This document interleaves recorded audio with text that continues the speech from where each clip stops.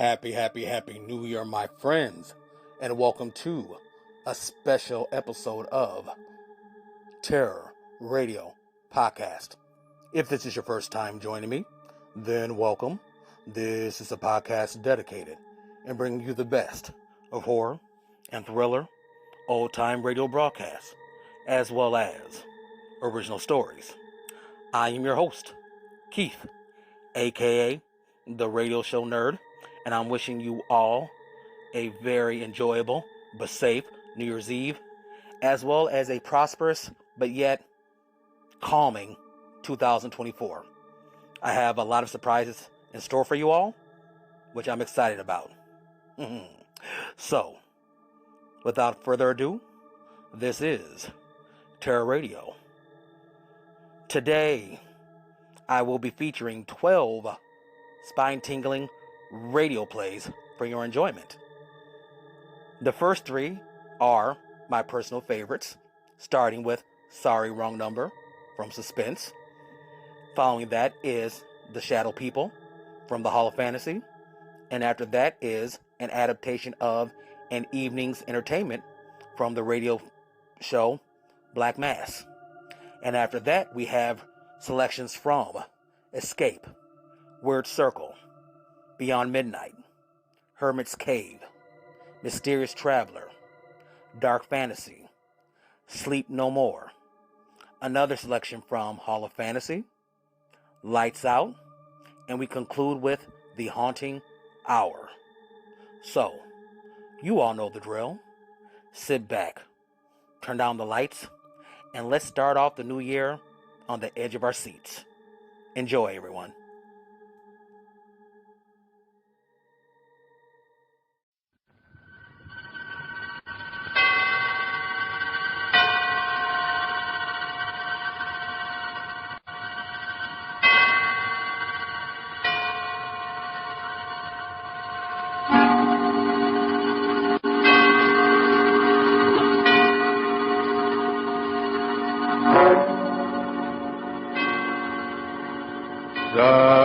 Suspense.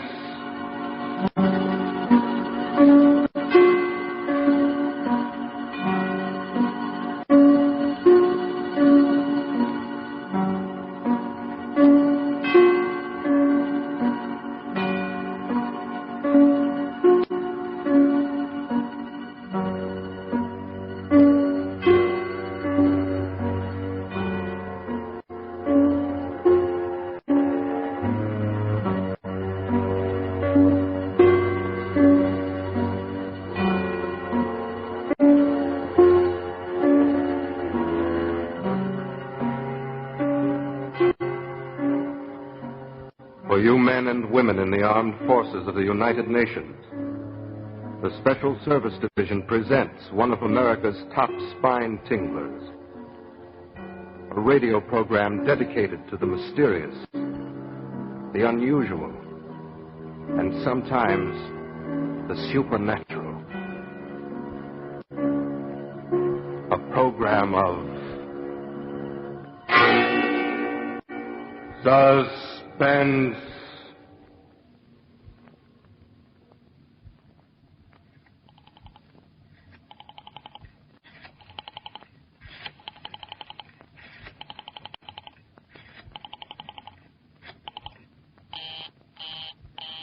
Oh, dear.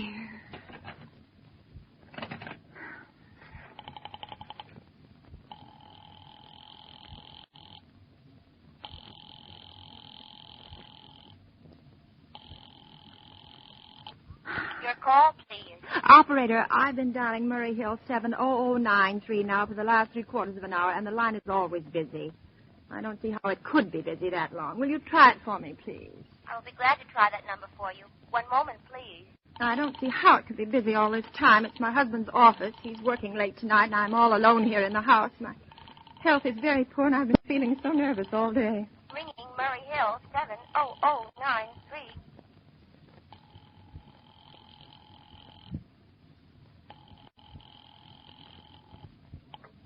Hello? Hello? Hello? Is Mr. Stevenson there? Hello? Hello? Oh, hello, George. Yes, sir. This is George speaking. Hello. Who's this? What number am I calling, please? I'm here with our client now. He says the coast is clear for tonight. Yes, sir. Where are you now? In a phone booth. Don't worry. Everything's okay. Very well. Now, you know the address. At 11 o'clock, the private patrolman goes around to the bar on 2nd Avenue for a beer. Be sure that all the lights downstairs are on, eh? There should be only one light visible from the street. At 11:15, a train crosses the bridge. It makes a noise in case her window is open and she should scream. Oh, hello. What number is this, please? Okay. I understand. Now, make it quick.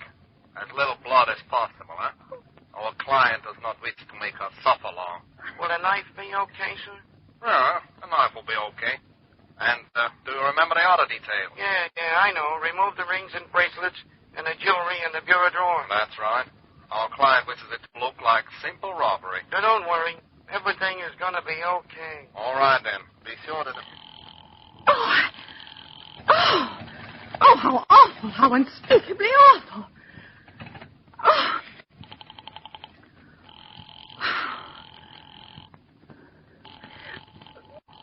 Your call, please. Operator, I've just been cut off. I'm sorry. What number were you calling? Why, it was supposed to be Murray Hill 70093, but it wasn't. Some wires must have got crossed. I was cut into a wrong number, and I've just heard the most dreadful thing. Something about a murder. And, operator, you'll simply have to retrace that call at once. I beg your pardon. May I help you? Oh, I know it was a wrong number, and I had no business listening, but these two men, they were cold-blooded fiends, and they were going to murder somebody, some poor innocent woman who was all alone in a house near a bridge, and we've got to stop them. We've got to... What number were you calling, please? Well, that doesn't matter. This was a wrong number, and you dialed it for me, and we've got to find out what it was immediately. What number did you call? Oh, why are you so stupid? What time is it? Do you mean to tell me you can't find out what that number was just now? I'll connect you with the chief operator. Oh, I think it's perfectly shameful. Now, look, it was obviously a case of some little slip of the finger. I told you to try Murray Hill 70093 for me. You dialed it, but your finger must have slipped, and I was connected with some other number. And I could hear them, but they couldn't hear me. Now, I simply fail to see why you couldn't make that same mistake again on purpose, why you couldn't try to dial Murray Hill 70093 in the same sort of careless way. Murray Hill 70093. I will try to get it for you. Thank you.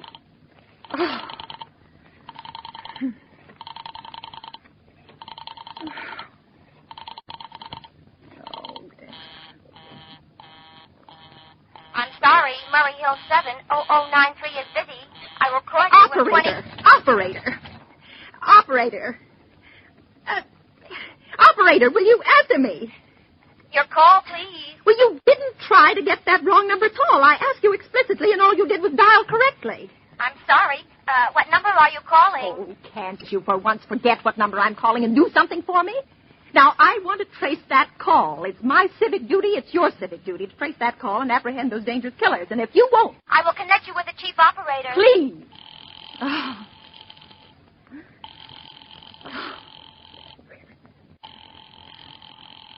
Answer. This is the chief operator. Oh, chief operator, I want you to trace a call, a telephone call immediately. I don't know where it came from or who was making it, but it's absolutely necessary that it be tracked down because it was about a murder that someone's planning. A terrible, cold-blooded murder of a poor innocent woman. Tonight at 11:15. I see. Well, can you trace it for me? Can you track down those men? I'm not certain. It depends. Depends on what? It depends on whether the call is still going on. If it's a live call, we can trace it on the equipment. If it's been disconnected, we can't. Disconnected? If the parties have stopped talking to each other. Oh, but of course they must have stopped talking to each other by now. That was at least 5 minutes ago, and they didn't sound like the type who would make a long call.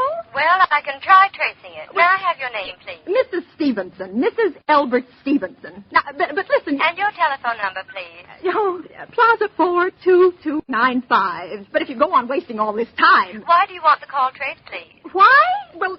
Oh, no reason. No reason. I mean, I merely felt very strongly that something ought to be done about it. These men sounded like killers. They're dangerous. They're going to murder this woman at 11:15 tonight, and I thought the police ought to know. Have you reported this to the police? Well, no, not yet. You want this call checked purely as a private individual? Yes, but meanwhile... I'm sorry, Mrs. Stevenson. but I'm afraid we couldn't make this check for you and trace the call just in your say-so as a private individual. Well, We'd have to do something more official. Oh, for heaven's sake. You mean to tell me I can't report that there's going to be a murder without getting tied up in all this red tape? Why, it's perfectly idiotic. Well, all right. I'll call the police. Thank you. I'm sure that would be the best way to... Oh, it's ridiculous. It's perfectly ridiculous. All this red tape. Oh.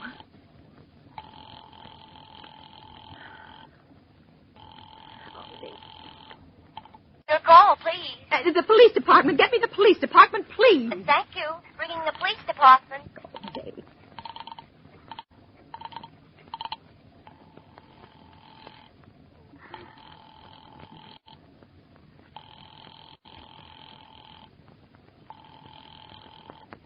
Police station, precinct 43. Sergeant Martin speaking. Police department, this is Mrs. Stevenson, Mrs. Elbert Smythe Stevenson of 53 North Sutton Place. I'm calling up to report a murder. I mean, the murder hasn't been committed yet, but I just overheard plans for it over the telephone, over a wrong number that the operator gave me. I've been trying to trace down the call myself, but everybody is so stupid, and I guess in the end you're the only people who could do anything. Yes, ma'am. Well, it was a perfectly definite murder. I heard their plans distinctly. Two men were talking, and they were going to murder some woman at 11:15 tonight. She lived in a house near a bridge. Are you listening to me? Yes, ma'am. And there was a private patrolman on the street. He was going to go around for a beer on 2nd Avenue, and there was some third man, a client, who was paying to have this poor woman murdered. They were going to take her rings and bracelets and use a knife. Well, it's unnerved me dreadfully, and I'm not well. I see. When was all this, ma'am? Well, about 8 minutes ago. Oh, then you can do something. You do understand. What is your name, ma'am? Mrs. Stevenson, Mrs. Albert Stevenson. And your address? 53 North Sutton Place. 53 North Sutton Place. That's near a bridge. The Queensboro Bridge, you know, and we have a private patrolman on our street, and 2nd Avenue... And what was the number you were calling? Murray Hill 70093. But that wasn't the number I overheard. I mean, Murray Hill 70093 is my husband's office. He's working late tonight, and I was trying to reach him to ask him to come home. I'm an invalid, you know, and it's the maid's night off, and I hate to be alone, even though he says I'm perfectly safe as long as I have the telephone right beside my bed. Well, we'll look into it, Mrs. Stevenson. And we'll see if we can check it with the telephone company. But the telephone company said they couldn't check the call if the parties had stopped talking. I've already taken care of that. Oh, you have? Yes, and personally, I feel you want to do something far more immediate and drastic than just check the call. What good does checking the call do if they stop talking? By the time you track it down, they'll already have committed the murder. Well, we'll take care of it, don't you worry. Well, I'd say the whole thing called for a search, a complete and thorough search of the whole city. Now, I'm very near the bridge, and I'm not far from 2nd Avenue, and I know I'd feel a lot better if you sent around a radio car to this neighborhood at once. And what makes you think the murder's going to be committed in your neighborhood, Oh, ma'am? well, I don't know. Only the coincidence is so horrible. 2nd Avenue and patrolman and the bridge. 2nd Avenue is a very long street, ma'am. I know. And you know how many bridges there are in the city of New York alone. Oh. Not to mention Brooklyn, Staten Island, Queens, and the Bronx. I know. How do you know there isn't some little house out on Staten Island on some little 2nd Avenue you've never even heard about? Oh. How do you know they're even talking about New York at all? But I heard the call on the New York dialing system. Maybe it was a long-distance call you overheard. And telephones are funny things. Look, lady, why don't you look at it this way? Supposing you hadn't broken in on that telephone call. Supposing you'd got your husband the way you always do. You wouldn't be upset, would you? No, I suppose not, only it sounded so inhuman, so cold-blooded. Well, a lot of murders are plotted in this city every day, ma'am. Well, we manage to prevent most all of them, but a clue of this kind is so vague. Isn't much more use to it than no clue at all. But surely you... Unless, of course, you have some reason for thinking this call was phony, and that somebody may be planning to murder you. Me? Oh, well, no, I hardly think so.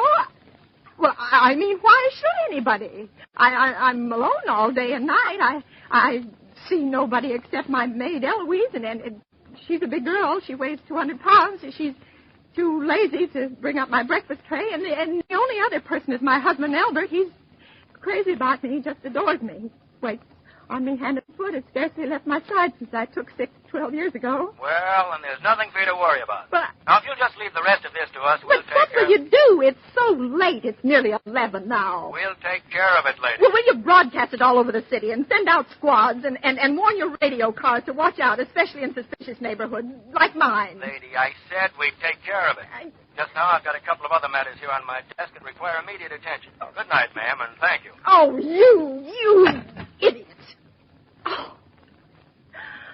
Oh, now, why did I hang up the phone like that? Now he'll think I am a fool. Oh, why doesn't Albert come home? Why doesn't he?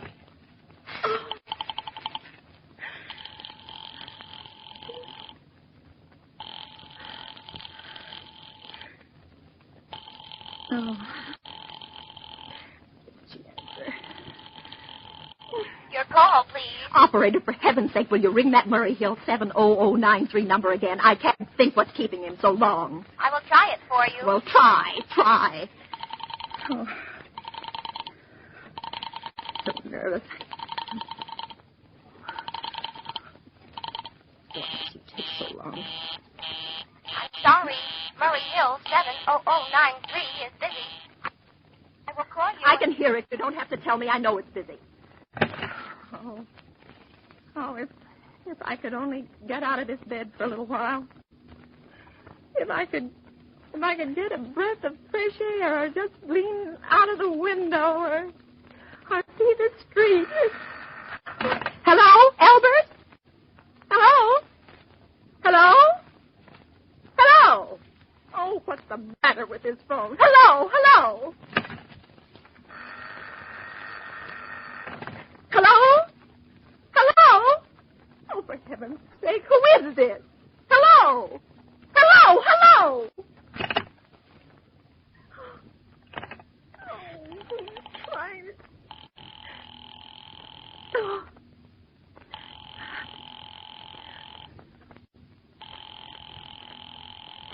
Oh, why did... Your call, please. Hello, operator. I don't know what's the matter with this telephone tonight, but it's positively driving me crazy. I've never seen such inefficient, miserable service. Now, look. I'm an invalid, and I'm very nervous, and I'm not supposed to be annoyed. But if this keeps on much longer... What seems to be the trouble, please? Well, everything's wrong. I haven't had one bit of satisfaction out of one call I've made this evening. The whole world could be murdered for all you people care. And now my phone keeps ringing and ringing and ringing and ringing and ringing every 5 seconds or so. And when I pick it up, there's no one there. I'm sorry. If you will hang up, I will test it for you. I don't want you to test it for me. I want you to put that call through, whatever it is, at once. I'm afraid I cannot do that. You can't, and why? Why, may I ask? The dial system is automatic. Oh. If someone is trying to dial your number, there is no way to check whether the call is coming through the system or not. Oh. Unless the person who is trying to reach you complains to his particular operator. Well, of all this stupid... And meanwhile, I've got to sit here in my bed suffering every time that phone rings, imagining everything. I will try to check the trouble for Check you. it. That's all anybody can do. Oh, what's the use of talking to you? You're stupid. I'll fix her. Of all the impudence. Oh, how dare she speak to me like that? How dare she speak to me like that? Oh.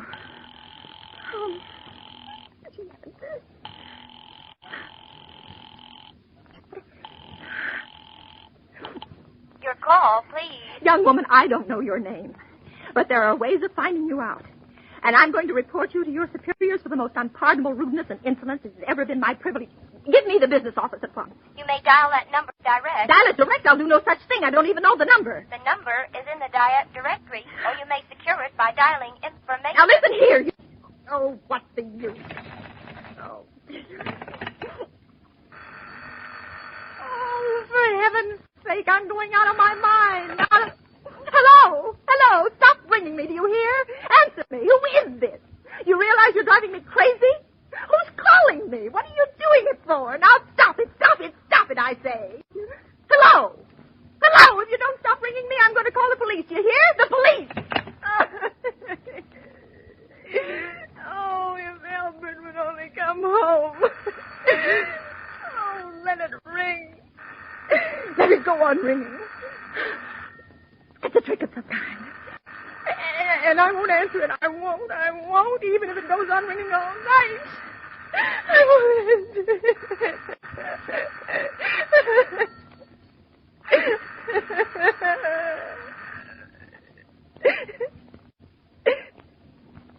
Now what's the matter? Why do they stop ringing all of a sudden? What time is it? Oh, where did I put that clock? 5:11. Oh, they've decided something. They're sure I'm home. They heard my voice answer them just now. That's why they've been ringing me. Why no one has answered me? Call that operator again. Oh, where is she? Why doesn't she answer? Oh, operator. Why doesn't she answer? Oh. Your call, please. Where were you just now? Why didn't you answer at once? Give me the police department. I'm sorry. Just a minute. Oh. Oh. I'm sorry. The line is busy. I will call you. Busy? Busy? But that's impossible. The police department can't be busy. There must be other lines available. The line is busy. Oh. I will try to get them for you later. No, I've got to speak to them now, or it may be too late. I've got to talk to someone. What number do you wish to speak to? I don't know, but there must be someone to protect people beside the police department. A detective agency. You will find agencies listed in the classified directory. But I don't have a classified directory. I mean, I'm too nervous to I look will it up, connect and you I with don't know. information. Perhaps she will be able to help you. No. Oh, you're being spiteful, aren't you? You don't care, do you, what happens to me? I could die and you wouldn't care. Oh, stop it! Stop it! I can't stand anymore. Hello? What do you want? Stop ringing, will you? Stop it. Hello? Is this Badger 42295? Yes, I'm sorry. This is Plaza 42295. This is Western Union. Yes. I have a telegram here for Mrs. Albert Stevenson. Yes. Is there anyone there to receive the message? Yes, I'm Mrs. Stevenson. The telegram is as follows. Mrs. Albert Stevenson, 53 North Sutton Place, New York, New York. Darling, terribly sorry. Tried to get you for last hour, but line busy. Oh. Leaving for Boston, 11 p.m. tonight on urgent business. Back tomorrow afternoon. Keep happy. Love, signed, Albert. Oh, no. Do you wish us to deliver a copy of the message? No. No, thank you. Thank you, madam. Good night. Good night. Oh, no. No, I don't believe it. He couldn't do it. Not when he knows I'll be all alone.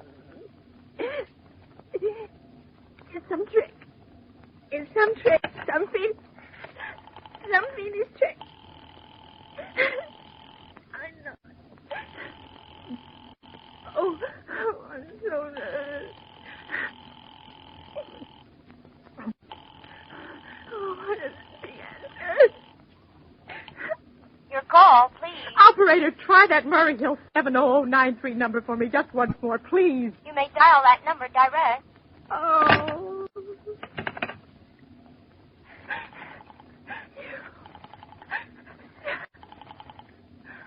Oh. 9, 3.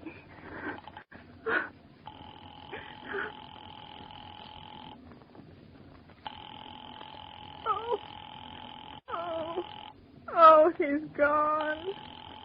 Oh, Albert, how could you? How could you?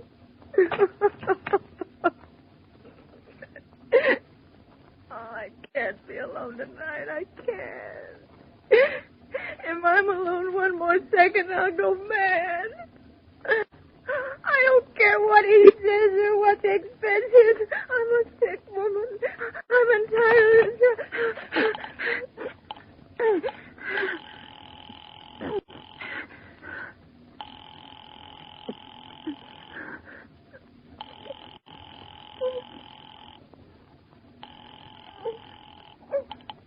This is information. May I help you? I want the telephone number of Hensley Hospital. Hensley Hospital? Yes. Do you have the street address? No, it's somewhere in the 70s. It's a very small, private and exclusive hospital where I had my appendix out 2 years ago. Henchley, H-E-N-C-A. Wait a moment.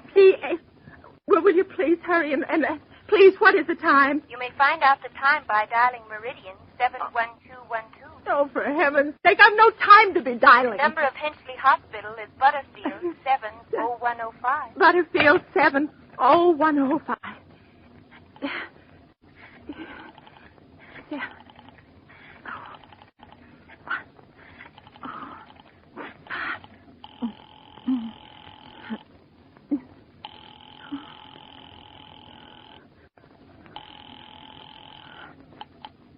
Henchley Hospital. Good evening. Nurse's registry.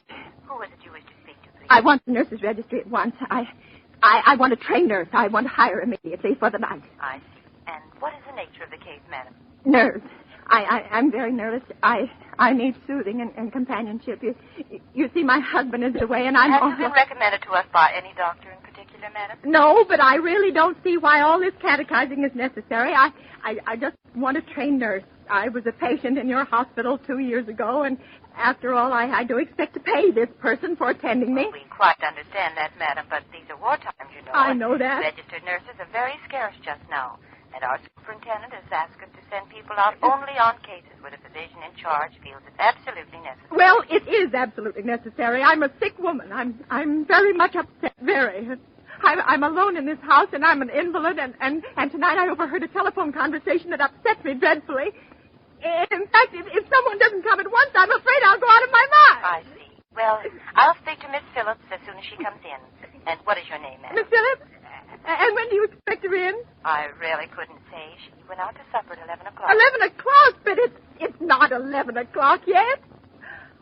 Oh, my clock has stopped. I thought it was running down. What time is it?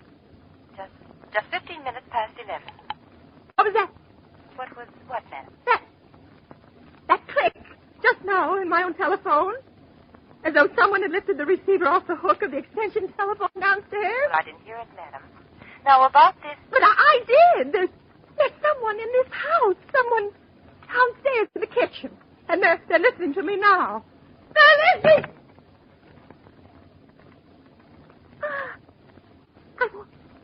I won't pick it up. I won't let them hear me. I won't let them hear me. I'll be quiet. I'll be so quiet. And they'll think, oh, but if I don't call someone now, while they're still down there. Wait, there'll be no time.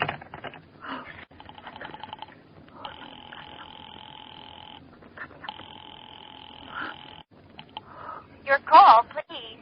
Operator, I'm in desperate trouble. I'm sorry, I cannot hear you. Please speak louder. I don't dare. There's someone listening. Can you hear me now? I'm sorry. Oh, but you've got to hear me. Oh, please, you've got to help me. There's someone in this house. Someone who's going to murder me. And you've got to get in touch with... Oh, there it is. There it is. Did you hear it? He's put it down. He's put down the extension phone. He's coming up. He's coming upstairs. Okay, give me the police department. The police department. Give me the police department. One moment, please. I will connect you. I can hear him. Oh, I can hear him. He's coming nearer. Oh, I know it. Hurry! Hurry! Hurry, please! Ah! Ah!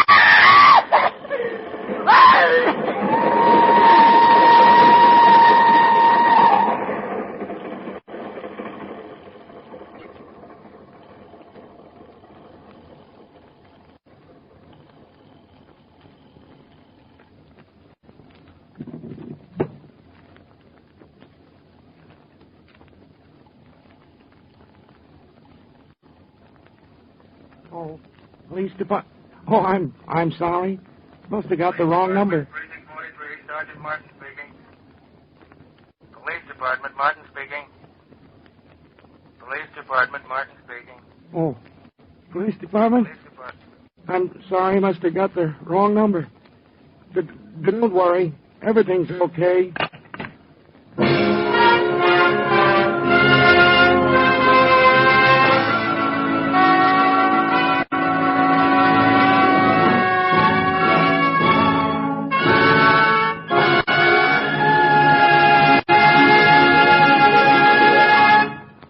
And so closes Sorry, Wrong Number, starring Agnes Moorehead, tonight's tale of Suspense.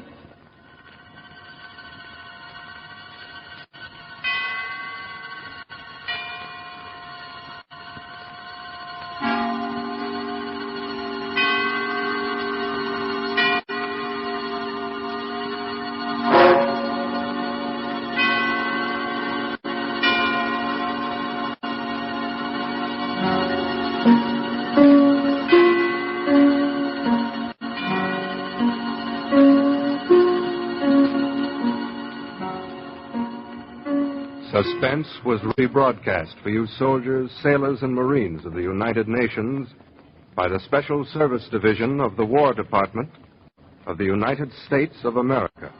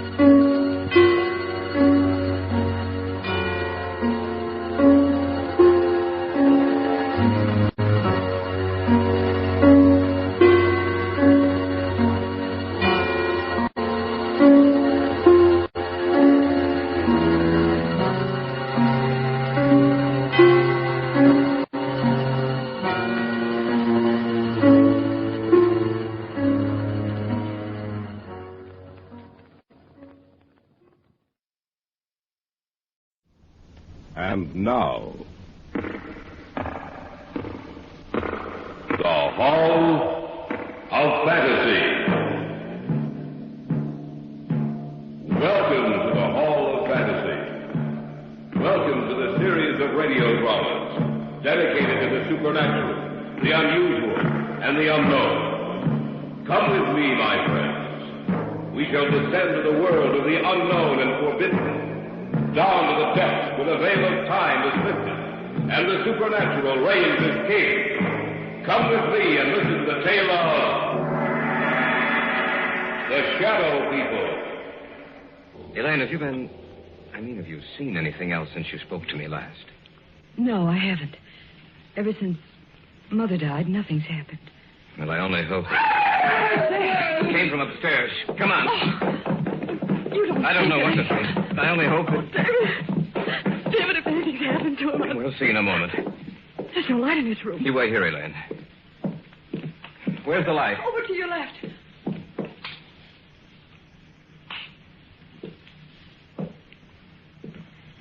David, what's wrong? Why didn't you leave the light on? Your father's dead, Elaine.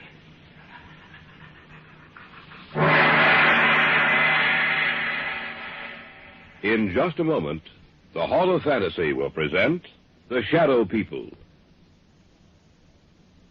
And now for our story. An original tale of fantasy by Richard Thorne entitled The Shadow People.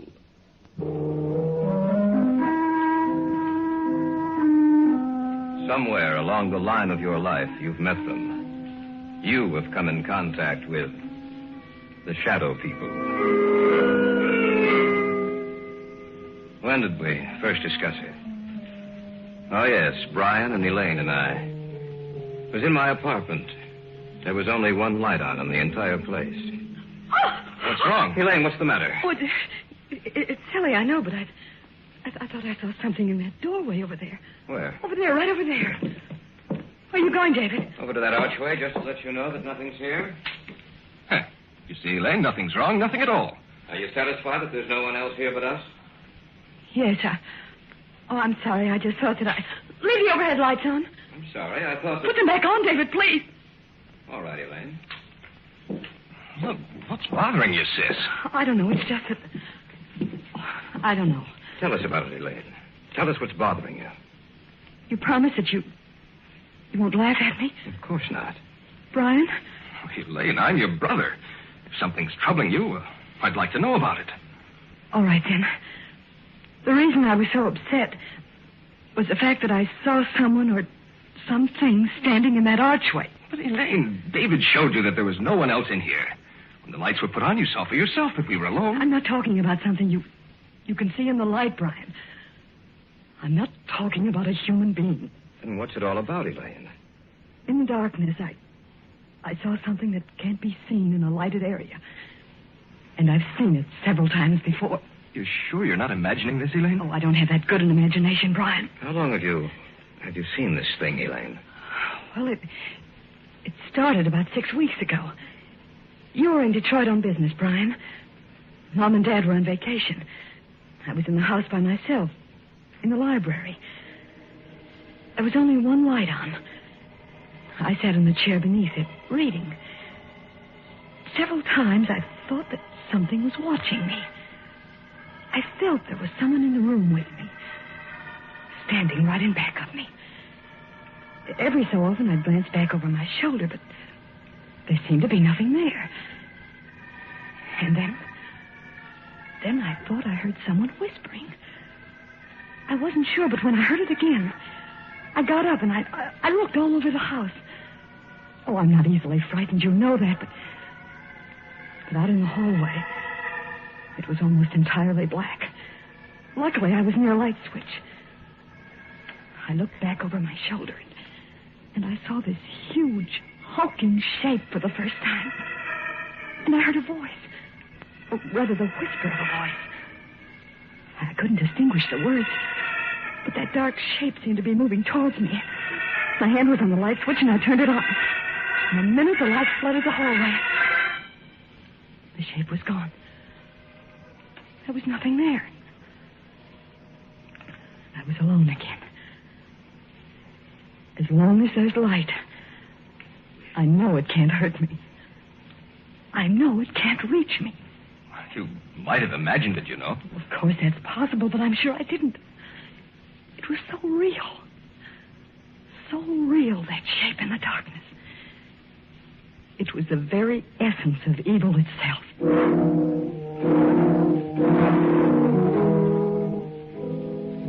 There was an old man I knew of, a Dr. Heselius. I'd heard that he knew quite a good deal about the supposed supernatural manifestations which had taken place in the world. I went to him to see if he knew anything that might explain the events of the story Elaine had told us.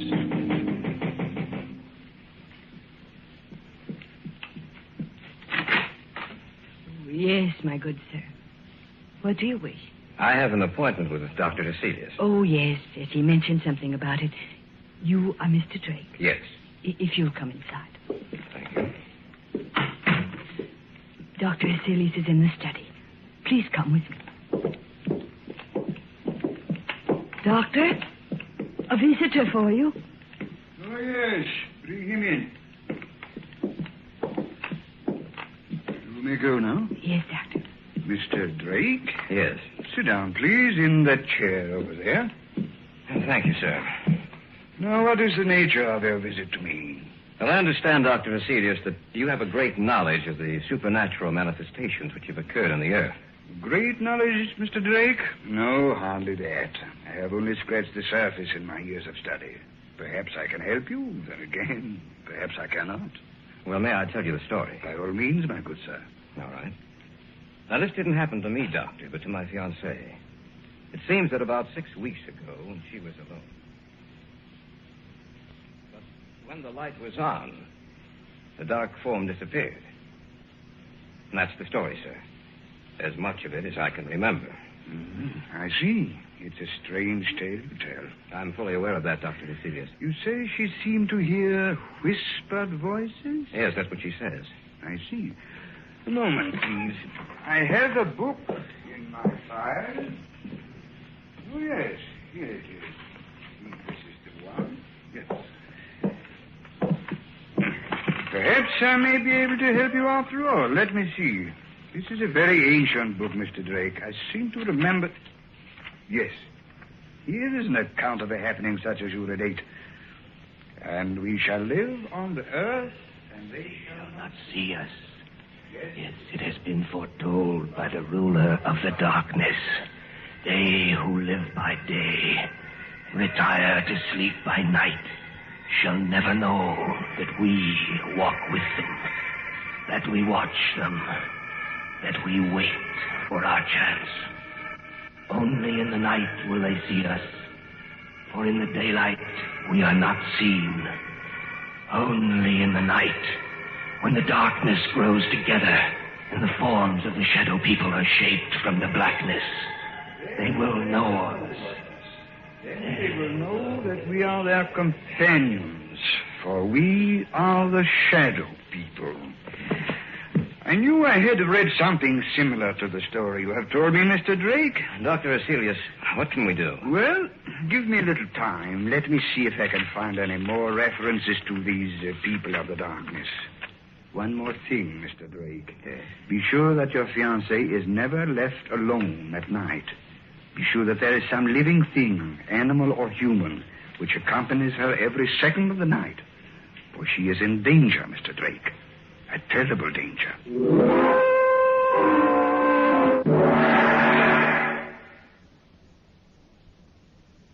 Back now to our story. An original tale of fantasy by Richard Thorne entitled The Shadow People.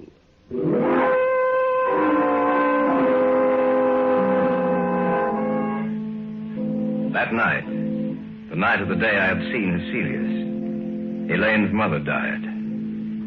She died in her sleep.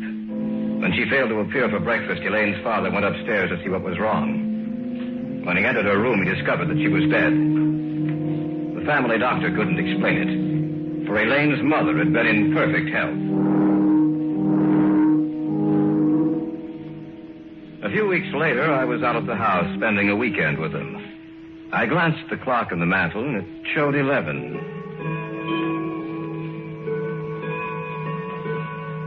I can't understand why Brian hasn't returned from town. Well, he said he had some extra work to catch up on. He told me this morning that he might be late. Well, 11 o'clock, I'm going upstairs. Glad you came out, David. It's good seeing you again. It's a pleasure to be here, sir. Well, don't stay up too late. See you both in the morning. Good night. Night, Dad. Good night, Mr. Davis. He isn't the same, David. Ever since Mother died, he hasn't been the same. I didn't realize that until tonight. He's changed. I only hope that he'll start living again. Ever since she died, it seems that a part of him died with her. Elaine, have you seen anything else since you spoke to me last? No, I haven't. Ever since Mother died, nothing's happened. Well, I only hope... Came from upstairs. Come on. You don't think... I don't know what to think. I only hope... David, if anything's happened to him... We'll see in a moment. There's no light in his room. You wait here, Elaine. Where's the light? Over to your left.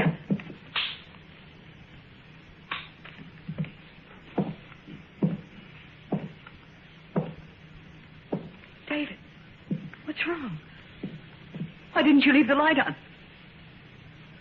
Your father's dead, Elaine.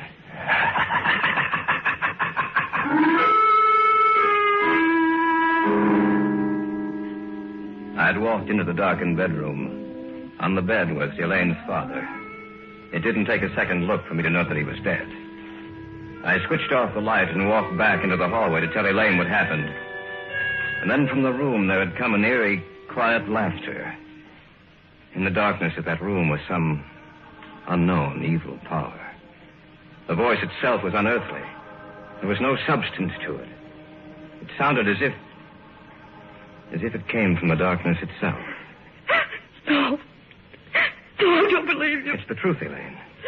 There's nothing more I can do. We'll have to notify the police. Tell me it's not the truth, David. Tell me it's not true. I'm sorry, Elaine. I wish I could. Your father's dead.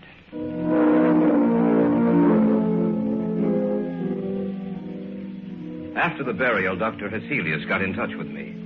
He said that he wanted to meet both Elaine and Brian, that he wanted to talk to the three of us.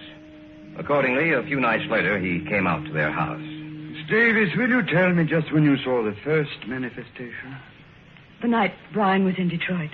Now, Miss Davis, you have even seen this apparition in the company of other people, is that correct? Yes. The night at David's apartment. All right. Now I'll tell you what I think. You are in deadly danger, Miss Davis. These beings want to claim you. So far, they have had no success. Only in the darkness do they have power. Little by little, step by step, they have been removing the obstacles in their way to reaching you. First your mother, and then your father, Miss Davis. Both died in the same fashion. In the darkness, death struck at them. Now tell me, do you feel their presence here in this room as I talk to you? Yes. Turn out the lights, Brian. No. Stand by the switch, if you please, Brian. If anything happens, turn the lights back on. All right. Dr. Vasilius, I don't... Do you want me to continue working with you? Yes, sir. All right, then. Brian, turn off the lights. Yes, Doctor. The room now is in darkness, Miss Davis. Do you feel or see anything? No, Yes. Yes, I do. Do you see anything? Yes. Doctor, I don't... Be quiet, you fool. I know what I'm doing. In front of me. The darkness gathering together into a huge, terrible... Not only do you see us, Miss Davis, but everyone else in the room also will see the vague shapes forming themselves in the blackness. We do not want you, Dr. Hecelius. The girl we want. We advise you to drop this case. You'll only bring down the wrath of the shadow people upon your head. The girl. We want the girl. Do not stop us. Let us take her now. Turn on the light. They're gone. Miss Davis, are you all right? Yes. Yes, I am. Just as she said. The darkness. I saw it form into something, too. So did I. What are we going to do, Dr. Hecelius? At the present moment, I don't know. But this much I do know. You must leave this house immediately. You must try to get out of their reach. I don't know if that is possible. I hope it is. I shall have to return to my home. I must learn if there is some manner by which we can defeat these creatures. For the moment, leave this house. Dispose of it in any manner you may see fit, but leave this house.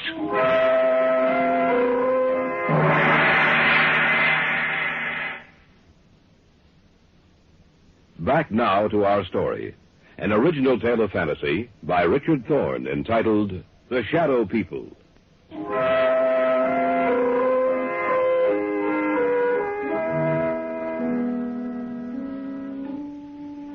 We spent the night in my apartment, the three of us. The following day, Brian and Elaine made arrangements to dispose of the house. In the afternoon, Dr. Hecelius called me and asked that I come to see him. David, I'm glad you're here. Anything new, Doctor? Yes and no. You realize, of course, that this spiritual manifestation is not new, that it has gone on for centuries. No, I wasn't aware of that. It's true, David. De Maupassant wrote what was supposedly a fiction story about the manifestation, David. He called it the Orla. However, according to the information here on my desk, it was taken from an actual case history. Of course, he embroidered the story, added a few touches to something he didn't realize actually existed. But have you found anything with which we can fight them? Everything depends upon an answer I received from a colleague of mine in Paris, Dr. Henri Renaud. I dispatched a telegram to him last night. Why hasn't he answered by now? There are certain things that must be done. It will take a few days, I'm afraid. We have to wait, David. There's nothing else we can do.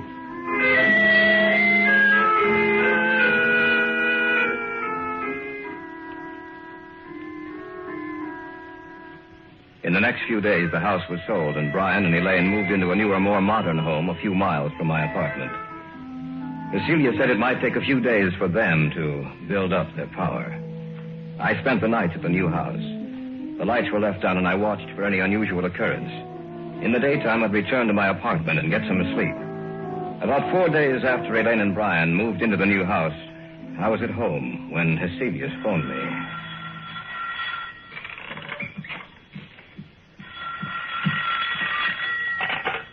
Hello? David? Yes, Dr. Hecelius? What's the matter? What's wrong? They were a step ahead of me, David. I just received word that Renault died or was killed at the very moment I sent the telegram to him. Step by step, they had outwitted us. For they had anticipated every move we'd make. Even Dr. Heselius was at a loss as to what to do. He agreed to meet me at the Davis house. What did you want to see us about, Dr. Heselius? Did you find out anything more? I'm sorry to say that I haven't. At the moment, I'm at a complete loss. I don't know what to do. But what did you want to see us about this evening? Merely to check, to see if anything else has happened. Miss Davis, have you seen or heard anything? Not in the house, only in my dreams. Your dreams? Yes. When I go to sleep at night, in my dreams, in the darkness, I see them. And it's grown worse, much worse. I was hoping that it would not have progressed so far. There has been no disturbance in this house, but now they disturb your sleep, Miss Davis. Now, you must stay a week, for as long as you can. I want the three of you to move into my house. Perhaps that will give you more protection.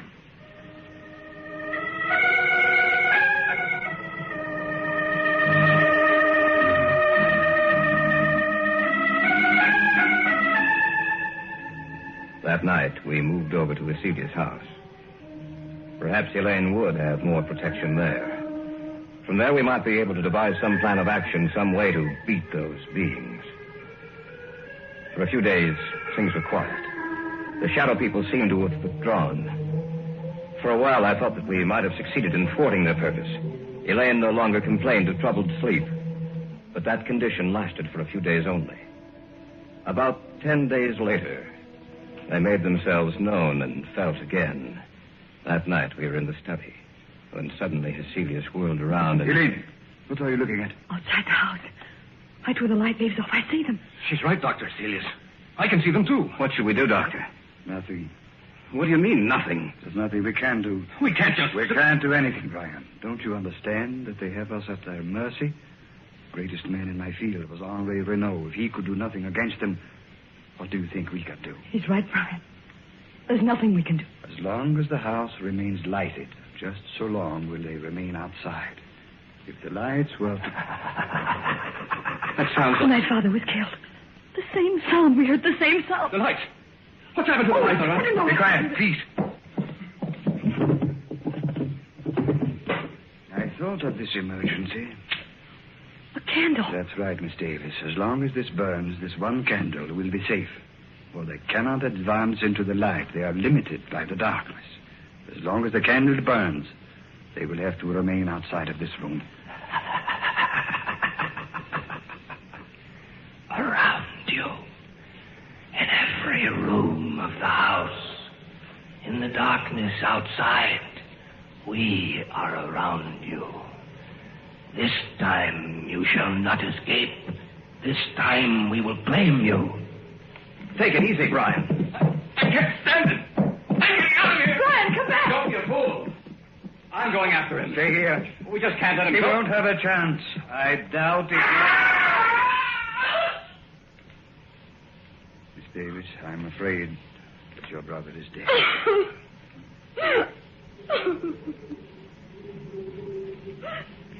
The wind, Doctor. Listen to the wind. I know. Yes, Doctor. Listen to the wind. You must realize by now that the three of you haven't a chance. You must know in your minds that we can destroy you at any moment we desire. But, Dr. Heselius, you may still save your own life. Let the others go. Give them to us. No. No, you will have to take all of us. Shall we destroy your light? Shall we move in on you now? As you will. Do as you will.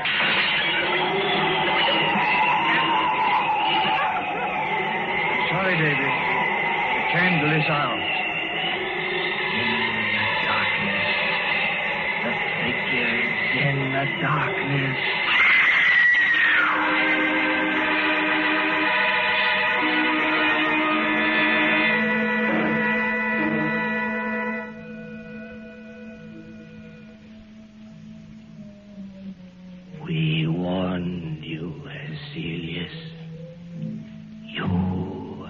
brothers are dead now, and we shall live on the earth, and men in the day shall not see us.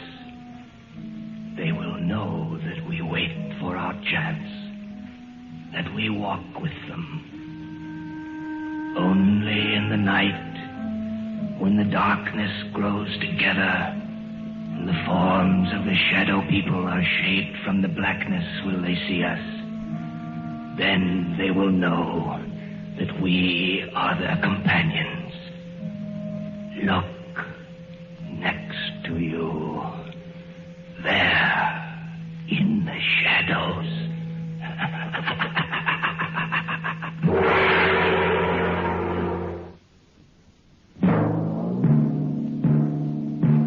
So runs tonight's tale of the unusual, the terrifying, the unknown. Join us again when next we journey down the corridors of the Hall of Fantasy to hear another strange tale of the supernatural. All characters and events portrayed in these programs are fictional, and any similarity to actual events or persons, living or dead, is purely coincidental.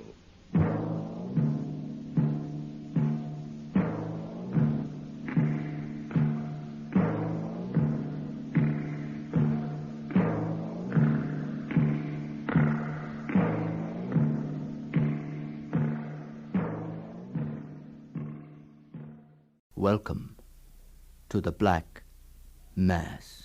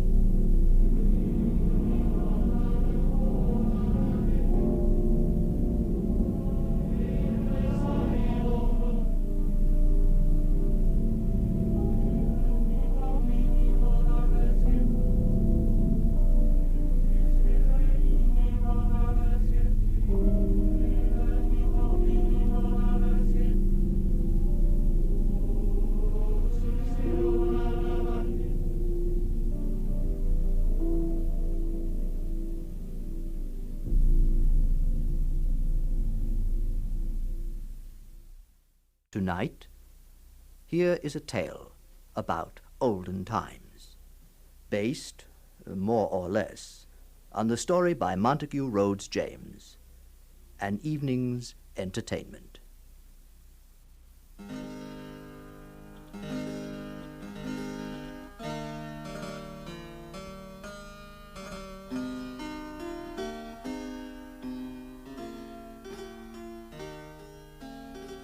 Nothing is more common form in old-fashioned books than the description of the winter fireside, where the aged grandam narrates to the circle of children that hangs on her lips story after story of ghosts and fairies, and inspires her audience with a pleasing terror.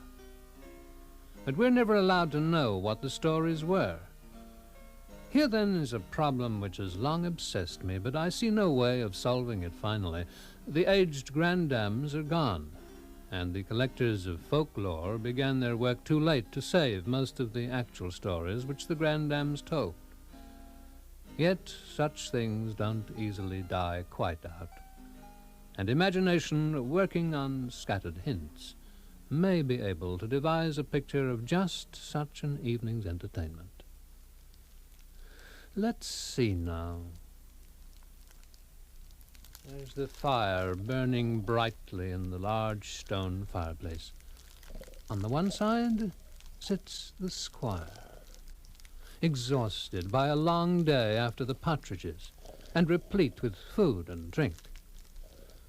On the other side his old mother sits with her knitting, and the children, Charles and Fanny, are gathered about her knee. Oh, I want to wind Granny's yarn. You did it last time. No, you did it twice before that. Well, that doesn't count because... Oh, now, my dears. You must be very good and quiet, or you'll wake your father. And you know what'll happen then. Oh, yes, I know. He'll be wounded, cross-tempered, and send us off to bed. What's that? Fie on you, Charles. That's not a way to speak. Now, I was to have told you a story, but if you use such like words, I shan't. Oh, Granny, please. Granny, oh, please, we'll be good. Shh. Oh, now I do believe you have woken your father. Hey, look there, Mother. You can't keep them brats quiet. Yes, John, yes, it's too bad. I've been telling them if it happens again, off to bed they shall go. There now. You see, children? What did I tell you? You must be good and sit still. And I'll tell you what. Tomorrow you shall go a-blackberrying. And if you bring home a nice basketful, I'll make you some jam. Oh, yes, Granny, do. And I know where the best blackberries are. I saw them today. Oh, and where's that, Charles, dear? I know too, Granny. It's in the little lane. It's in the little lane that goes up past Colin's cottage. Charles? Fanny?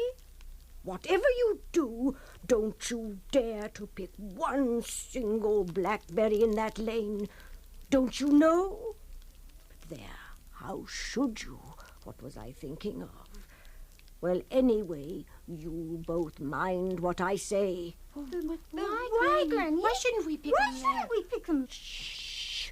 Remember what I told your father. But Granny, why? Very well, then. I'll tell you about it. Only you mustn't interrupt. Here, Fanny, you can take the knots out of this skein for Granny. Now, let me see.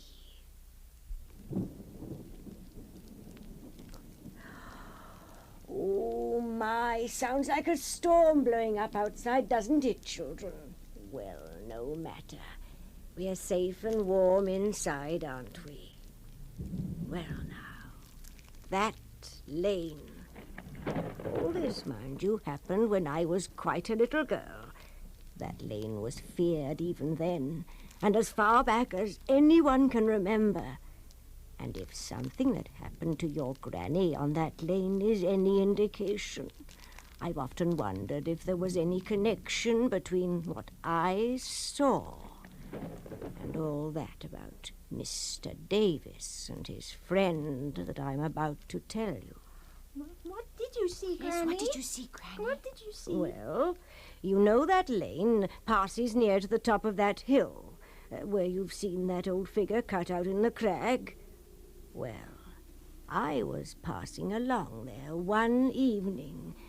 I was already late getting home for my supper. But I remember seeing the currant and gooseberry bushes along the side leading to the top of the hill. The berries were ever so ripe and delicious. And before I realized, I had followed them, tasting one bush, then another, near to the top of the hill. Then I stopped for a moment. I was sure I heard something. Voices, I thought. But I couldn't make out plainly because of the wind. I couldn't make out whether they were coming from the top of the hill or from inside. Somewhere inside the hill itself, voices singing or calling or something. I wasn't frightened at all at first, and I remember walking farther up to see where the sounds were coming from, and the farther up I went, the more it seemed the voices were coming from all around me, from below as well as above. Then, suddenly, you know all those strange old rocks around the top of that hill? Beside one of those rocks. No one believed me when I told the story later, or made out they didn't believe me. Well, what I saw was a hand, a whole arm reaching up from out of the earth. Now, they say that the hill had once been a burial place in ancient times, and that a skeleton arm could very well be unearthed by the rains. But that was no skeleton arm. There was flesh on it, dark and old, and long nails, more like claws. Now, you can believe me or not, but I say I saw that arm reaching up out of the earth. And it wasn't a dead arm. When I came nearer, I saw its fingers moving like it was in pain, like it was beckoning me to help it. The rest of it, out of the earth. Now, I told you that I wasn't afraid, and that's true, until I got so close that it almost touched me. But then suddenly a terrible fear overcame me, and I ran all the way down the hill. And I have never once set foot on that place since. Well, now, it was only a short while after that the events I was going to tell you about began. Careful, Fanny, not too close to the fire with that yarn. That's better. Well, now, up at the far end of that lane, let me see, is it on the right or on the left-hand side as you go up? Oh, yes, the left-hand side. You'll find a little patch of bushes and rough ground in the field, and something like a broken old hedge round about, and the kind of gooseberry and currant bushes I told you about growing among it. Well, that means there was a cottage stood there, of course. And in that cottage there lived a man named Davis. This Mr. Davis lived very much to himself. He didn't work for any of the farmers, having, as it seemed, enough money of his own to get along. But he'd go to town on market days. And one day he came back from market and brought a young man with him. And this young man and he lived together for some long time and went about together.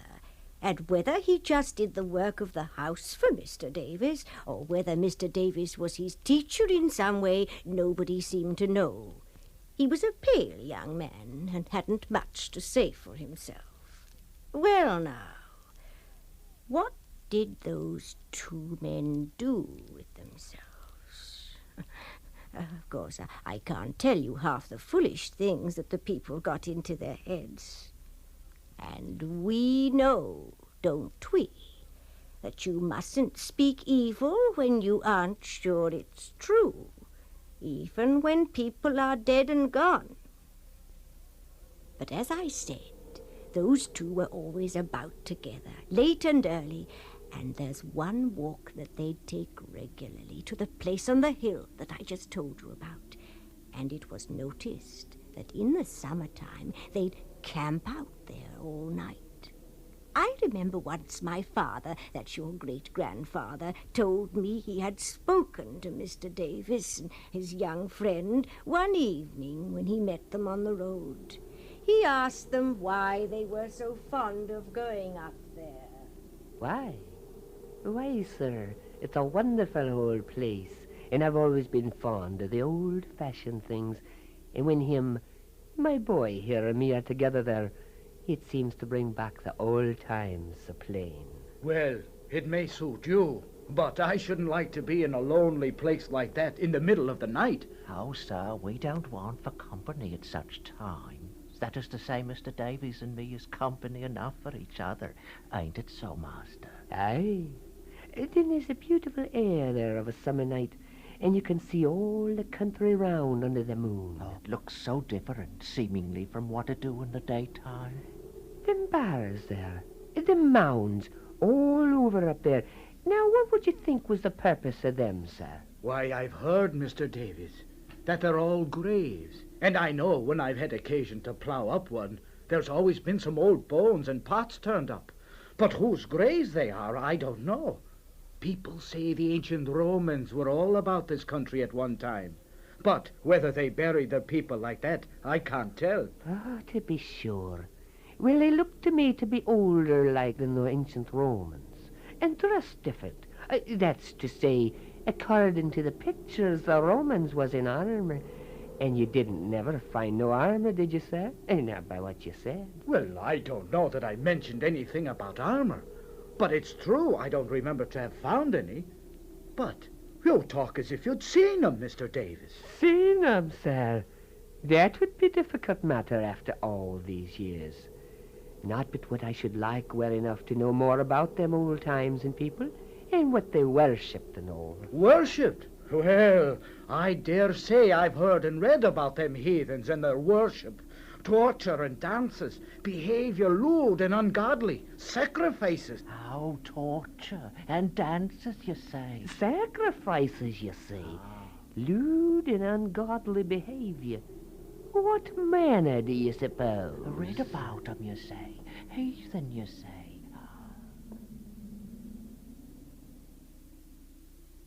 That was the only time my father had much talk with Mr. Davis.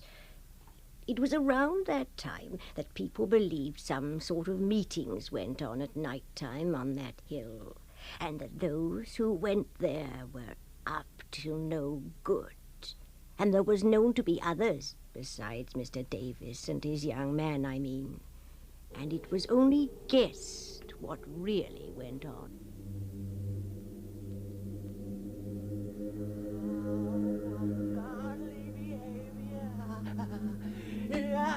Dances and tortures, master.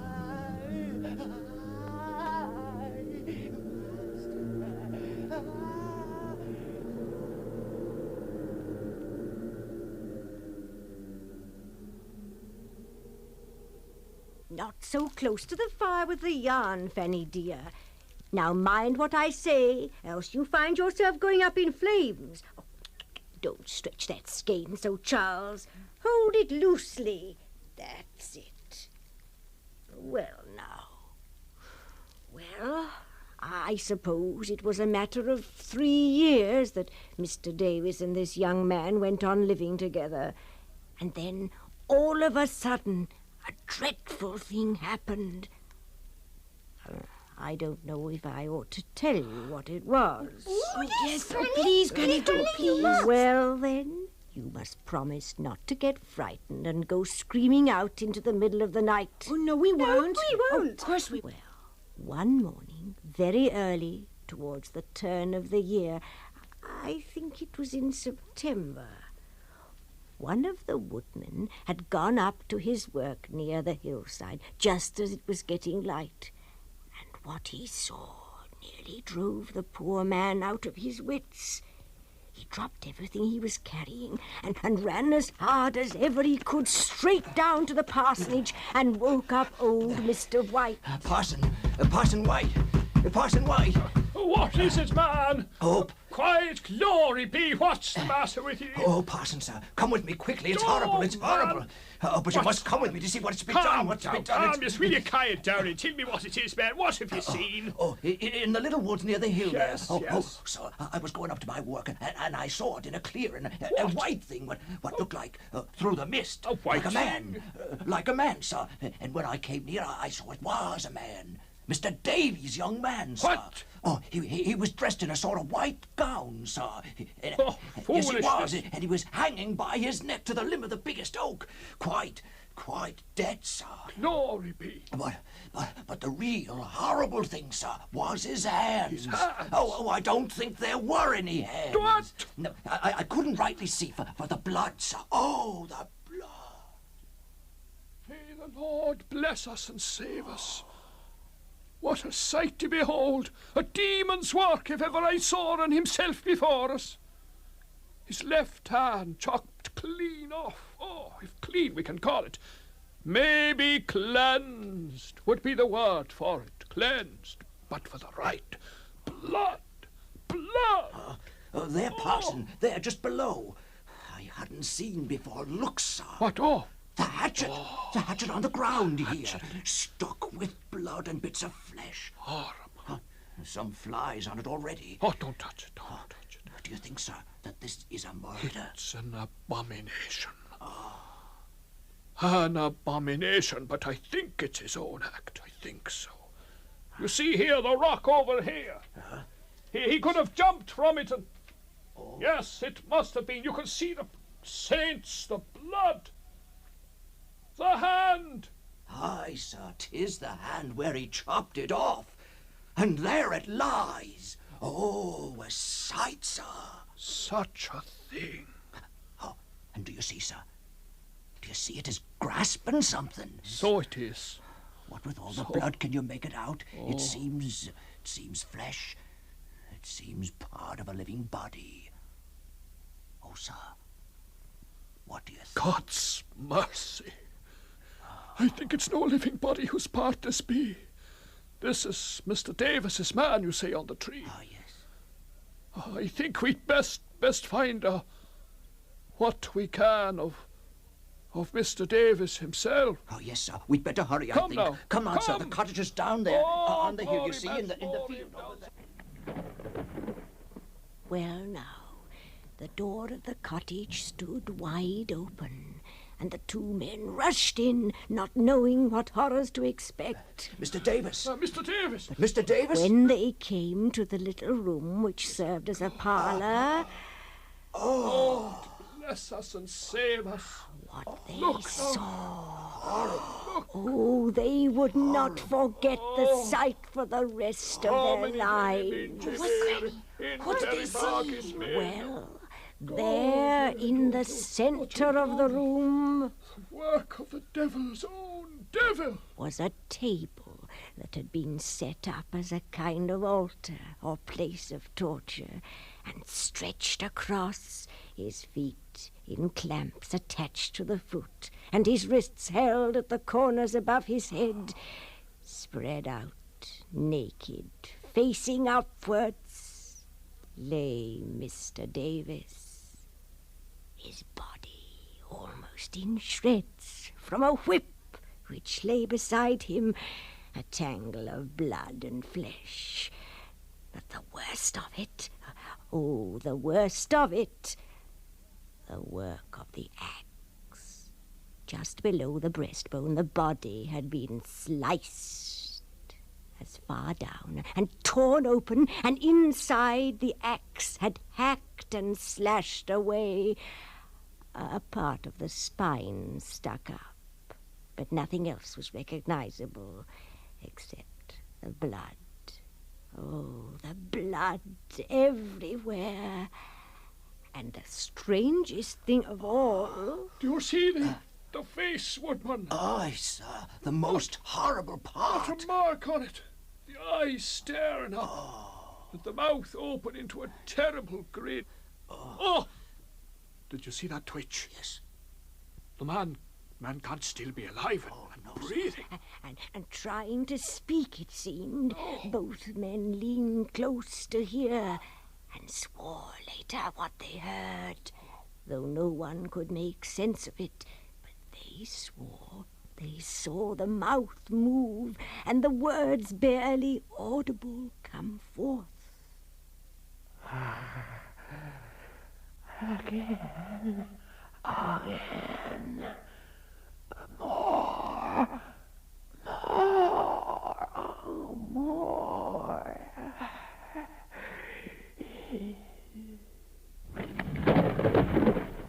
Well, now, Fanny, you're shivering, dear, and so close to the fire. You should fetch a woolly from upstairs, dear. No, Granny. I'm not cold. Well, here, you put Granny's shawl round you anyway. That's it now. Well, did they bury Mr. Davis? Did they bury Mr. Davis? Oh, that they did. And his young man together.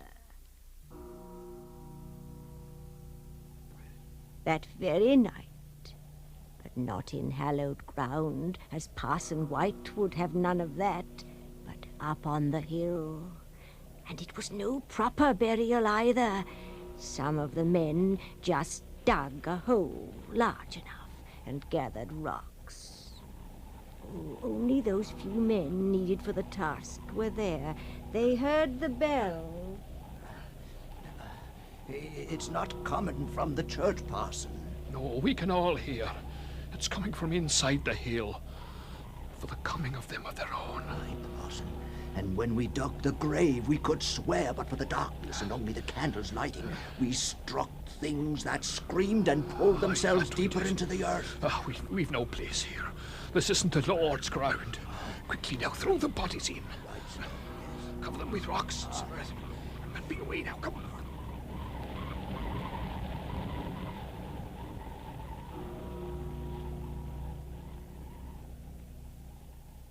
And they did. But it wasn't exactly the end of the story. What happened then, Granny? What's that sound, Granny? Do you hear it? Ah, the sound. I'm coming to that. Well, next morning, some of the town folks passing by saw those strange black patches on the road leading up the hill like a trail. They look to be alive, like. How could they be? But they shimmer so. And when they went closer... Oh, God preserve us! Flies! Thousands of huge flies! Why, look what they've been feeding on.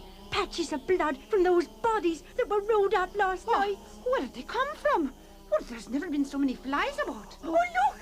Lifting up all along. The sky is black with them. Oh,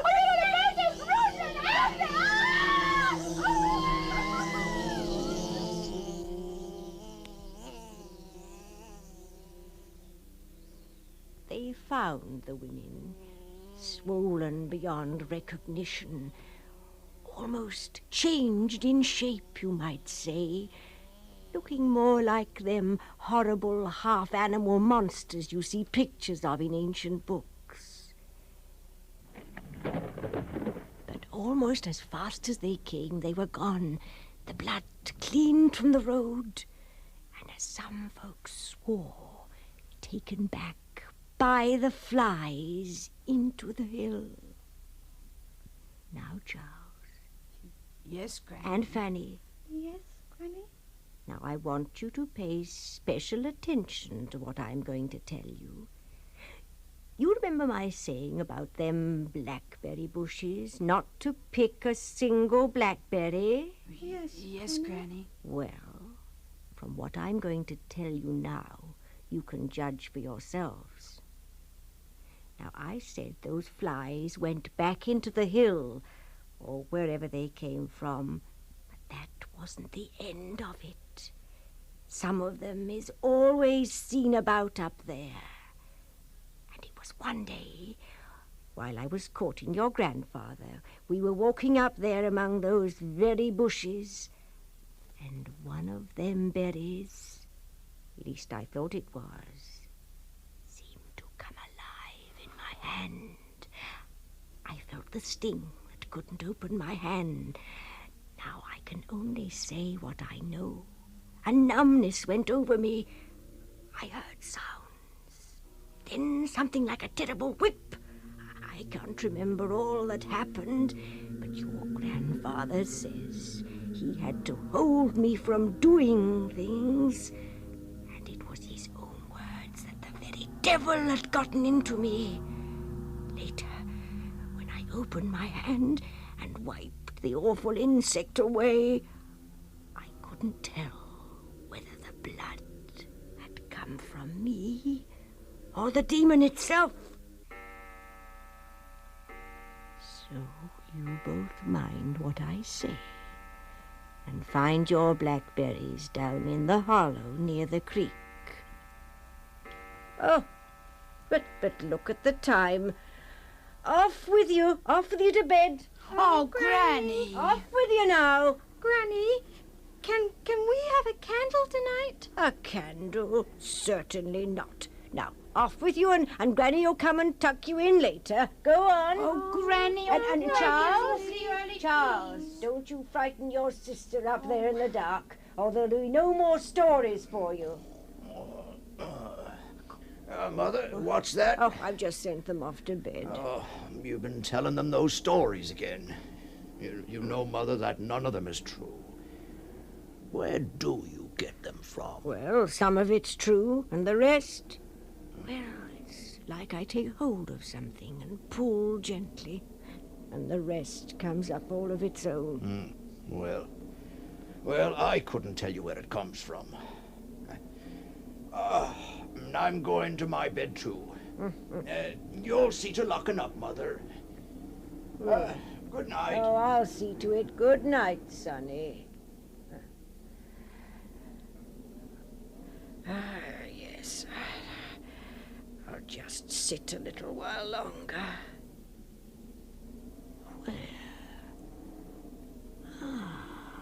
Where do they come from? Where?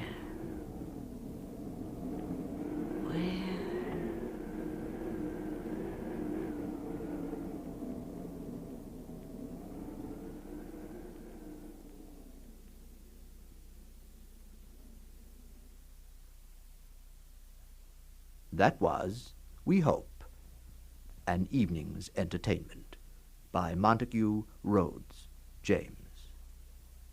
Pat Franklin played Granny. Her children were played by Marion Winch and Arlene Sagan. The narrator and Parson White were played by Bernard Mays. Don LePage was Mr. Davis, and Frank Laverdi played Granny's father. Mr. Davis's young man and the woodman and the snoring father were played by Eric Bowersfeld, and the two ladies who were eaten by the flies were Arlene Sagan and Pat Franklin. The technical production for this story was by John Whiting, and the adaptation was by Eric Bowersfeld.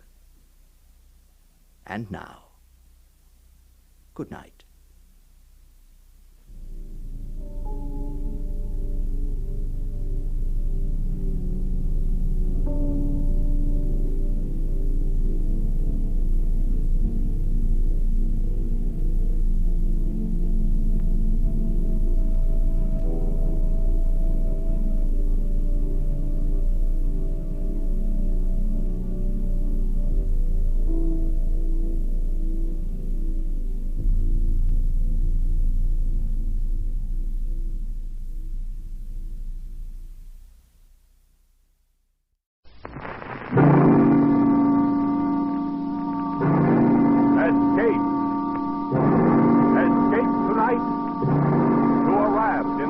Pacific.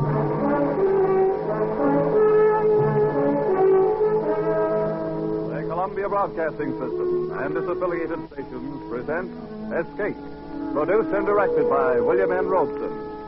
This, the last of the summer series, is The Fourth Man by John Russell.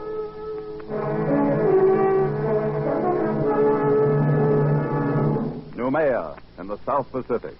To a generation of French criminals, a word to be uttered in the same terrified breath with Devil's Island.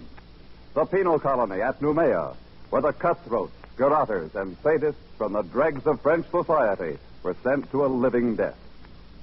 Tonight we invite you to escape from Noumea in John Russell's The Fourth Man.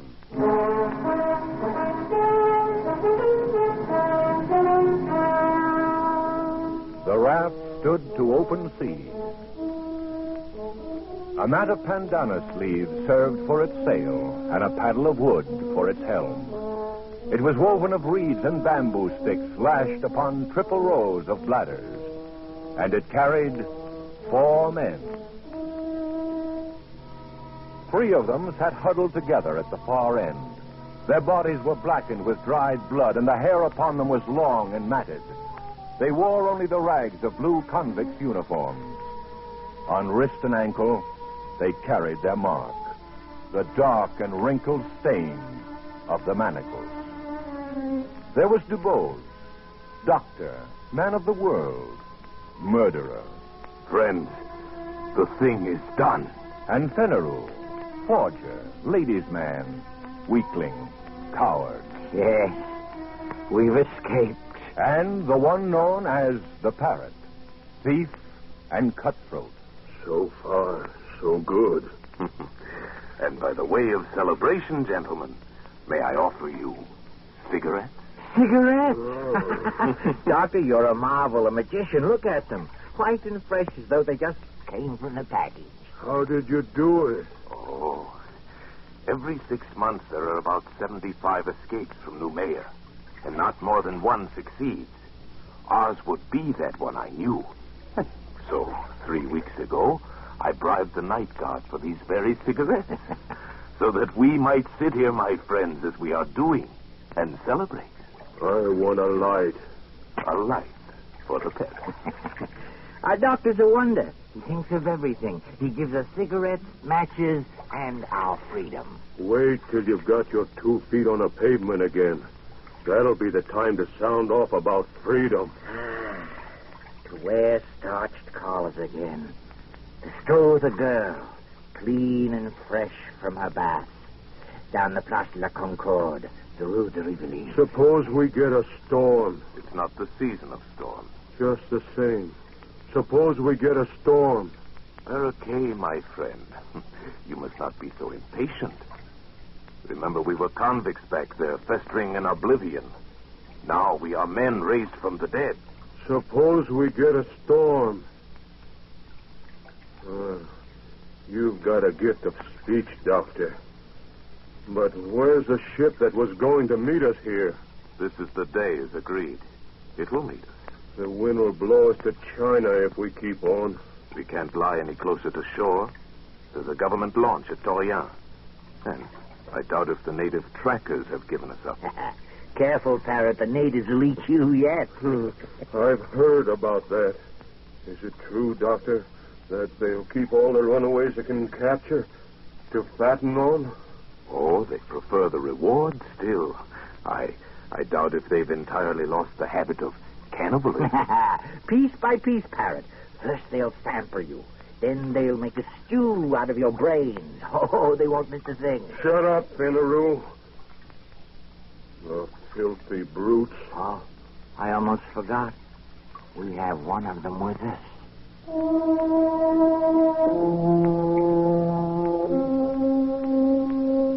The fourth man was steering the raft. He sat crouched in the stern, his body glistening with spray. His huge dark hands held the steering paddle. He was motionless, like an idol, his eyes fixed on the course ahead. The fourth man on the raft. You are looking at a Canuck, my friend. You will see nothing superior. No line of beauty to redeem the low angle of the forehead, the knobby joints of the body.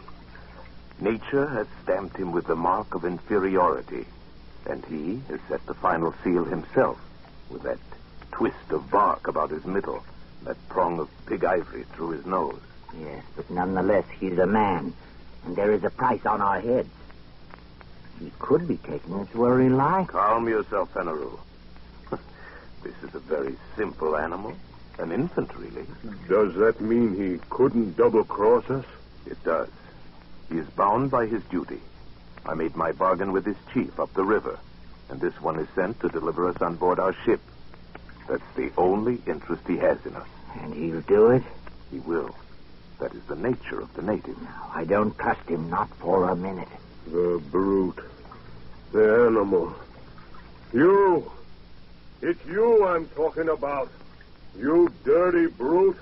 Save your breath, Ferret. He speaks no language, only a few noises, a few signs. I don't feel right on the same raft with that. Well, burn yourselves up in the sun if you like, but me, I'm going to crawl under a mat and get some sleep. Yes, we should all sleep a little, conserve ourselves. And when we awake, our ship will be here. Our saucy little topsail schooner, a mast standing out against the sky, and we'll be on our way to France. Yes, sleep, my friend.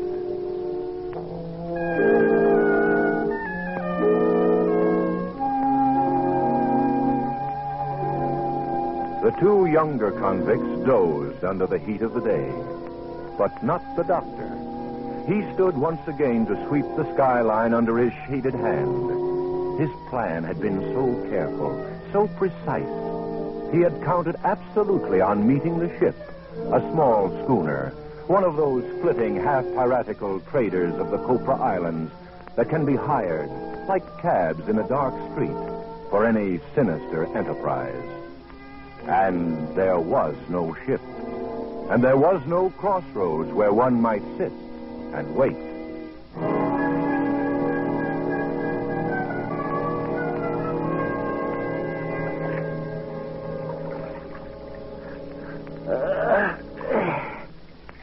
Good morning, Doctor. It's afternoon, Fenneru. Oh, yes, so it is. I slept like a corpse. Hey, where's the ship, Doctor? It was going to be here when we woke up. It will be. Oh, I'm thirsty. I'm dying with thirst. So we all, Fenneru. Where's the flask? I'm roasted in the sun. You'll just have to roast some more. This crew is put on rations. What are you talking about? Where's that water? I have it here. So you have. Do you think it's yours? No. It's ours, Parrot. I want a drink, Doctor. Think a little, Parrot. We have to guard our supplies like reasonable men. We don't know how long we may be floating here. Oh, so that's how you talk now. You don't know how long. But you were sure enough when we started. I'm still sure. The ship will come. She cannot stay for us in one spot. She'll be cruising to and fro until she intercepts us. And we must wait. That's good. Wait. And in the meantime, what? Fry here in this heat, our tongues hanging out, while you deal us out water drop by drop? Perhaps. No. A man doesn't live who can feed me with a spoon. Unless you would die very speedily, we must guard our water. We can only do our best with what we have. All right, Doctor. Do your best. Give me a drink. You may have your share, of course. But be warned. When it's gone, don't come to us, to Fenneru and me. Yes, what's fair is fair. My drink. Very well. Oh, a thimbleful. One thimble. This way we should have enough for 3 days, maybe more, with equal shares among the three of us. That's right. There are only 3 of us. You were thinking of him, Fenneru, of our pilot? He looks somewhat like us, doesn't he? But his body has never known clothes, his feet shoes. His heart has never known the swelling that comes with feelings of love or beauty. His mind has never known a single thought. Look at us 3, gentlemen. You, Fenneru, a forger. You, Parrot, a thief. And I, Dr. Dubose, of Paris and Marseille, a murderer. And yet, we are civilized men. And this is a savage animal. And our provisions are for civilized men only.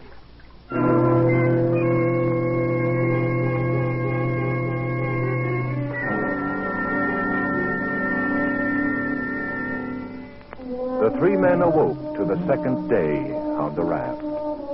They looked and saw the far round horizon and the empty desert of the sea and their own long shadows that slipped slowly before them over its smooth, slow heaving. The land had sunk away from them in the night. The trap had been sprung. As the savage sun kindled upon them with the power of a burning glass, a calm fell. An absolute calm.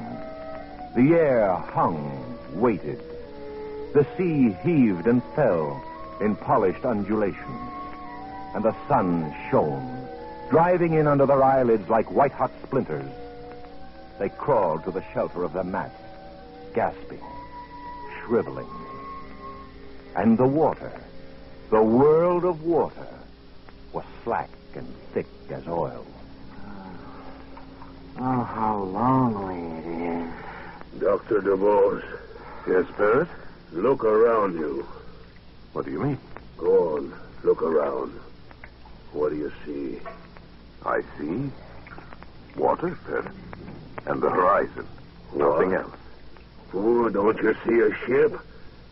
A saucy little schooner? Those were your words. Well, where is it? Why don't you see it? It will come. Will it comfort us to be dead when it comes? You say that you count on your friends, but suppose they leave you to rot here. Leave Parrot and me to rot here. That would be a joke, eh, Doctor? To wait for a ship that will never come? It will come. My friends will not fail me. Why? How do you know? How can you be so sure? There's a safety vault in Paris full of papers to be opened at my death. Those papers contain confessions. No, gentlemen, my friends will not fail me. Parrot. A moment ago, you asked me what I saw. Well? There was something I neglected. What's that? I see a Canuck on this raft with us. He does not join us. He does not look at us. He sits on his heels in the way of the native, with his arms hugging his knees. He sits at the stern, motionless under the shattering sun, gazing out into vacancy. Whenever I raise my eyes, I see nothing else. Only this Canuck. He seems to be enjoying himself quite well. I was thinking so myself. The cannibal. The savage. He does not seem to suffer. What's going on in his brain? What does he dream of there? He looks as though he hates us. A dirty rat. Maybe he's waiting for us to die. Maybe he's waiting for the reward. At least he wouldn't starve on the way home. He could deliver us piece by piece. How does he do it, Doctor? Hasn't he any feeling? I've been wondering. It may be that his fibers are tougher. His nerves. But we've had water, and he hasn't. And yet, see his skin. Moist and fresh. And his belly, fat as a football. Don't tell me this savage is thirsty. Is there any way he could steal our supplies? Certainly not. Suppose he has his own supplies. Hidden. What? We'll see. Search the rat. Come on, we'll learn his secret. There, look under the mat. Tear it apart. I'll push him aside. Anything there? No. Gentlemen. You were mistaken. He has nothing hidden. You're wrong about him, Doctor. You say he has no understanding. There's one thing he can understand. Pain!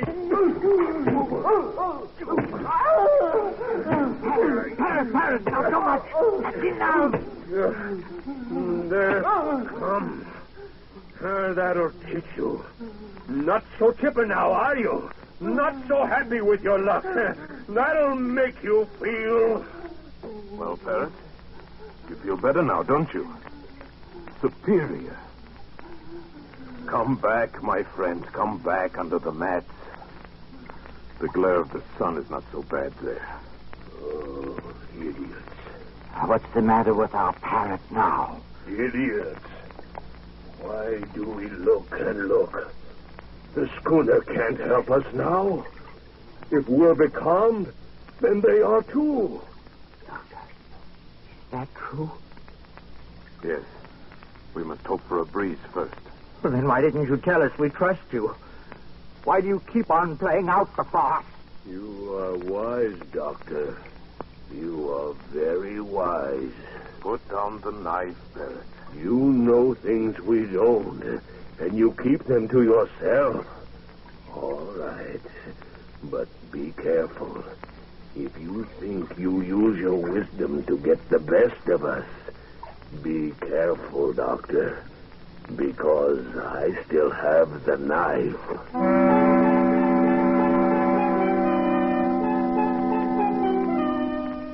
And so the days dragged by, the second, the third, and now it was the fourth day, and still there was no breeze, and still there was no ship. Oh, Doctor. Yes? What do you stare at? At him. And him, the native. The Canuck. Why?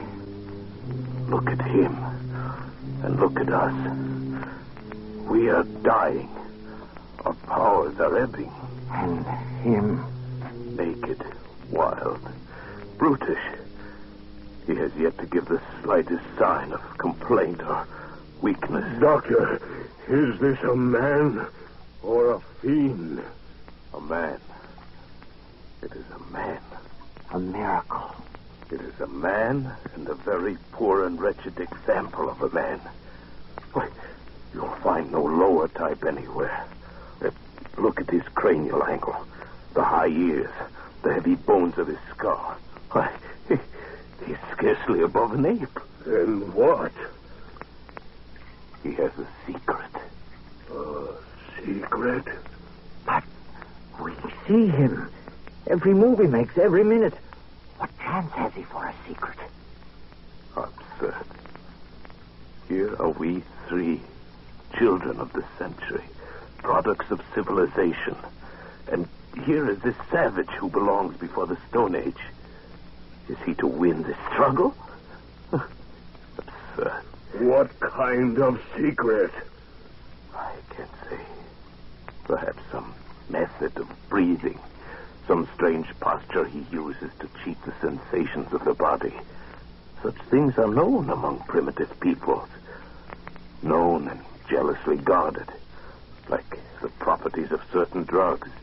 The uses of hypnotism. Who knows? We can know. We can find out. Would you ask him? Useless. He would not tell. Why should he? We scorn him. We give him no share with us.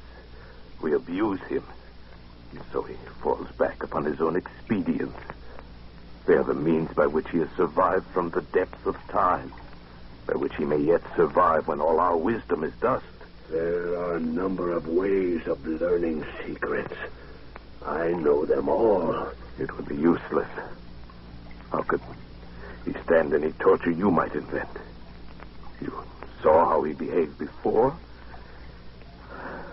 No, that's not the way. Oh, listen to my way. I'm tired of all this talk. You say he's a man. All right, then he has blood in his veins. At least we could drink. No, it would be too hot. It would be salt. Well, kill him then and throw him over the side. Let's be rid of the thing. We gain nothing. Then what do you want? I want to beat him. That's what I want. To beat him at the game. For our own sakes, for our racial pride, we must. To outlast him. To prove ourselves his masters. Watch him. Watch him closely, my friends. Watch? I'll watch, all right, my good doctor. I'm not sleeping anymore, and leave you alone with that bottle. The bottle. The bottle. I've been meaning to discuss our rations with you. Have you? We're running very short. I'm afraid we must cut down again. And what are we cut to? Half a thimbleful. No. We must keep our wits. I say no. All right. Then we'll put it to a vote. You say no. I say yes. Fenneru. Yes, anything, but give me mine now. Then it's half a thimbleful for Monsieur Fenneru. Your share, Fenneru. More, I'll die. Give me more. No more today. You must. Doctor. No more today. Look, a ship. Oh, at last. Where is it? I don't see any ship. It's a trick. Look, Fenneru. He has the bottle. You dirty thief. Look at him. You killed him with that oar. What about the bottle? Yes, there's some left. You caught him just in time. And you caught the bottle just in time. It seems I did. And there is no ship. There will be no ship. We are done. Because of you and your dirty promises that brought us here. Doctor. Liar. Fool. Don't come any closer. Unless you want this flask broken over your head. No. Oh, I wouldn't want that. Wait. Just think, Parrot. Why should you and I fight? We can see this trouble through and win yet. This calm can't last forever. Besides, there will be only two of us to divide the water now. Yes, that's true, isn't it? Fenrir kindly leaves us his share, an inheritance. All right. I'll take mine now. My share. Right now, if you please. Later, we'll see. So be it. Your share. Many thanks. And now, Fenrir's share. To me, please. As you say.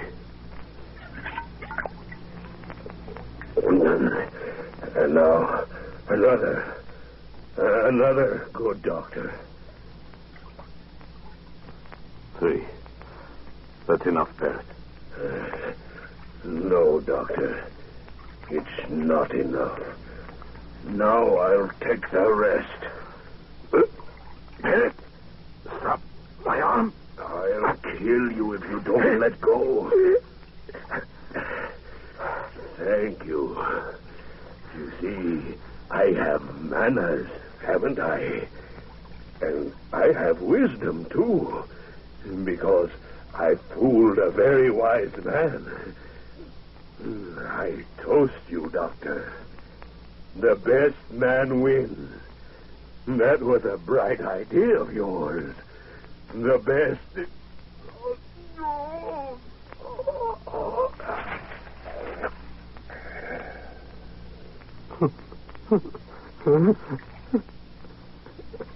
So the best man wins, eh, Parrot? You forgot I'm a doctor, didn't you? You forgot that a man cannot go without water for 4 days, then drink his fill and live through it, huh? Go on, Parrot. Gasp out your worthless life. While I laugh. Yes, the best man always wins, Parrot. The best man... So, best man wins, yes, Doctor. You forgot my knife, didn't you? Forgot me lying at your feet. Gave me up for dead, didn't you? But now it is I, Fenrir, who will outlast the two of you. Yes, my good Doctor. The best man always wins. Fenrir, you fool. The water, it's running out. Hey.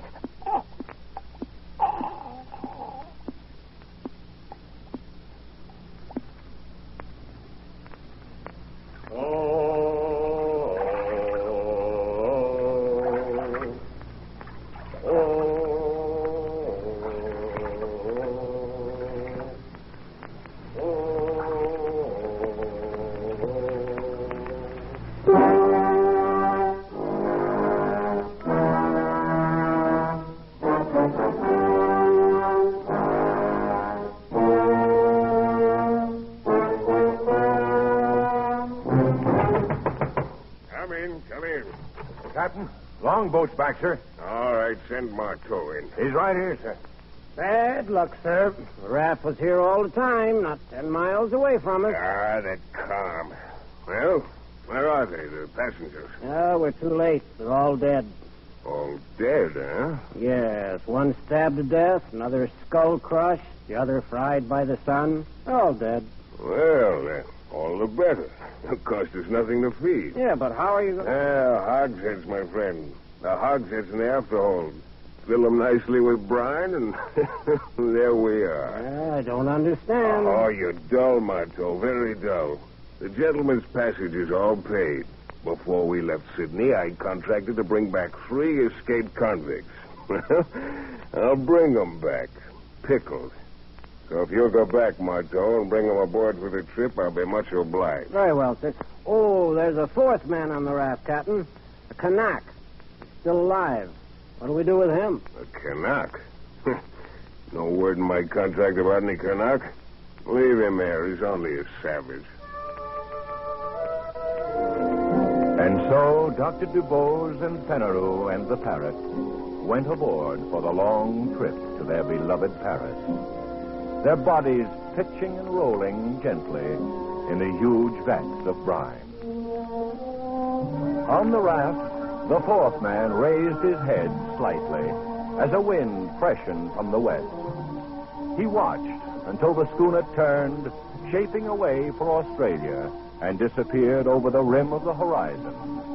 Then he spread his sail of pandana sleeves and headed his raft eastward, back toward New Caledonia, back toward home. Feeling somewhat dry after his exertions, the native plucked a hollow reed at random from the rushes on his raft.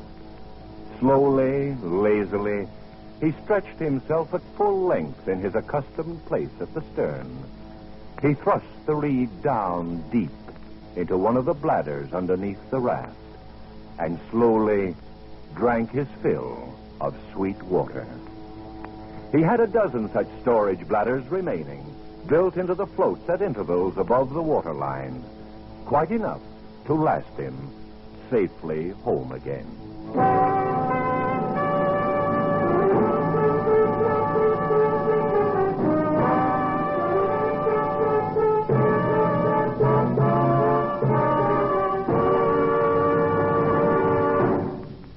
Escape is produced and directed by William N. Robeson. The 4th Man by John Russell was adapted for radio by Irving Robert, with Paul Frees as Dr. Dubose, Joe Kearns as Fenneru, and Nestor Paiva as Parrot. Bill Johnstone narrated. The special musical score was conceived and conducted by Cy Pure. Escape has been presented by the Columbia Broadcasting System and its affiliated stations.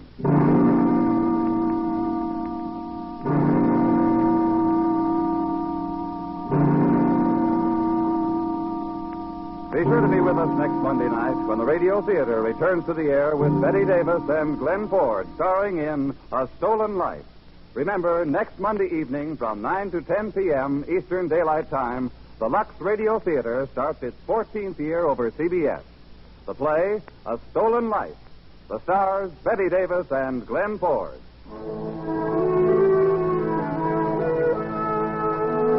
This is CBS, the Columbia Broadcasting System.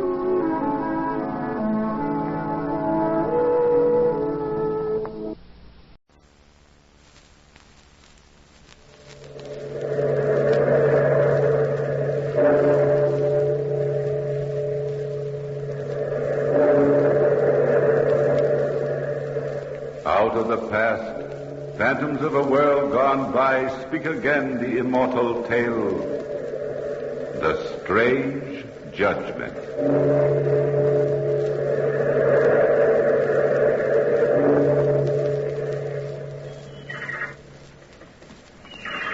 Someone is on the trail below.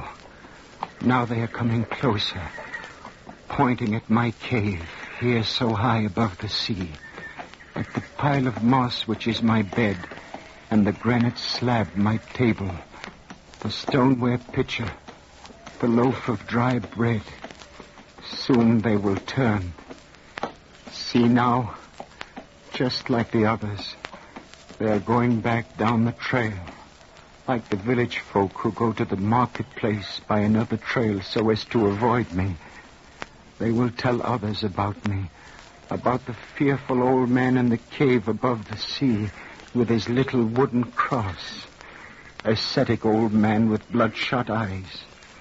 They do not know the real reason I am here, that once many years ago, before I took a vow to do penance in this prison in the open air, I lived down there on the little islet near the salt marshes at Guérande. Lived with my wife, Bruin, and fished. Now only my niece Perrotte comes to me every morning, bringing me bread and talks to me. But I cannot answer. I can talk to no one. Dare only to kiss her forehead. But then, so long ago, I had many friends. These shaggy hands do not show it, but I was strong then, and the muscles of my body were hard. I could fish with the best of them.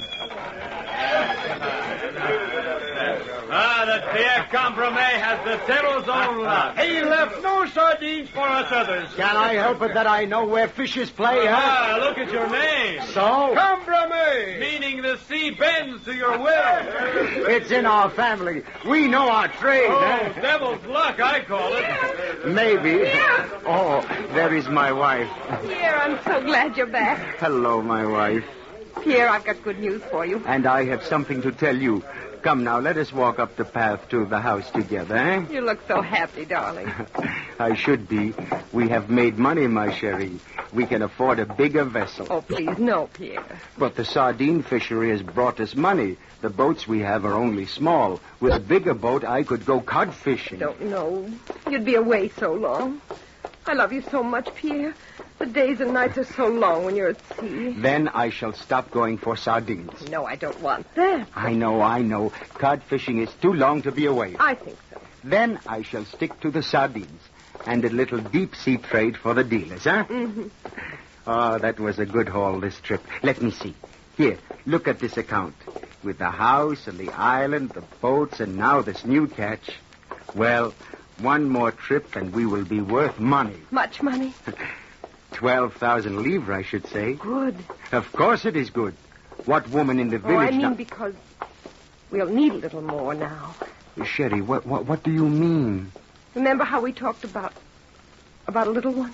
I remember. Oh, no. You mean... Mm-hmm. Bruin. Oh, you sweet one. Maybe it will be a son, eh? A son. Yes, a son. And we'll name him Jacques. Yes. And when he is old enough, we'll take him to the carnival. Yes, we'll take him to the carnival.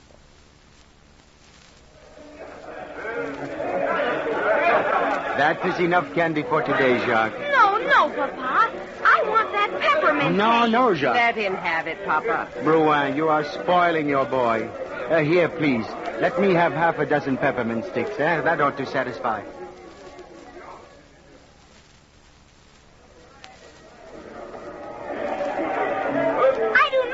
The doll. I want the gun. But you are too young, little Jacques. Next year, the gun, maybe. Take the doll. No, I want the gun. I want the gun. You see, Bruin, he has a will of his own, that boy.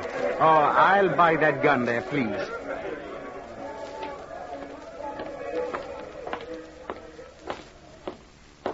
I'm afraid, Pierre. There it is, Papa. In that window. What a beautiful bicycle. Pierre. But, Mother, a boy of his age should have a bicycle. The others in the village have none. How now? Our Jacques is no ordinary boy. Here, this way. Step into the store with me. I will buy it for you now. Pierre, we're spoiling him. He's so young and he wants so much. We're spoiling him dreadfully. Oh, he will outgrow it. He is only 6. Wait until he is 10. He will not be spoiled when he is 10.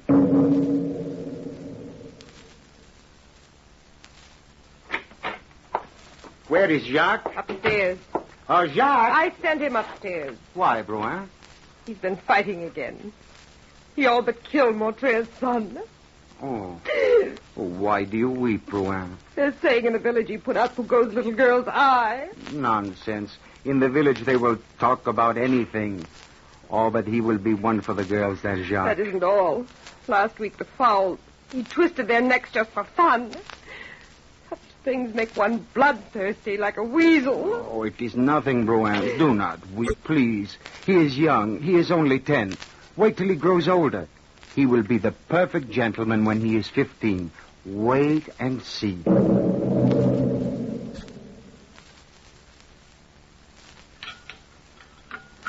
Come on, sit down to supper, Pierre. Ah, the stew, it smells good. Pierre, Where is Jacques, eh? I don't know. Guérin, maybe, or Savenay. He's getting a little wild, Pierre. Oh, a boy of 15 needs to be active. It is natural. Pierre, remember the time you walked 20 leagues to repay a prank the dealer had overpaid you? Yeah, that was a walk, eh? Why isn't Jacques like that? I don't... You mean... Has our Jacques taken money? A little. I had a few coins in a jug in the cellar. Well, a young fellow needs money to carry on, I suppose. But that is not right. No, that is not right. Oh, he's still young. Maybe in a year or two he will be settled. Maybe he will not be so wild. Who knows? Maybe he will calm down.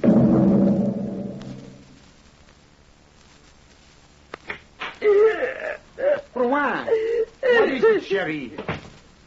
This table, it is strange. What has happened to the other? Oh, Pierre. This furniture. I know. Oh, the furniture, it is not our stuff. What happened to it? Rouen, what happened to our furniture? Look in the wardrobes, too, and in the closet. The linens, they are gone. The sheets, everything. Where has this chair come from? Neighbors, they loaned it to me. You have traded our furniture? No, Pierre, no. Then what has become of it? I tried to stop him. He wouldn't listen to me. Jacques, eh? He sold it. Didn't he? Answer me, Yes, Rouen. I tried to stop him, but I couldn't. Where did he go? To the cafe in town, I think. But it's late. He should be back soon. Oh, Pierre, what shall we do with him? I do not know. Imagine a youth of 17 selling his family's own furniture so that he may carouse in a cafe. Maybe he isn't really bad. Maybe he just needs someone to talk to him. Jacques, is that you? Yes, it's me. Where have you been, Jacques? At the cafe. It's your business to know. Your mother and I want to talk to you, Jacques. All right. Make it quick. Jacques, listen to your father now. Son, you are old enough to make your own way. You mean work? And what is so wrong in earning your bread with your hands, eh? Fishing. I cannot stand the smell. If one can handle the money that comes from fish, it is not too much to stand their smell, Jacques. Chambermaids have always been men of the sea. It is not too much to ask of my son. Oh. Maybe it is better if I go away. Jacques. No, son, that is not what we meant. It's just that times are getting a little harder. There's your uncle's family to think of. Joseph's wife is sick, and the little girl, Perrot, needs a doctor's care. It all takes money. Well, let them pay their own way. Have a care, Jacques. It is true. He is my brother. One must be loyal to his kin, whatever. And I say I am closer than your brother. Charity begins at home. If you were giving any money, then why not give it to me? We're already half poor from all your carryings on. Oh, say nothing of that, Cherie. But all you are asking of him is to lend a hand with the fishing. To earn the bread he eats and the money he spends. Will you be quiet, woman? You have put my father up to this. Have a care, Jacques. You are talking to your mother. Well, if it had not been for her, nothing would have been said about the furniture. Meddling old woman. Silence! No! Pierre, don't kill him! Get up, Jacques. His head is cut.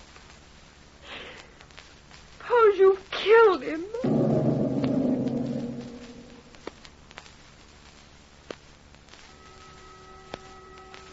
2 a.m. So late and I'm so tired. Rouen, is that you? Yes. Where are you? In bed. So dark. Have you been in Jacques' room? Huh? Yes. How is he now? A little better. It was a bad beating you gave him. He should not have spoken to you that way. Oh, I didn't mind, really. But it was unkind the way he spoke of Joseph and his family. Of little Perrot. How's the mother, by the way? No better. I fear for her. Bad. So tired. Come to bed, Rouen. Yes, I will. Good night. Good night. Ah, the bed feels good tonight.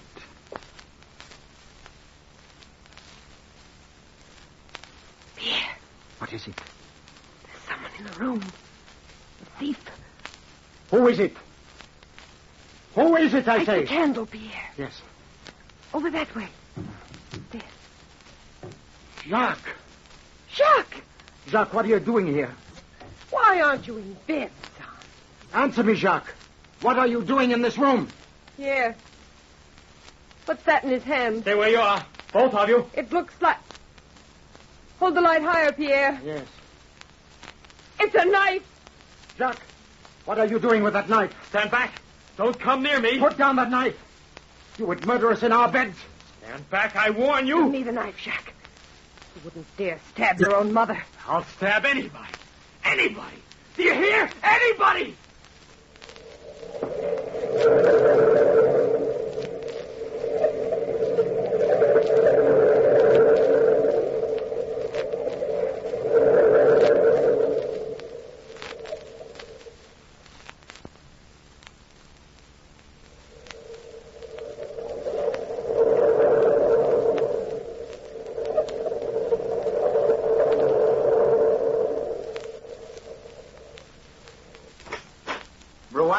Where are you?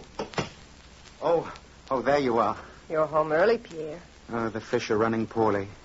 Where have you been? At your brother's. Oh, how is his wife today? Worse. And little Perrot? She still needs nursing. Oh, I saw Joseph at the fishery on the way home. They need more money. We're running low.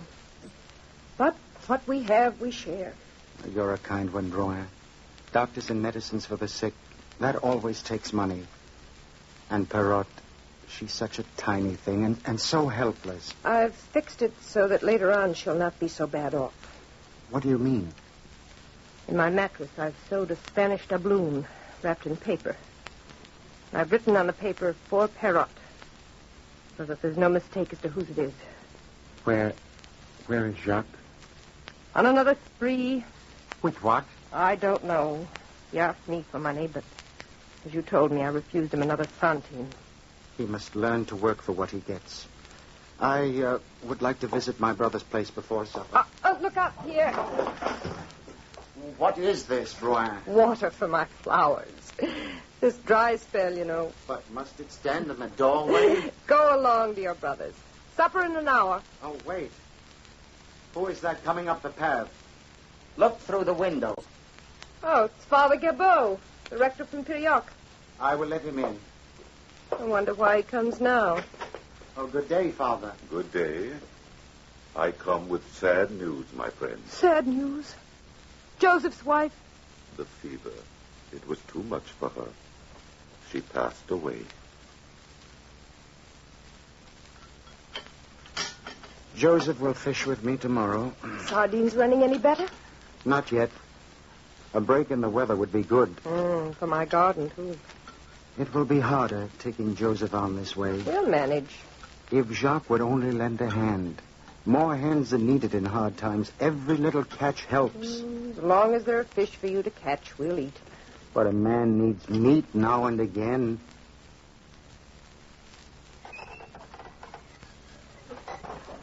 Is that you, Drouin? Yes. Came down to the shore because I couldn't wait. I have something to tell you. I have something to tell you. Pierre. Look at this paper. I found it floating at the shore. My handwriting. For Perrot, it says. You know, then. The Spanish doubloon. Where is it? I don't know, Pierre. I looked for it this afternoon. I thought I'd take it to a safer place or give it to Perrot now when she needs it so much. But yes. It was not in the mattress. Jacques. He found your hiding place. Where are you going? I'm going to the cafe to find Jacques. To see if he took the coin. Go up to the house, Drouin. Go up and wait for me. Florent, have you seen my son, Jacques? He is in there, in the billiard room. Has he paid his score yet? Yes. Let me see with what he has paid you. Certainly. No, where is it? Oh, this coin, Pierre. My son paid you with that, eh? But naturally. No, I'll take it. Here is silver for it.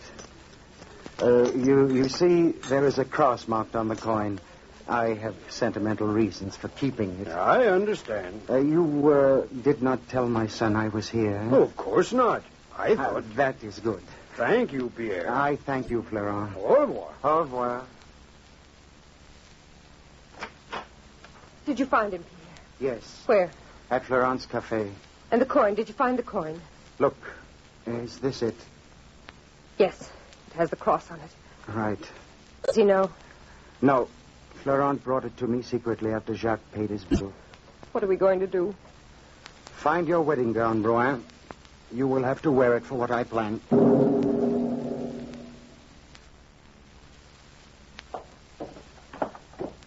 You look beautiful, Brouin, the day of our wedding when you wore that gown. To think now I must wear it for this. Never mind. It is the custom. A mother and father in their wedding clothes shall judge an erring son. Oh, fetch 2 candles from the kitchen, eh? And the 3-legged stool, too. There. We shall sit as judge and jury on this side of the fire. There. Now Jacques will sit here opposite us. Now the candles, eh? There now. That gives enough light. That gun in the chimney corner, Pierre. Careful, it is loaded. Pierre, I'm afraid. What are you going to do? What must be, must be. But I... He is coming. It is either very dark or he's very drunk. Let him in, eh?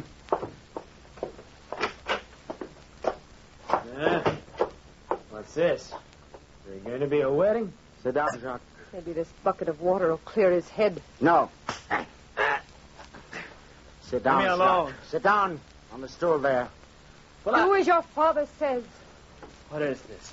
You have sinned against your mother and father.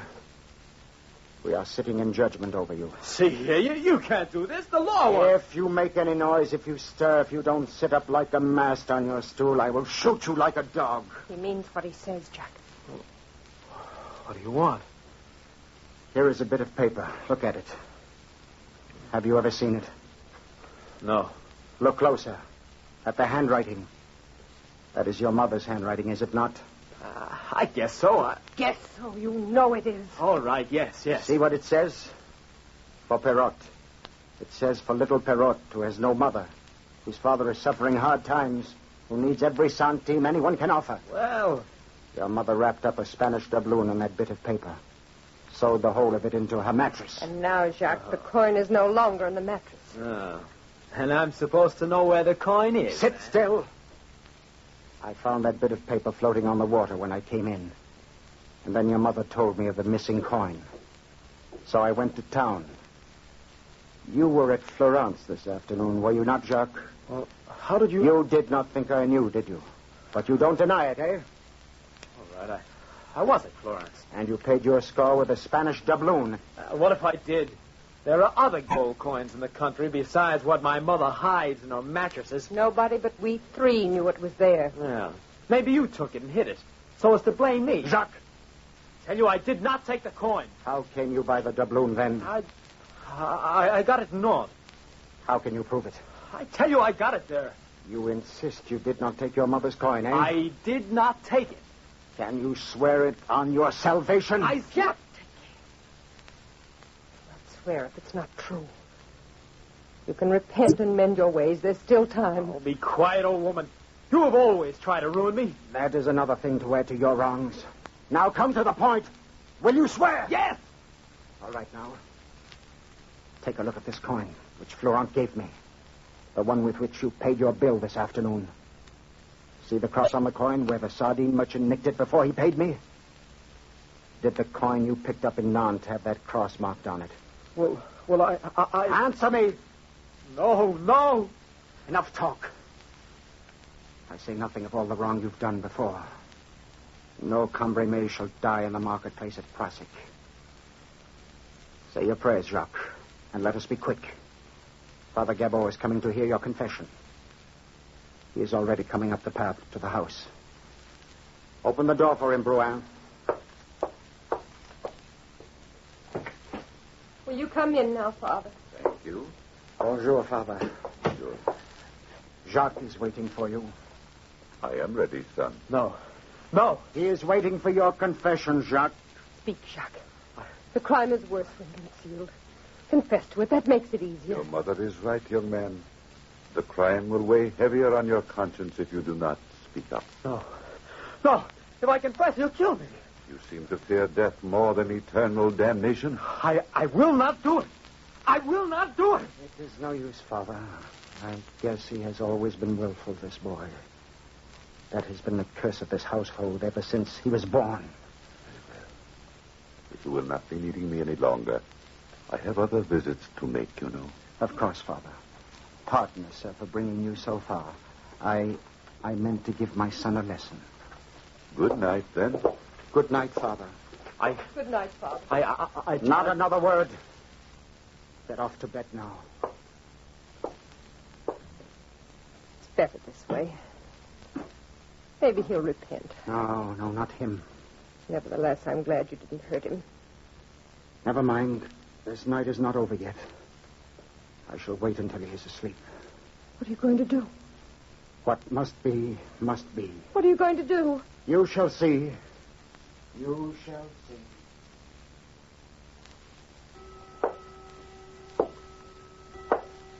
Who's there? That light, I can't see. Who is it? Father! That rope! That strip of silk! What are you going to do to me? Here! No! Don't do it! If you will not help me, I will do it alone! No! Don't do this! No! Let me go!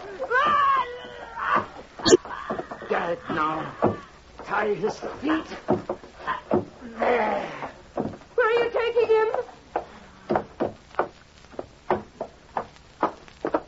What are you going to do with my son?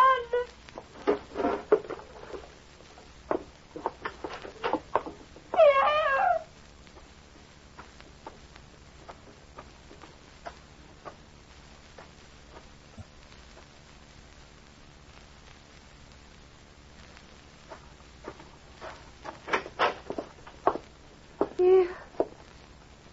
What have you done with Jack? What have you got in your hand? It's Jacques' cap. Where is he? Why are you holding his cap? Tell me, what have you done with him? Here, what? His cap. It fell into the bucket of water. It's floating. Here. It's floating on the surface of the water. Oh, Jacques, my son.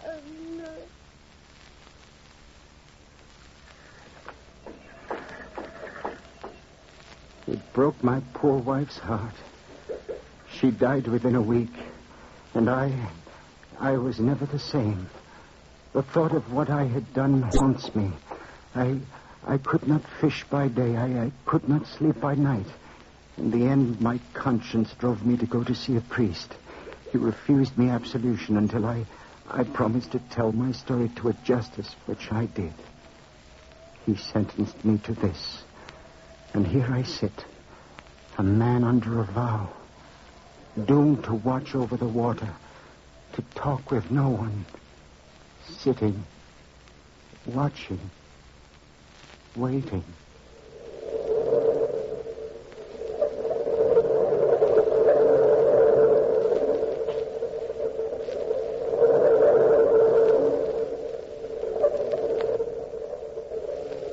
From the time-worn pages of the past, we have brought you the strange judgment.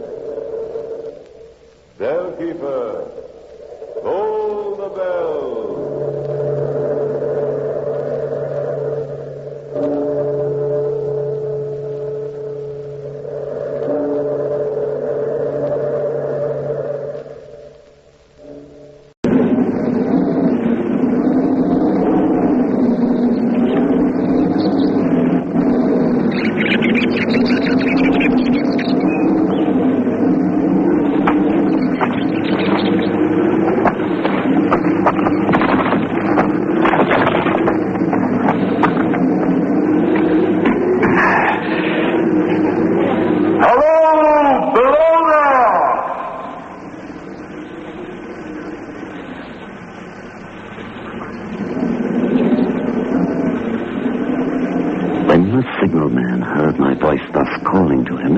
He was standing at the door of his box with a flag in his hand, furled round its short pole.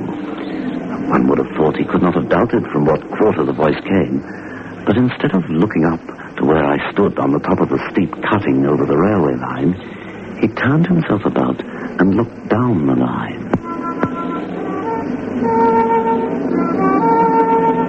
There was something remarkable about the man, the way he stood, something strange, perhaps uncanny. But certainly I would have termed such a thought mere imagination then. I know now what was remarkable about that man, and even though years have passed, I still see his figure, foreshortened and shadowed down in the deep trench. My figure high above him, so steeped in the glow of an angry sunset that I shaded my eyes with my hand before I saw him at all. Hello, below! Is there any path by which I may come down and speak with you?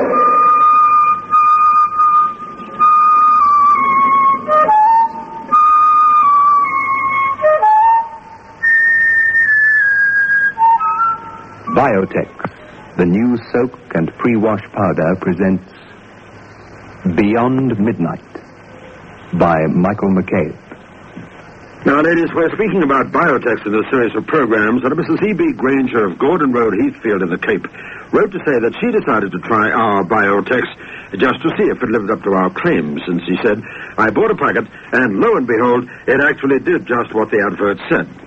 I'm so proud of the children's white shirts, the hankies, and the underwear that I want to say it will be Biotex for me every washing day from now on.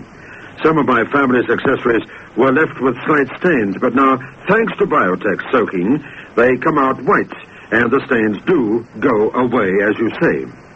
Now, that is the statement from Mrs. Granger of Heathfield of the Cape, and it bears out what we have been saying to you, ladies, ever since Biotex first came on the market. We said to you, it is different to any washing product that you've ever used before. We claim that the stubborn stains will vanish, and people like Mrs. Granger bear out our claims. Remember, Biotex.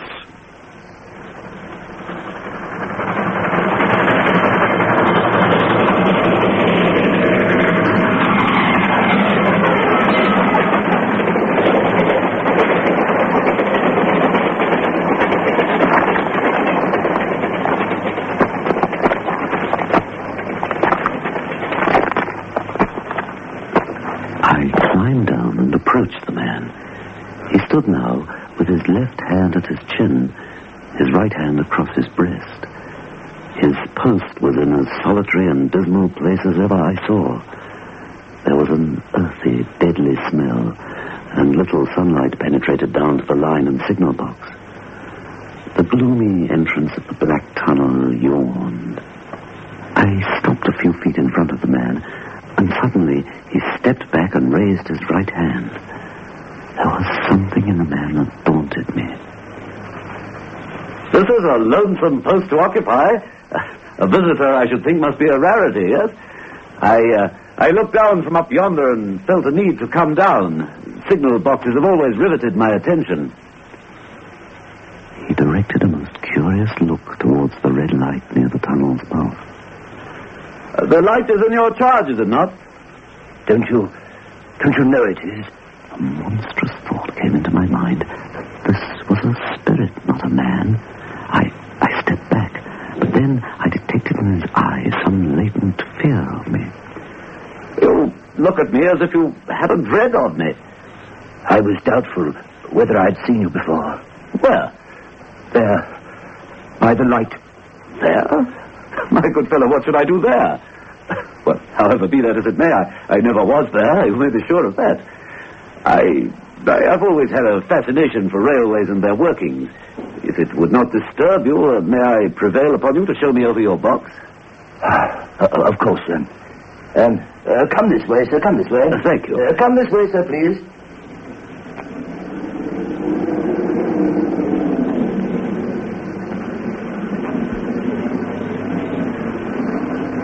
Manual labor I had next to none. I have to trim those lights, turn that iron handle now and then. Many long, dreary hours I have to spend here, so I occupy my time working at fractions and equations, problems, you know.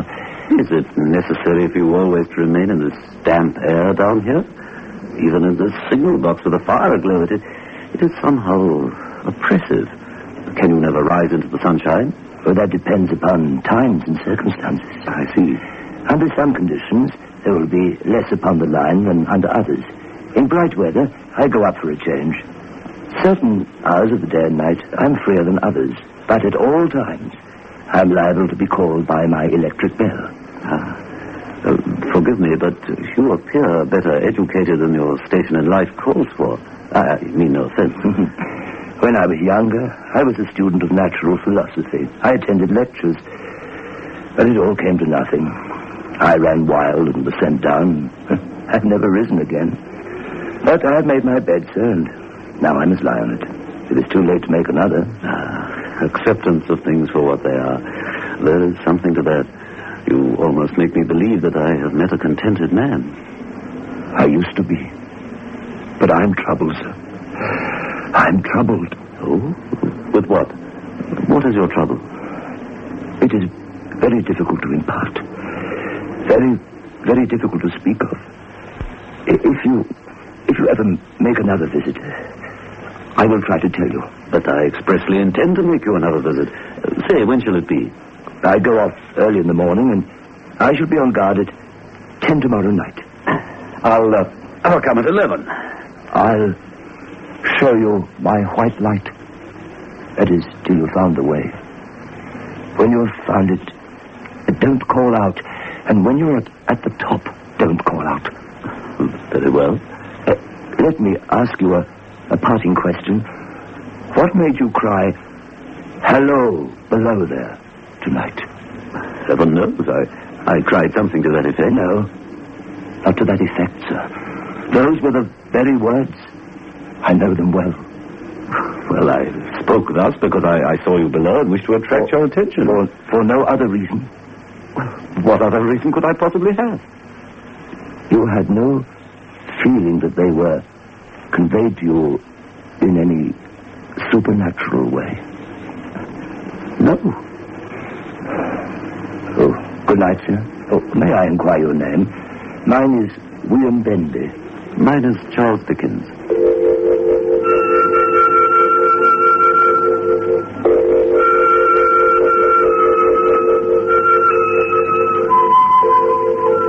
There was something singularly peculiar about the man. Of this I was sure. And I could hardly wait the time before I could speak with him again. That he was well educated, there was no doubt. That he feared something or someone very greatly, there was no doubt either. There was something tortured about him. While we talked that first night, he was several times interrupted by the little bell and had to read off messages and send replies. Once he had to stand and display a flag as a train passed.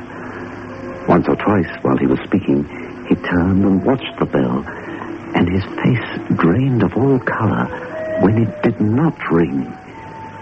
I was punctual to my appointment the next night. Good night, sir. My hand. Good night to you, sir. And here's mine.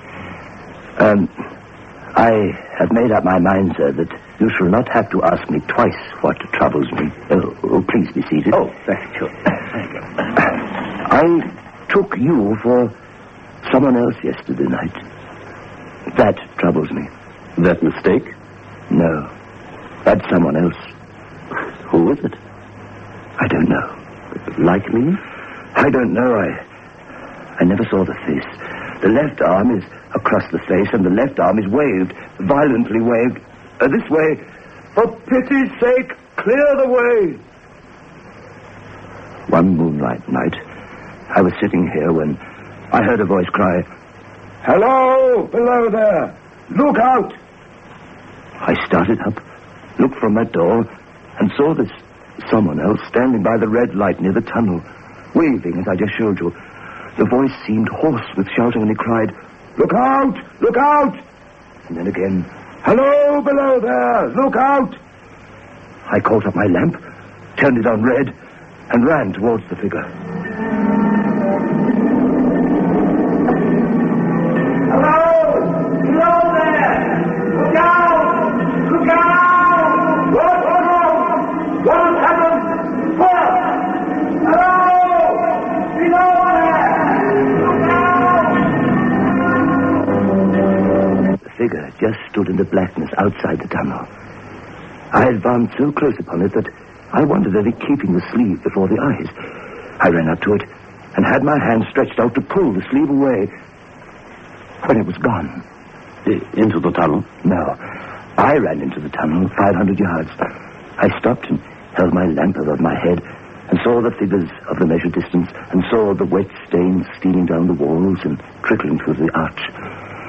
I ran out again, faster than I had run in, for I had a mortal abhorrence of the place upon me, and I looked all around the red light with my own red light, and I went up the iron ladder atop of it, and then I came down again and ran back here. I telegraphed both ways. An alarm has been given. Is anything wrong? An alarm has been given. Is anything wrong? All well. All well. An alarm has been given. Is anything wrong? All well. All well. An alarm has been given. Is anything wrong?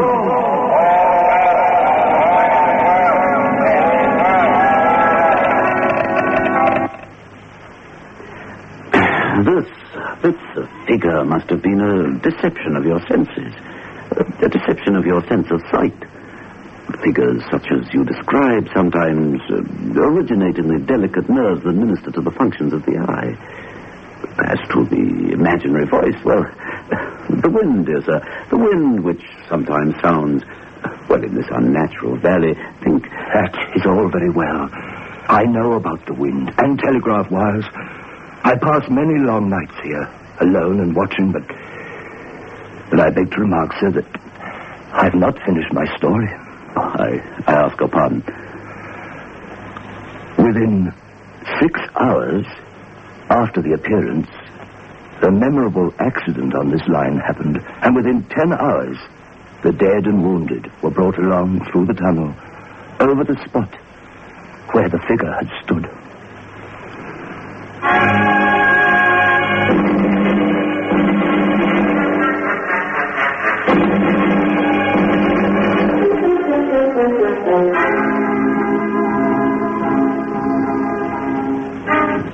Now, an effective spray-on furniture polish that gives a wax shine instantly. Johnson's Pledge. Just spray on, and your duster becomes a magnet. Picks up every speck of dust in seconds. Pledge dusts, cleans, deep waxes quickly, easily. And new, deeper wax formula Pledge will protect your furniture longer. Buy Johnson's Pledge Aerosol today. Soak, soak, that's all you have to do. Soak, soak, just for an hour or two you'll find it's soak as good as new when you use new Biotech.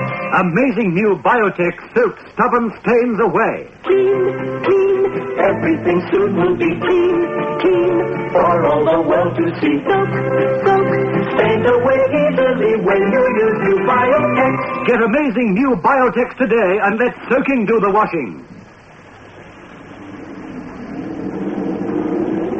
Within 10 hours, the dead and wounded were brought along through the tunnel over the spot where the figure had stood. This was just a year ago. 6 or 7 months passed, and I had recovered from the surprise and shock when, one morning, as day was breaking, I, standing at that door, looked towards the red light and saw the spectre again. Did it cry out? No, it was silent. Did it wave its arm? No.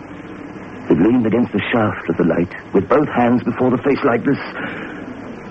Like an action of mourning I've seen in stone figures on tombs. Did you go up to it?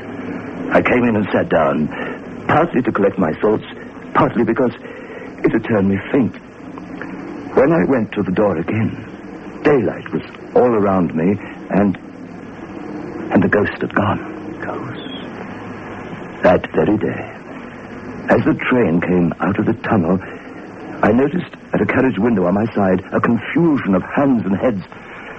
I saw it just in time to signal the driver. Stop. He shut off and put his brakes on, but the train drifted past here, 150 yards or so. A beautiful young lady had died instantly in one of the compartments, and she was brought in here to the box and laid there on the floor between us. True, sir. True. Precisely as it happened. So I tell it you. Now, sir, mark this and judge how my mind is troubled. The spectre came back a week ago. Ever since, it has been there now and again by fits and starts. At the light? At the danger light. What does it seem to do? Like this. For pity's sake, clear the way! For pity's sake, clear the way! For pity's sake, clear the way! I have no peace or rest from it. It calls to me. Below there!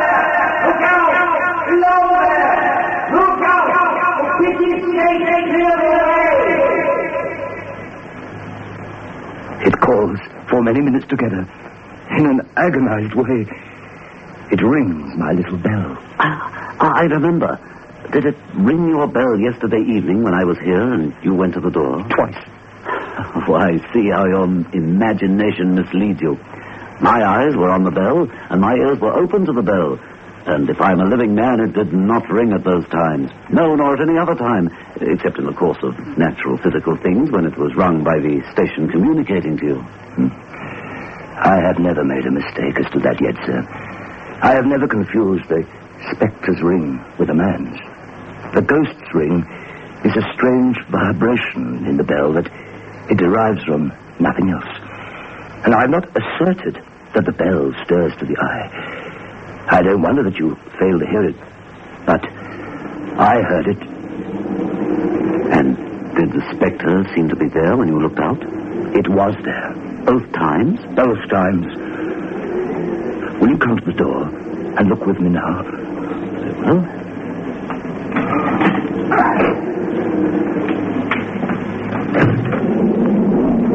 I saw the danger light and the dismal mouth of the tunnel. The high, wet stone walls of the cutting. There were stars in the sky. Do you see it? No. It is not there. Agreed?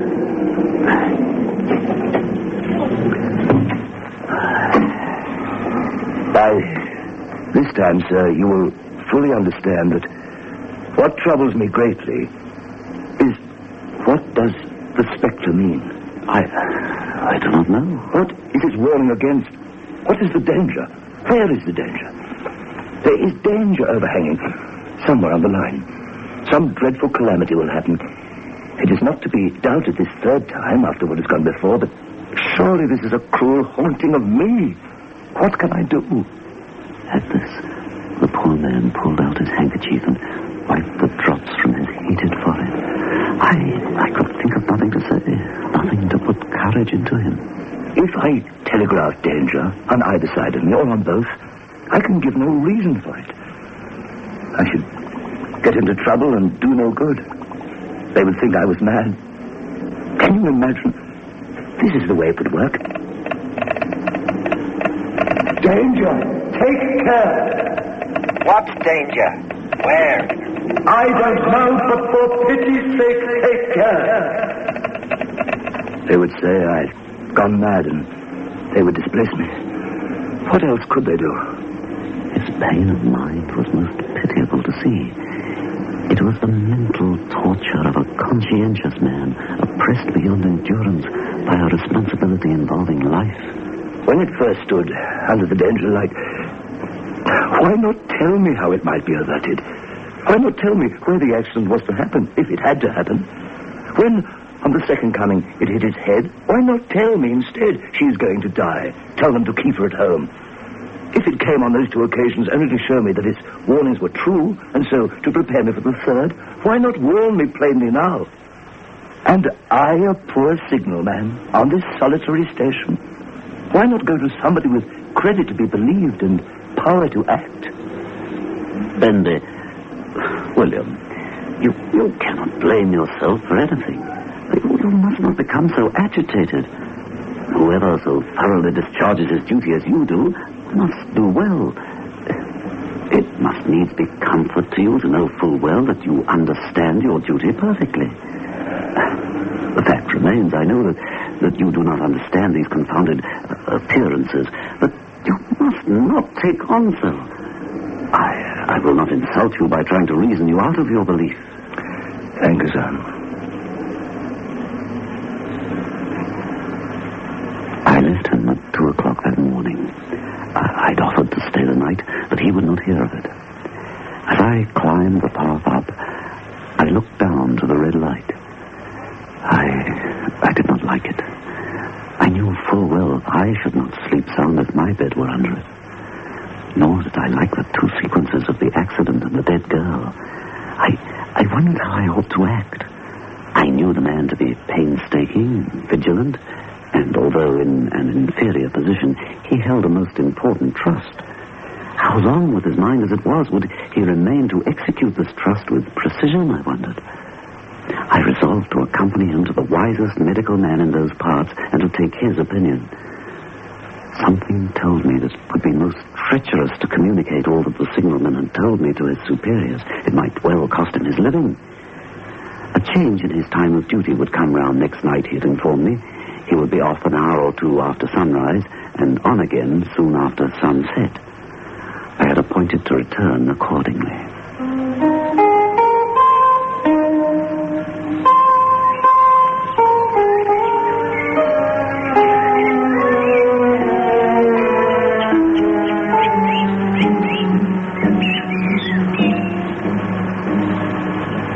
Next evening was a lovely evening, and I walked out early to enjoy it. The sun was not yet quite down when I traversed the field path near the top of the deep cutting. I would extend my walk for an hour, I said to myself. Half an hour on and half an hour back, and it would then be time to go to my signalman's box.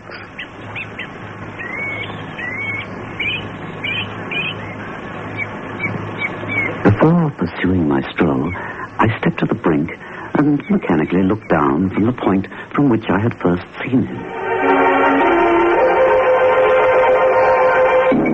I cannot describe the thrill that seized upon me when, close at the mouth of the tunnel, I saw the appearance of a man with his left sleeve across his eyes, passionately waving his right arm. The nameless horror that oppressed me quickly passed when, close at the mouth of the tunnel, I saw that this appearance of a man was a man. There was a little group of men standing further away, and this first one seemed to be rehearsing the gesture he made, the gesture the signalman had described so vividly. The danger light was not yet lighted. Against its shaft, a little low hut, entirely new to me, had been made of some wooden supports and tarpaulin. It looked no bigger than a bed. I descended the path with all the speed I could muster. Hello! Hello! What is the matter? What has happened? Signalman, killed this morning, sir. Not the man belonging to that box. Yes, sir. Not the man I knew. You will recognize him, sir, if you knew him. He raised the tarpaulin covering from the small structure I had observed from above. His face is quite composed. How did this happen? He was cut down by an engine, sir. No man in England knew his work better, but somehow he was not clear of the outer rail. It was just at broad day. He'd struck the light and had the lamp in his hand, and as the engine came out of the tunnel, his back was towards her, and she cut him down. That man drove her and was showing how it happened. Show the gentleman, Tom. Well, coming round the curve in the tunnel, sir, I saw him at the end, like as if I saw him down a perspective glass. Well, there was no time to check speed, and I knew him to be very careful. But as he didn't seem to take heed of the whistle, I shut it off. And as we were running down upon him, I called to him as loud as I could call. What did you say? Say, sir? Why, I said, Below there. Look out. For pity's sake, clear the way.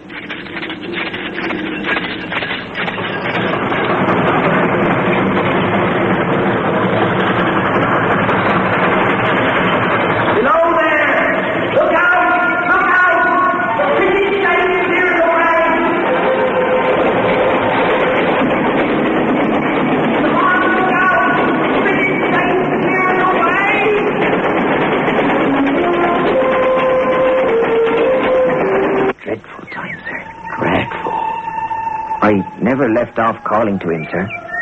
I put my arm before my eyes so as not to see, and I raised this arm right to the last. But it was no use.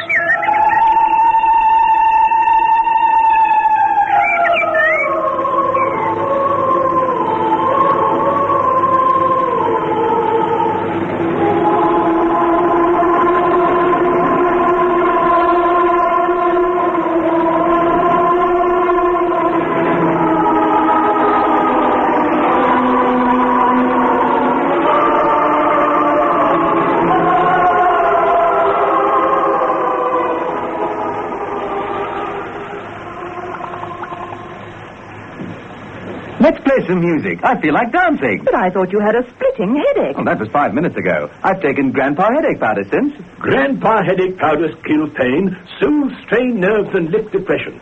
Grandpa headache powders are extra effective because they have a triple action. Grandpa headache powders work extra fast because they dissolve almost immediately. Get fast, effective relief from any pain, all pain. Get Grandpa headache powders. Ah, Grandpa. Soak, soak, that's all you have to do. Soak, soak, just for an hour or two you'll find it's soak as good as new when you use the Biotex. With amazing new Biotex, the stubbornest stains will vanish. Yes, vanish clean away. Just by soaking your laundry overnight in cold water, or for an hour or two in warm water, or by pre-washing it quickly in your washing machine. Get amazing new Biotex today. Beyond Midnight is presented every Friday night at 9:30 by Biotex, the new soak and pre-wash powder. The program is adapted for broadcasting and produced by Michael McCabe.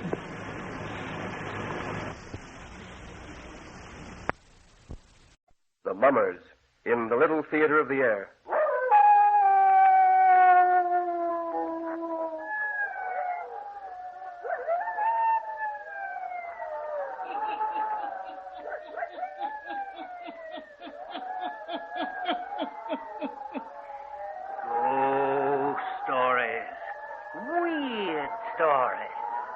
Murders, too. The hermit knows of them all. Turn out your lights. Turn them out. Ah. Have you heard the story? Buried alive, eh? Then listen while the hermit tells you the story.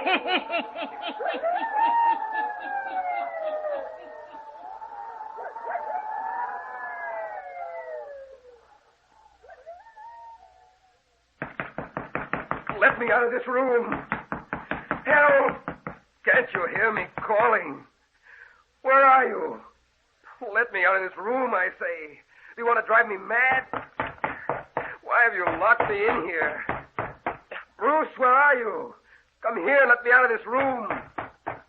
Lenore. Lenore. Oh, I've got to find her and you won't let me out of this room. Help! Oh, it's no use. No use. I can't get out. No use. Locked in. Windows are locked. I can't get them open.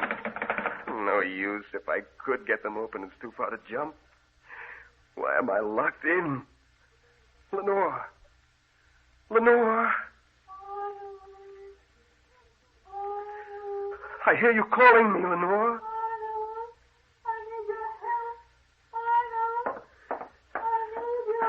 I hear you calling. I hear you. But they won't let me out of this room. I'm locked in.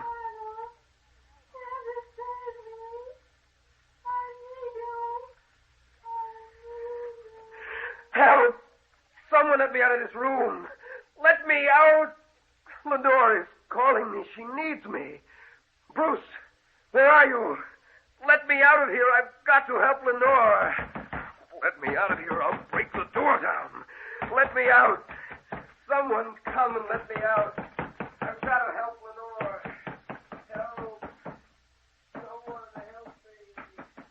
Help. I'll close this door so that his calling won't disturb us. There, that's better. Is that your brother we hear calling? Yes, Miss Dawson. Oh. You don't need to be frightened. If he sounds insane, it's because of the great calamity, the great shock that he's just had. I understand, Mr. Judson. I hope that you do, Miss Dawson, for upon your understanding of the case will his recovery largely rest. Yes, sir. You've brought your credentials with you. Yes, sir. May I see them? They're right here in my purse. Just a minute, I'll find them. Yes, here, Mr. Judson. Mm-hmm. Yes, this is right. Miss Marion Dawson, registered nurse. And a letter of recommendation from Dr. Simmons. Yes, sir. Yes, I think you'll do very nicely. You look very capable and professional. Thank you, sir. Did Dr. Simmons explain anything about the case to you? Well, not very much, Mr. Judson. He only said that your brother was suffering from shock and that That's all right. I'll explain the case to you. Yes, sir. Before I take you up to his room... Oh, I'm sorry. I haven't been very thoughtful. Won't you remove your hat and coat? Thank you. Here, let me help you. Ah. Well, you look even more professional. There's something about a white uniform that does give a person prestige. I came dressed to go on duty immediately. Dr. Simmons said that you'd want me to. You did quite right. Now, sit down, won't you? Thank you. Now, Miss Dawson, it's my only blood relation living that you heard calling for help from upstairs. My brother, whose life I value more than mine. Yes, sir. Last night, we buried his wife. Oh, He'd only been married to her a month. how tragic. Well, death is not always tragedy, but this death happened to be. For Lenore was not only young, but beautiful. My brother and I were traveling when we met her 6 weeks ago. Oh? A young girl, without family, but a charming girl nevertheless. Arnold fell desperately in love with her. In 2 weeks they were married. We returned to our country estate here. A week later, she was taken ill. Last night, we buried her. It's awful, isn't it? Well, no wonder your poor brother's mind is deranged. You have not heard all the tragedy yet. She suffered from a strange malady.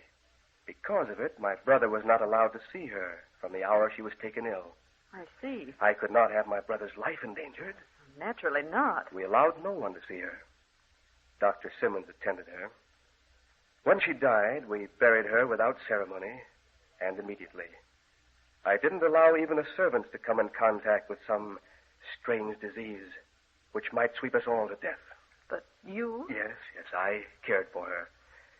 The hours of my life may be counted right now, as well as those of Dr. Simmons. But that doesn't matter. It's my brother Arnold with whom I'm concerned. That's why I've called you in to care for him. Yes, sir. And this is the point that you must understand. My brother Arnold doesn't realize that Lenore is dead and buried. That's not unusual, sir. Many people are like that about death.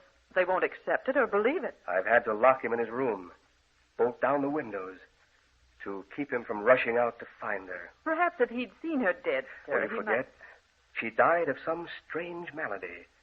That was impossible. Yes, of course. The worst part of it is that he keeps thinking he hears her calling to him.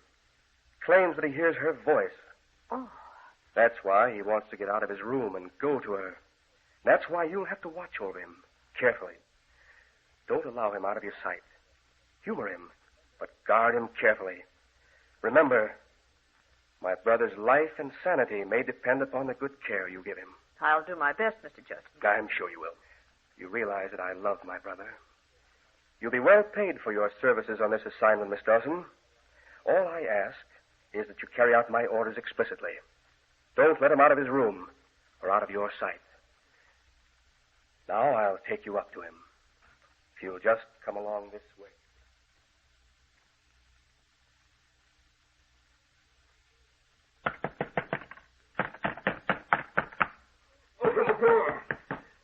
door, Bruce. Open this door. It will be your duty to get him to quiet down. Keep him from pounding on this door. Yes, sir. I presume that Dr. Simmons suggested that you give him sedatives. I'll get him quiet, sir. Open the door. If you don't open it this minute, I'll smash the windows. I'll jump to the ground. Let me out. I'll unlock the door now. I'm going to unlock the door now, Arnold. Get away from the door. Let me out. I've got to go to the Lenore. Now, step back, Arnold. Bruce, where is she? She's been calling to me. Why did you lock that door? Let me go to her. Go lie down on your bed, Arnold. No, never. Don't you understand? Lenore's been calling for me. She needs me. Come now, lie down. Won't you lie down and rest, sir? Who is she? Well, this is Miss Dawson, Arnold. She's come to care for you till you're well again. I'm not ill. It isn't I, it's Lenore. And you won't let me go to her. Bruce, why are you doing this? Unlock the door and let me go to her. There, now, it's all right. Everything's all right. Miss Dawson will care for you. You'll get a good rest. And when you wake up, you'll feel a lot better. Your brother's right. I'll leave you now. It's 8 o'clock. I'll have your dinner served in here immediately. If you need me for anything, I'll be down in the library till near 11 o'clock. Then I'll retire. Yes, sir. My room is the fourth one down on the right. Call for me if you need me during the night. I will, Mr. Judson. Wait a minute. Don't go, Bruce. Tell me what Lenore is. What is it that's wrong? Why can't I see her? Why have you locked me in here? I've tried to tell you, Arnold. You won't believe me. Perhaps Miss Dawson can explain after I leave. Ring this buzzer if you need to get out of the room. You understand, Miss Dawson? Now get away. Get away from the door, Arnold. He's locking the door again. He's locking us in. He knows what's best. Now come lie on your bed. No. I'm going to give you something so that you can rest. What's wrong with Lenore? Lie down on your bed and I'll tell you. She's ill, and they won't let me see her. Here. I want you to take some of these tablets. I won't take any medicine. I'll get a glass of water. I tell you, I won't take anything that will make me sleep. Lenore is calling to me. She needs me. Now take these, please. They won't make you sleep. They'll just calm your nerves. Take them and, well, I'll tell you about Lenore. Have you seen her? What is it that's wrong? Take these tablets first. All right. There. That's it. Are you here in the house to take care of her? What's wrong? Lie down now. There, that's better. You promised to tell me. Close your eyes. I'm going to turn off the light so that you can rest. Answer me. Don't you understand? Your wife was very ill. She suffered from a disease that was contagious. Your brother couldn't let you see her. But now she's out of her pain. You see... No, she's not dead. I know she's not dead. It's hard to believe, I know. She's not dead, I know that. What? Listen. You hear that?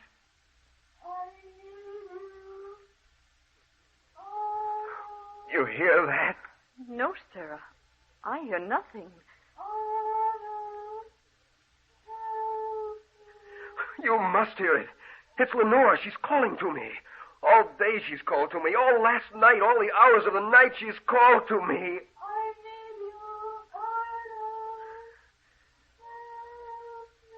She's calling now. Can't you hear her? She's still in this house. She's not dead.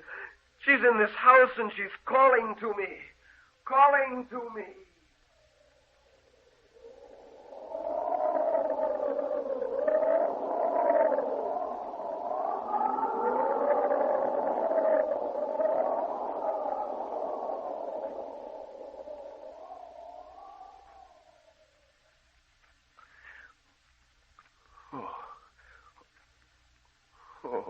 You're all right. I'm right here beside your bed. What's happened? You've been asleep. Sleep? How long? It's nearly midnight. You've been sleeping since I first came into the room. You gave me medicine. You forced me to sleep. You needed the rest. Where's my brother? He's retired, sir. The whole house is quiet. If you'd like me to get you something to eat, No, I'll... but I've got to get out of here.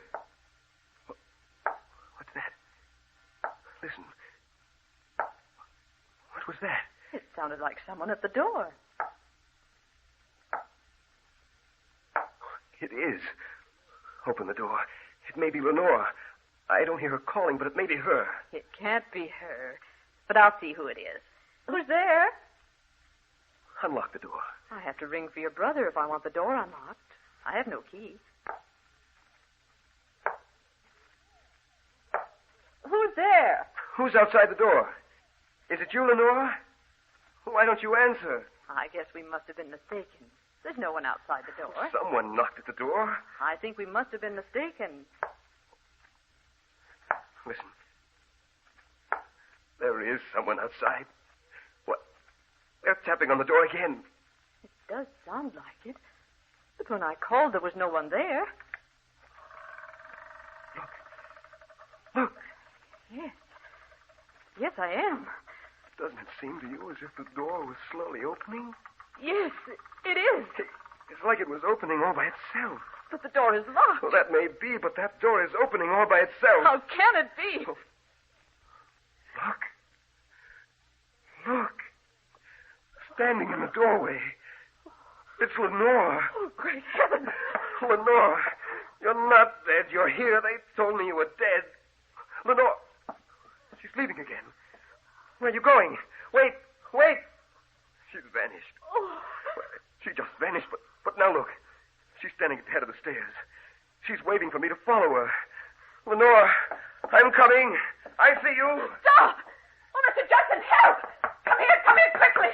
He's gotten out of the room. Oh, Mr. Judson, please come quickly. Oh, heavens.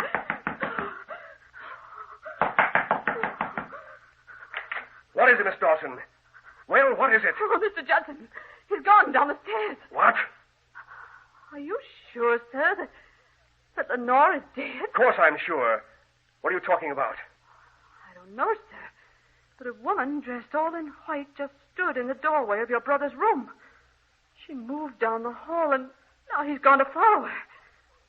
He said it was Lenore. Hurry, stop him. Don't let him get away. It can't be Lenore. She's dead. Dead! Hurry, we've got to get Arnold back to his room.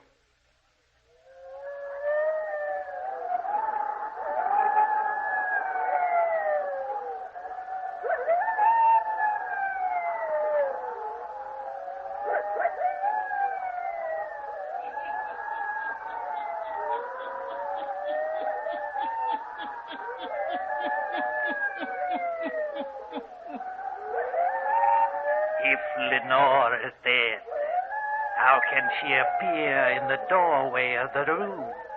Eh? The hermit will tell you before the night is done.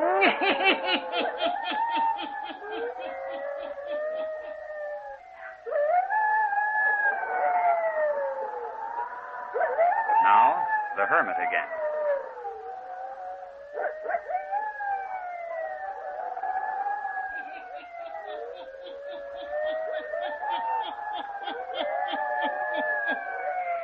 Arnold follows the figure dressed all in white that beckons him out of the house. Miss Dawson and Mr. Judson follow after him.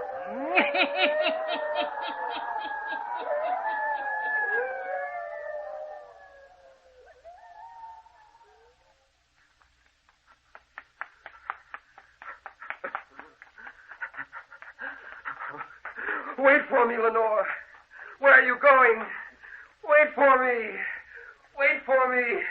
Lenore, I'm coming. I'm coming, Lenore. Wait for me. Come on. Hurry. Come on. There he is. Up ahead of us. I see him. Yes, I see him too. Arnold! Stop. Wait a minute. Wait for us. He's running faster. Why did you ever let him get out of the room? I couldn't help it. The door opened. I don't know how. She was standing there. Have you gone out of your mind? How could a door open by itself? And who could be standing in the doorway? He said it was Lenore. Nonsense. Arnold! Wait for us. Wait! I don't see him now. Where's he gone? He turned down that side road, sir. Just now. He's liable to get out on the highway and be killed. We've got to stop him. This way. He went this way. I see him now. Arnold, stop where you are. We're coming. Lenore. You must come back to the house, Arnold. She disappeared. You didn't see anyone, Arnold? Yes, I did. I saw Lenore. As for the nurse, she knows. Lenore stood in the doorway of my room. She beckoned me to follow her all the way down the road. Now she's vanished here in the park somewhere. Don't you realize, Arnold, that Lenore is dead? She couldn't have stood in your doorway. She couldn't have beckoned you out of the house. She's dead. She wouldn't speak to me. She just waved for me to follow her. And now she's gone. We must get my brother back to the house, Miss Dawson. Yes, sir. Now, come, Arnold. We're going home now. We'll take you home now, Arnold. You and I must have been mistaken. We didn't see anyone. No. We were not mistaken. For look. Look. Up ahead of us. It's Lenore. There she is again. Great heaven. I see you. Wait for me. I'm coming. Stop him. Stop him. We've got to stop him. We can never catch him this time. He's running so fast. No, he mustn't go that way. No. No. Arnold. Arnold, wait for us. Wait. Look, Mr. Judson. Look where he's going. I see him. He can't go that way. No. Arnold, stop. You can't go there. No. We've got to stop him. He can't go there. We must stop him. Wait, let go of me. Let go of me. You can't stop me now. I'll not let you go in that vault. Let go of my arm, Bruce. You can't stop me. Lenore went in there. I'm trying to save you for your own good, for the sake of the sanity of your mind. Your wife lies in her coffin in that vault. You couldn't have seen her. She didn't beckon you to come here. It's just a trick of your mind. I'm going into this vault. You can't go inside. She died of a contagious disease. You may get it too, Arnold. Nothing can stop me now. I'm going inside. Oh.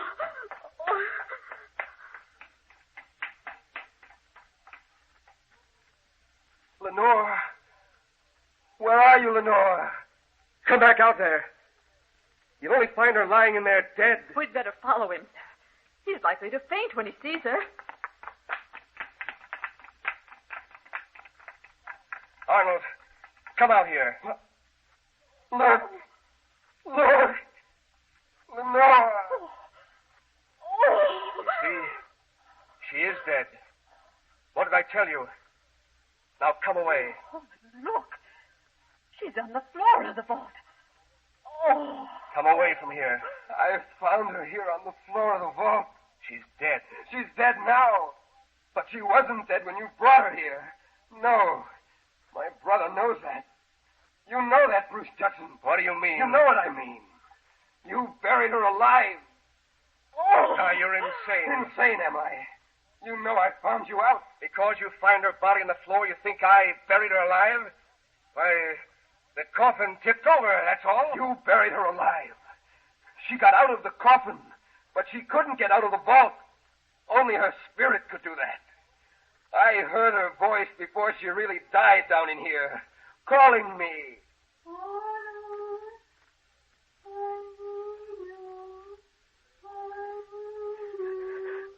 She called to me. But you locked me in my room. And then her spirit came to me tonight to tell me what had happened. Oh, Lenore. Lenore. Oh, what a terrible thing. You did that to your brother and that woman. What if I did? What if I did do it? She's dead now, isn't she? Forever. She fell in love with Arnold, not me. Now she's dead. Forever. Sure, I planned it, plotted it. It worked out. The medicine I gave her made her sleep the sleep of death. And we buried her alive. We buried her alive. Buried her alive.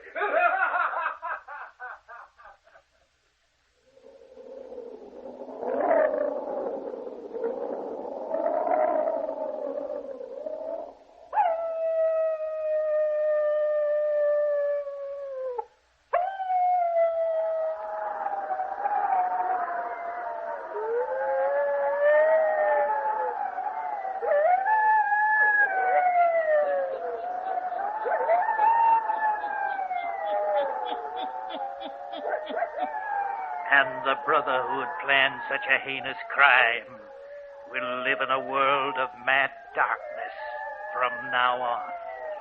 The compensation for his crime.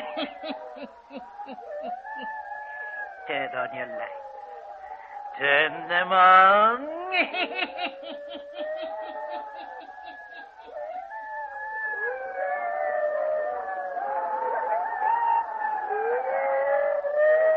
I'll be back. Pleasant dreams.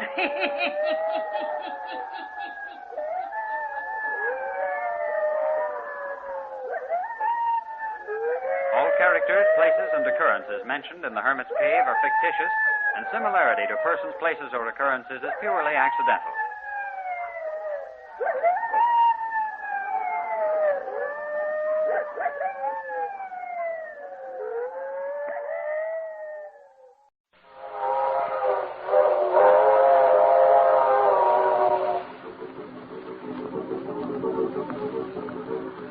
A mysterious traveler.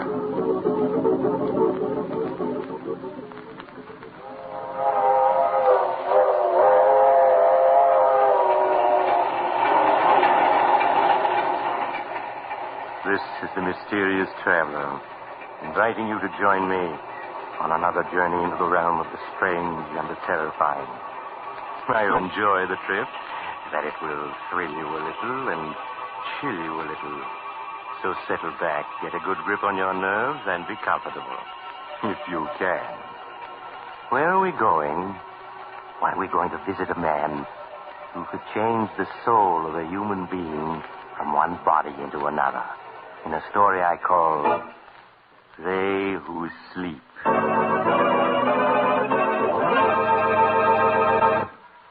My story begins late one foggy night in a dingy little room in the slum section of a great city. The occupant of the room, a small man, white-haired, his cheeks hollow from hunger, has just admitted a visitor whom he does not know and whom he is trying to send away. An expensively dressed young woman with a heavy veil hiding her face. But, my child, it cannot be me to whom you wish to speak. You have made some mistake. I haven't made any mistake. I've been hunting for you for days. I spent a good deal of money tracing you here. But I do not understand. Why should you wish to find me, Alexander Thomas, a penniless old man You did not always use the name Alexander Thomas. Once you called yourself Chadwin the Great, hypnotist beyond compare. Chadwin the Great? Yes. I once used that name. But Chadwin the Great no longer exists. I am only Alexander Thomas now. Listen to me, Chadwin. We've met before. 10 years ago, you gave a performance at the Bijou Theater. Oh, there are so many Bijou theaters. You asked for volunteers to be hypnotized. I came up on the stage. I and my sister Rose. You hypnotized her easily, but you could not hypnotize me. There were so many, I cannot remember. No, but you can remember this newspaper clipping. That old story from the newspapers? Where did you get it? It says that you, Chadwin the Great, once performed the experiment of exchanging two men's souls. By the use of secret drugs and your great powers of hypnotism, you transferred one man's soul into another man's body. You cannot believe all the newspapers say. But you did this before witnesses. And one of the two men died. You went to prison for 5 years for manslaughter. Why do you come here to remind an old man of his tragedies? Go, please. Leave me alone. No, Chadwin. For years I've kept this clipping, for years. Never knowing what impulse made me tear it out and save it. Until last week I found it again. And then I knew. You speak not like a woman, but like a soul possessed by devils. Perhaps I am. So you can transfer souls from one body to another? No, I cannot. How much would you charge to do it again? Do not ask that of me. I am old. I have been in prison. How much, Chadwin? Could you put my soul into another's body for $10,000? $10,000? Yes. Then you could live like a man again, not like a starving animal in this hovel. Once before I tampered with the eternal laws. I paid the penalty. And so did one of those I experimented upon. But which one, Chadwin? The which one? He died. The other, the strong soul in its new body, lived. Ah, then I am ready. When can you do it? Tomorrow night? But, my child, why should you risk your life for that which cannot be, which was not meant to be. Look, Chadwin, I shall raise my veil. Would you call me beautiful? Even pretty? No. I'm ugly. You are not ugly. Your face is strong. But if it were not twisted by bitterness... Enough of talking. How can you know what it means to a woman to be ugly? To lose the man you love to a woman you hate? Because you are plain, and she is so beautiful. Chadwin, will you do as I ask? To help you change with one who is beautiful. To help you to be loved for just a little. My child, perhaps it is not such a great wickedness to do that. And you'll do it? But it is only for a little while. You must understand that. For 10 days, no more. Then the laws which cannot be violated with impunity require that your soul must return to your body. It's enough. It's all I want, Chadwin.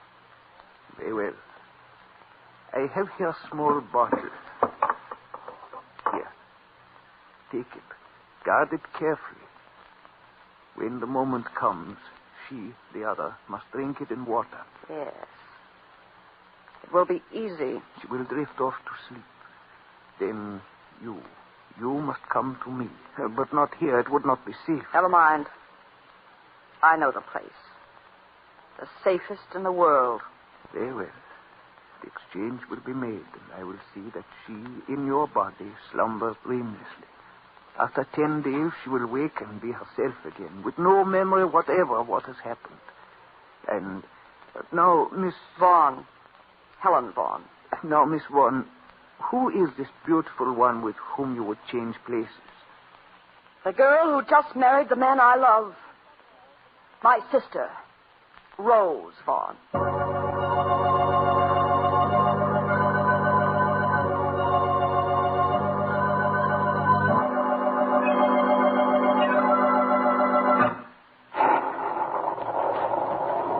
Good morning, Bessie. Good morning, Miss Helen. Where's Miss Rose?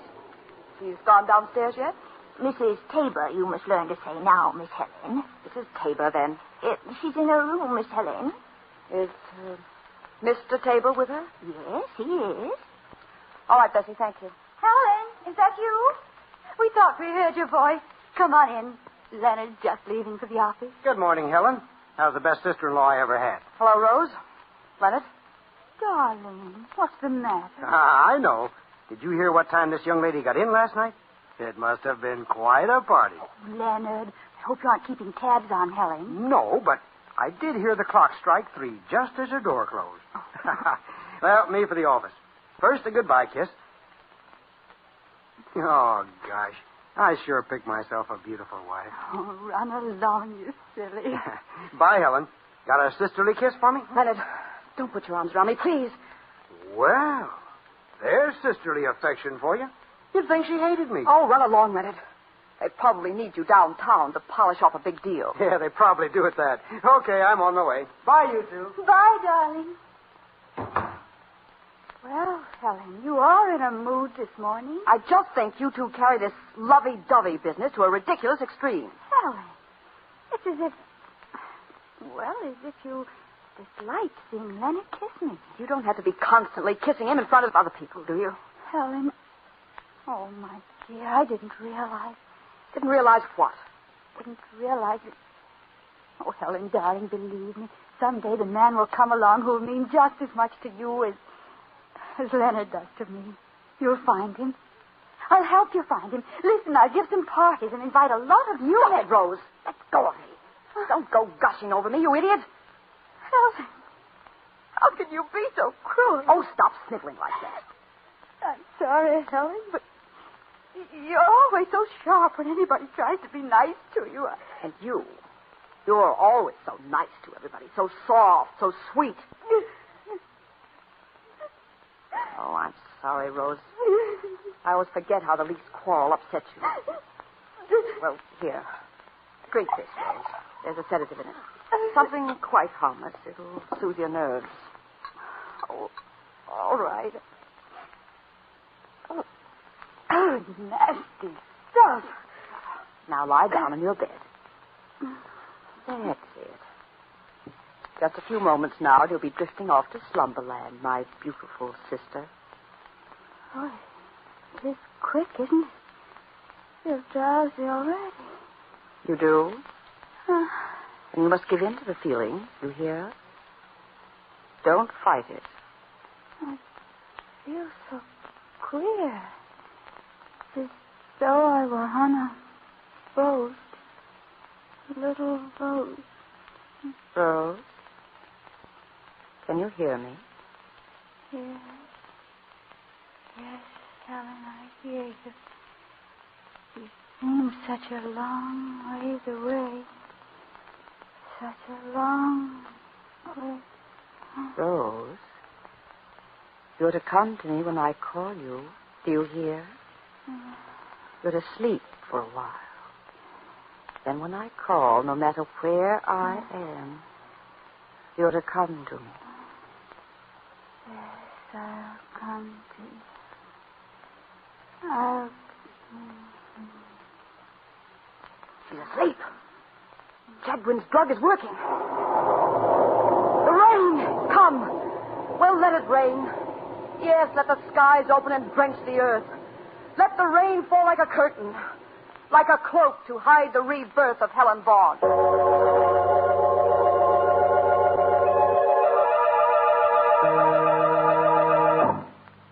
Leaving her sister Rose in a slumber so deep it was almost death-like, Helen Vaughn hurried to her room. There she wrote a note addressed to Rose and Leonard, explaining that she had decided suddenly to go off by herself on a trip to Mexico, and that they would probably not hear from her for some time. Then she put on her hat and coat and slipped out. All day she waited in a hotel.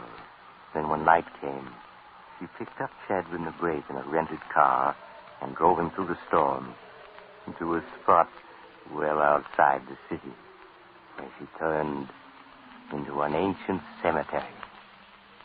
There she brought the car to a stop before a low building of white marble over which ivy and moss had grown for many years.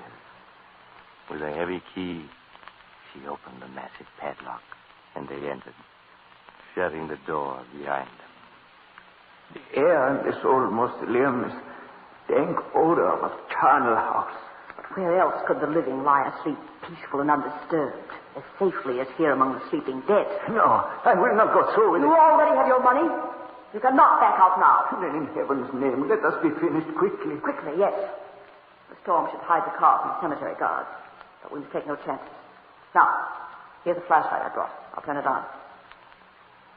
Look there, Chadwin, at the tiers of compartments this tiny stone building holds.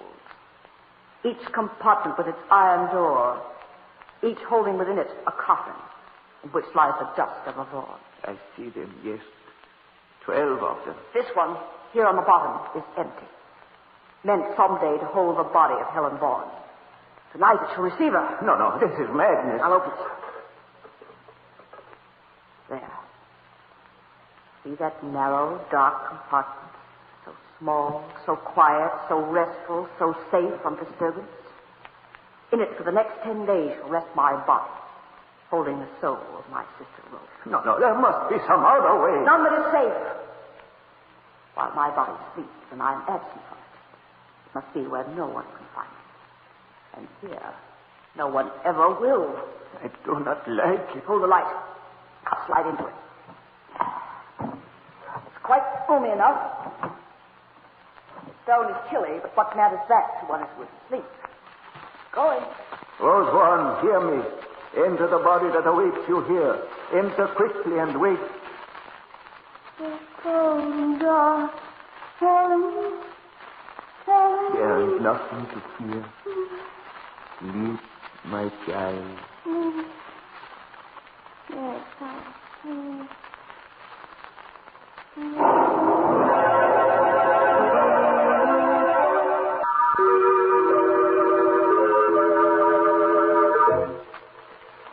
Quickly, Chadwin closed and latched the iron door of the compartment, slipped from the mausoleum, snapped the padlock on the huge door again, and was gone.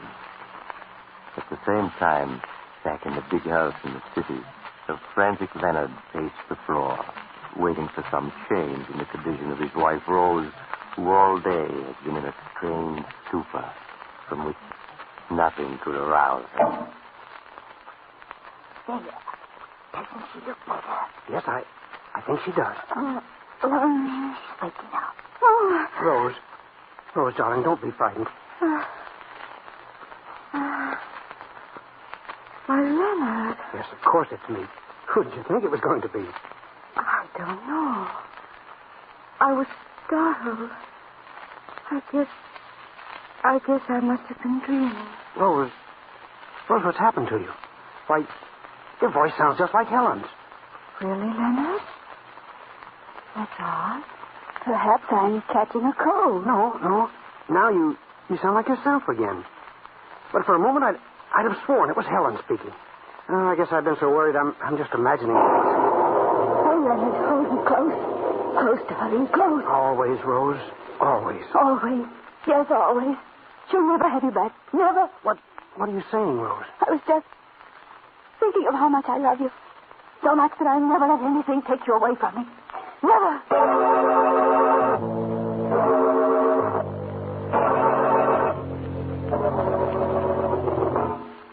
In the days that followed, Leonard found his beautiful wife, Rose, so strangely changed. You've been different somehow these last 10 days. In fact, ever since Helen went away so unexpectedly. Have I, Leonard? How? Well, you've been gayer, more headstrong, too. It's almost as if you'd acquired a whole new character. Well, perhaps I have. And how do you like this new wife of yours? Well, I do, and I... Don't? Oh, please, I don't mean it. It's just that... Well, I was so in love with the old Rose, it's a little hard to get used to the new. And all these bills that you're running up. Why, that's not like the Rose you used to be. Oh, Leonard, I do hope you're not too mad at me because... Well, what is it this time? Another fur coat? Worse than that. We're going to give a party. Another? Why, that's 3 in 10 days. Rose, I forbid it. You can't, Leonard, because I've invited everybody already. Rose, it's so unlike you. Why, you act more like Helen than like yourself these days. Never mind, darling. You'll get used to the change in me. In time.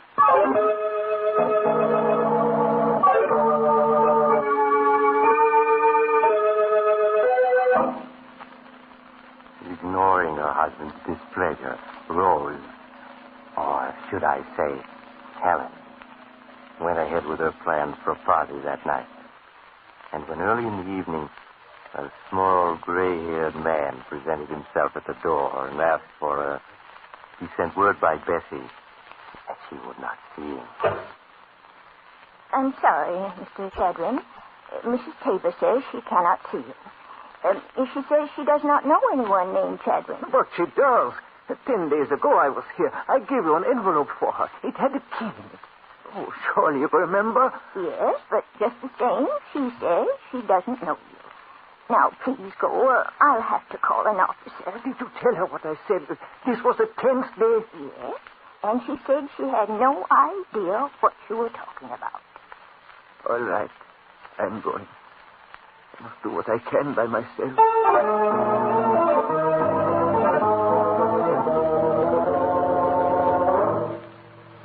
And while the gay party went on, miles away in the old cemetery, Chadwin the Great worked frantically with a hammer and chisel to force the padlock on the door of the mausoleum in which, unknown to the world, a sleeping girl lay hidden. Look, got to get it open. Won't let me into our house. Won't even talk to me. Won't let me warn her. She won't. What is that? Dog's coming this way. There he is. Somebody trying to break into the barn mausoleum. It's the guards. I must run for it. Look out, he's getting away. Hey, you brave brother. You little somebody. They missed me. Got to get back to town. I must warn her. She's got to know.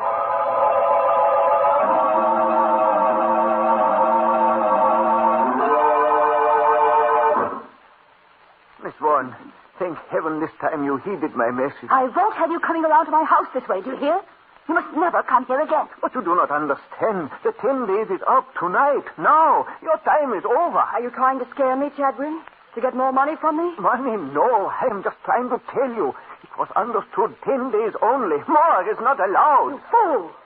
Do you think I ever intended to give up Rose's body once I had it? In that narrow crypt in the tightly locked mausoleum, my body has long since died from lack of air. And Rose has died with it. But I remain alive. So, that is what you planned. I should have guessed. But it is not so. Your body is not dead. It is in a sleep so deep that it scarcely breathes. Needs no food, no water. But sometime tonight the dog will wear off, and your sister Rose will claim her body again, while you, Helen Vaughan, will wake to find yourself locked within a burial crypt. No. No, it's not true. It is true. And you will not be asleep. You will be awake, needing air, and there will be no air. You're just trying to frighten me. Tonight I tried to open the tomb to save you. I was driven away by guards with dogs. But what can I do? Only if we can reach the tomb in time to open it can you be saved. And we must go now. I'll get the key. And we must hurry.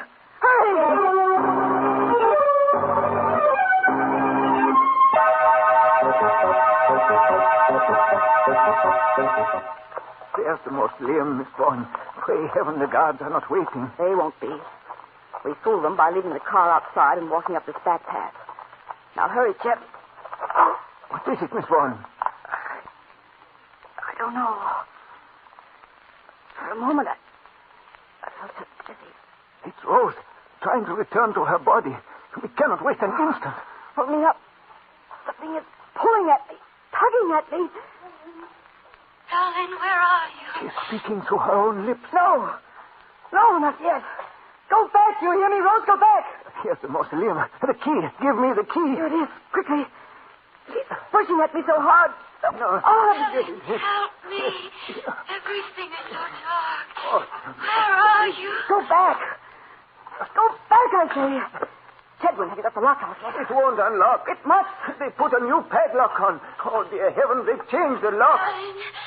No. It's getting dark. Dark. It's hopeless. We cannot enter. Darling, where are you? No. We can't both be in the same body. Go back. Darling, I'm trying. Don't force me out. Help me. Go back where you were. Help me. Wait, Rose, wait. Help me. Helen. No, don't. Rose, you mustn't. You mustn't. The guards. They're coming back. Where am I? What's happened to me? Sleep, child. Sleep a little longer and wake without memories. Please. For Heaven, I can do nothing now. And the guards, they must not catch me. They must not. There it is. We got him this time. Holy cats. It's a girl. It's Mrs. Taylor. Asleep on the steps of her own family mausoleum. Say, we got to get her out of here. Help me lift her out. Hey, wait. Did you hear something then? Like somebody calling a long ways off? Listen.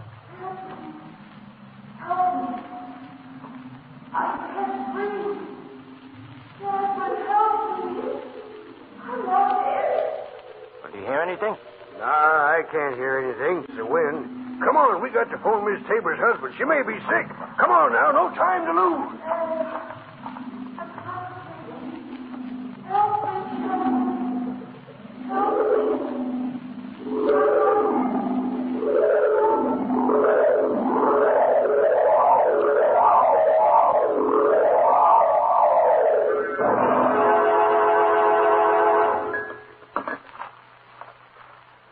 Rose, do you remember anything about a man named Chadwin? Chadwin? No, I don't, Leonard. Well, Bessie says he called several times last week to see you. The last time was the night of the party. You're sure you don't remember him? No, Leonard. I'm sorry, Oh, but... it's all right, darling. I just thought maybe you might have begun to remember some of the things that happened during those 10 days when you, well, weren't yourself. It's so strange. As if my mind had been asleep the whole time. Is there something about Chadwin in the paper? He committed suicide last night. Oh. His body was found near the old family mausoleum. He left a mysterious note saying he was paying for some transgression. How strange. I wondered if he could have given us any clue as to how you came to leave the party so suddenly that night and drive to the cemetery. Oh, but it's all over now and not worth worrying about. I'd remember if I could, but when I try, I become suddenly frightened and feel as if I were locked in some dark, tiny space where I can't breathe. All right now, darling, all right. Let's forget the whole thing. Now, let's see what came in the morning mail. Maybe there's a letter from Helen. You know, it's high time we were hearing from her. She's really not acting much like a sister, being gone so long without even writing a letter to know where she is.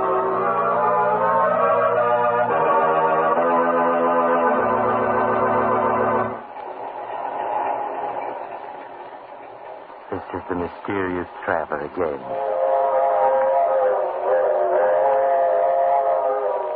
I'm afraid Leonard and Rose are going to have to wait a long time for a letter from Helen. In fact, I'll be very much surprised if they ever get one. I suppose it'll never occur to them to look in the old mausoleum. In fact, since they both feel a distinct aversion to going near it, it may never be opened again. But I don't suppose that'll make much difference to Helen.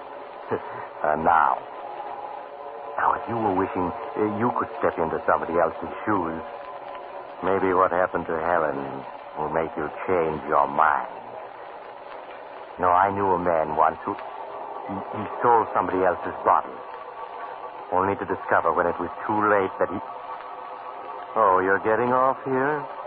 Well, perhaps we'll meet again soon. I take this same train every week at this same time.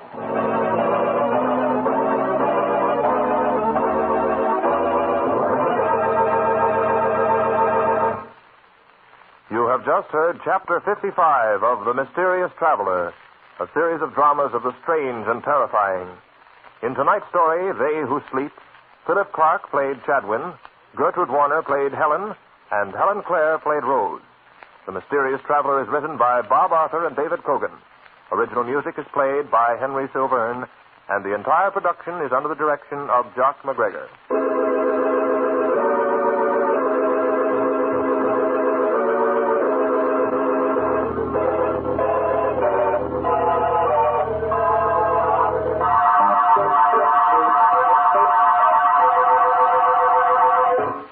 Listen next week to a tale titled Escape Through Time. Another tale of the Mysterious Traveler.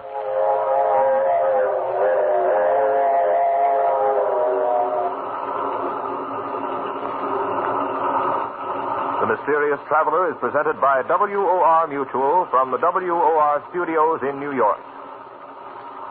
This is Mutual.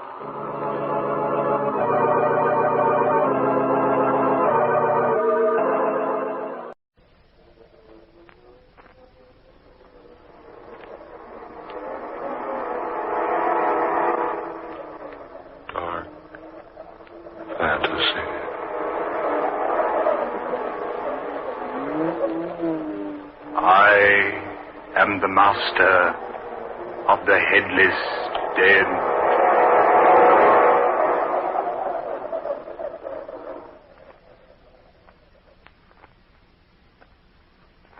I say, guard. Just call me Swiss, sir. Spelled with an E at the end. Yes, of course. You reminded me before. What were you about to say, sir? I was about to observe that this Tower of London is quite a historic place. That it is, sir. Historic indeed. And haunted, I have heard tell. Oh, have you now, sir? Oh, yes. Don't tell me you haven't heard stories about the Tower's ghosts. Perhaps I have. Perhaps not. Of course, I don't believe that sort of rubbish, you know. Rubbish? Certainly rubbish. Don't tell me, Mr. Swift, with an E, don't tell me you believe in such things as ghosts and haunts. What I believe, sir, I believe. Certainly not the legend of the gambling spook of Wycott Hall. The ghost invariably appears whenever a gambling game is in progress at Wycott Hall here in the tower, and always wins the stakes. Yes. Don't tell me you believe such a fantastic yarn as that. Or such an unbelievable story as the one about the pig-faced specter of the rectory. I imagine Brother Randolph would tell you there's nothing fantastic about the story at all. Brother Randolph? Yes, sir. He's the overseer of the rectory. He's seen the specter many times. No, he's probably just superstitious. Brother Randolph says the thing is always dressed in a long black cloak. Has the body of a human, but the face is that of some grotesque and repulsive animal. Mm-hmm. It sounds like an old wives' tale. Oh, mind you, sir, I'm not trying to convince you about such things. That's the entrance to the choir loft, the chapel over there. Chapel. Didn't know there was one in here. It's a chapel of St. Peter Advent Kirard. Is it possible for me to go in there? Picking your borders, sir. That's what the climb up the stairs was for. We always like to show visitors the choir loft, the chapel. Well, then, let's have a gander at the place, shall we? Yes, indeed, sir. Yes. Here, the key. You always keep this locked. More habit than anything else. Nobody ever climbs those steps unless they're showing them through the tower.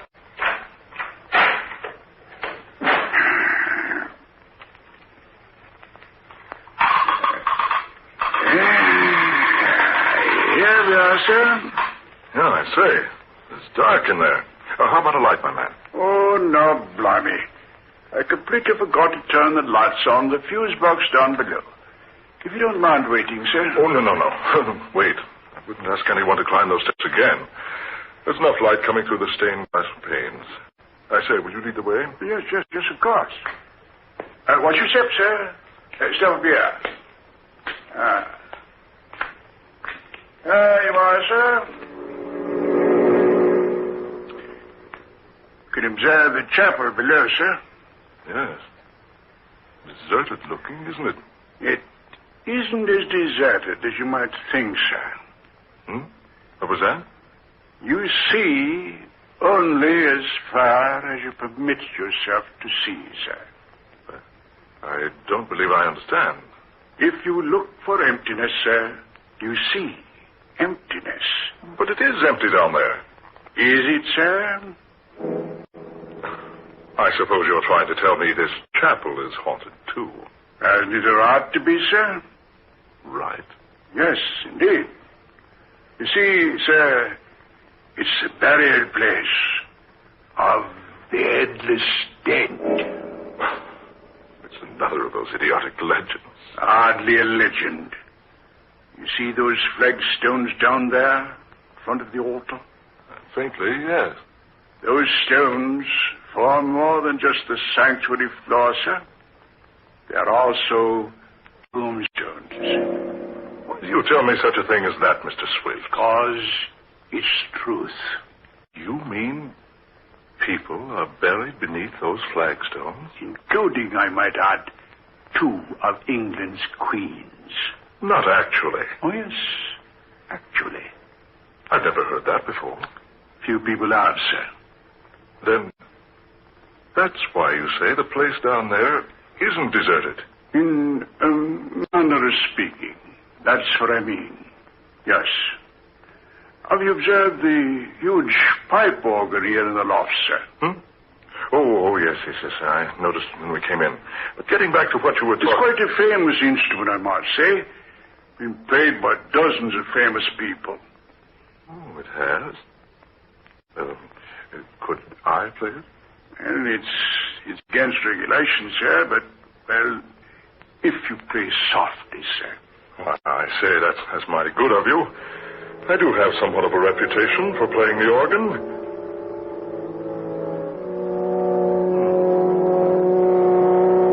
You play well, sir. Quite well.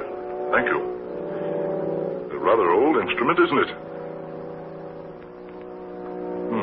Beautiful tone, though. Beautiful. Verbum erat in principio. What's that?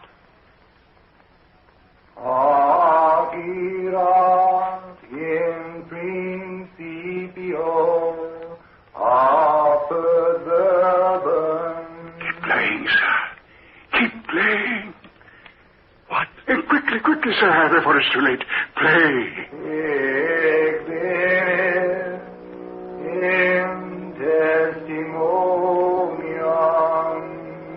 That voice. What is it? No one knows. He always speaks like that in Latin whenever a stranger plays his organ for the first time.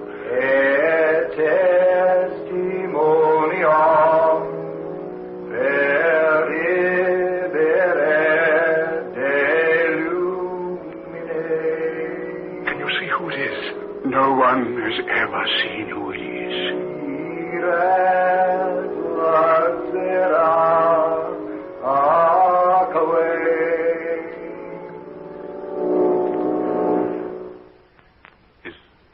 Is he gone? Yes. You hear no more of him today. But what's the explanation? Who is it? Why does he do that? There is no explanation. I must admit, sir, I've often heard of the ghost of St. Peter's Chapel, but this is the first time I've actually heard him. He always does that? Whenever a stranger plays his organ for the first time. Will he return if I play again? No.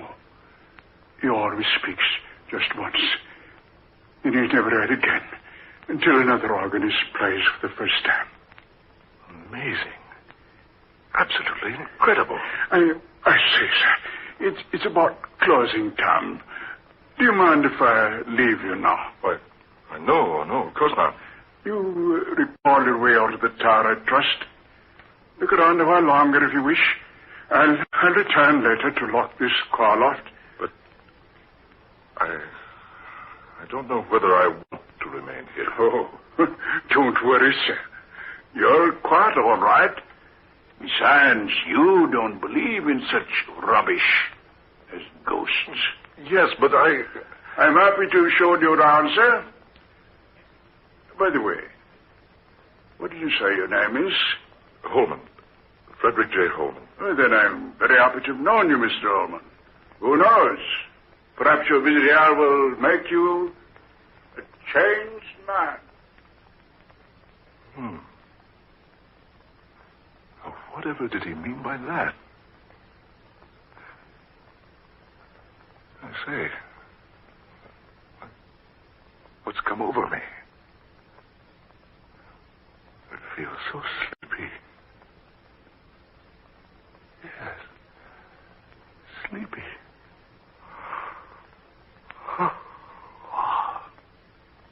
I'd best sit here in this pew. Strange. Never felt like this before. I'll sleep here a while. Then go home.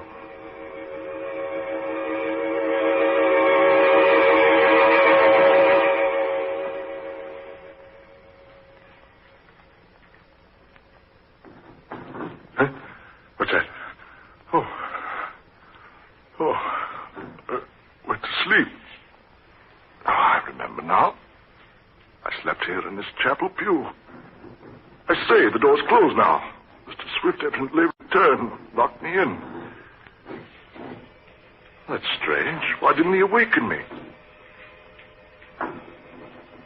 What's that? No. It can't be. Those stones at the foot of the altar. They're being pushed up by someone underneath. Hands. And arms. Long, bony arms. Pushing up the flagstones. And over to the right. Two ghostly figures. Rising out of the tombs in the floor. No, it's not possible. It can't be. Figures. Dozens of them now. Leaving their tombs. Forming a procession down the middle aisle of the chapel.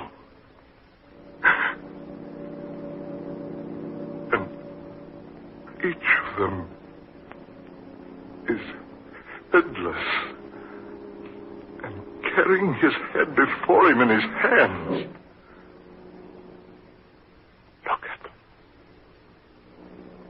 Marching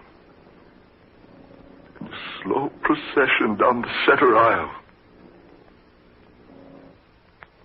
Marching. Marching. Marching. Marching. On soundless feet. That man in front. The one in ancient armor. He seems to be the leader of those fantastic creatures. Oh, is this a dream? Is this a nightmare? No. It is not a dream. How did you get up here? Just a moment ago, you were down below, leading the procession. It is not our custom to hold our rights while an intruder is present. But I was locked in here. I didn't intend to be here. Now that you are here, you must make the most of it. What do you mean? You're now as one of us. It was you who prayed when I played the organ earlier today. Yes. I always pray when a stranger sits at the console. You see, it was I who first played this organ when it was installed. Don't you think I play well?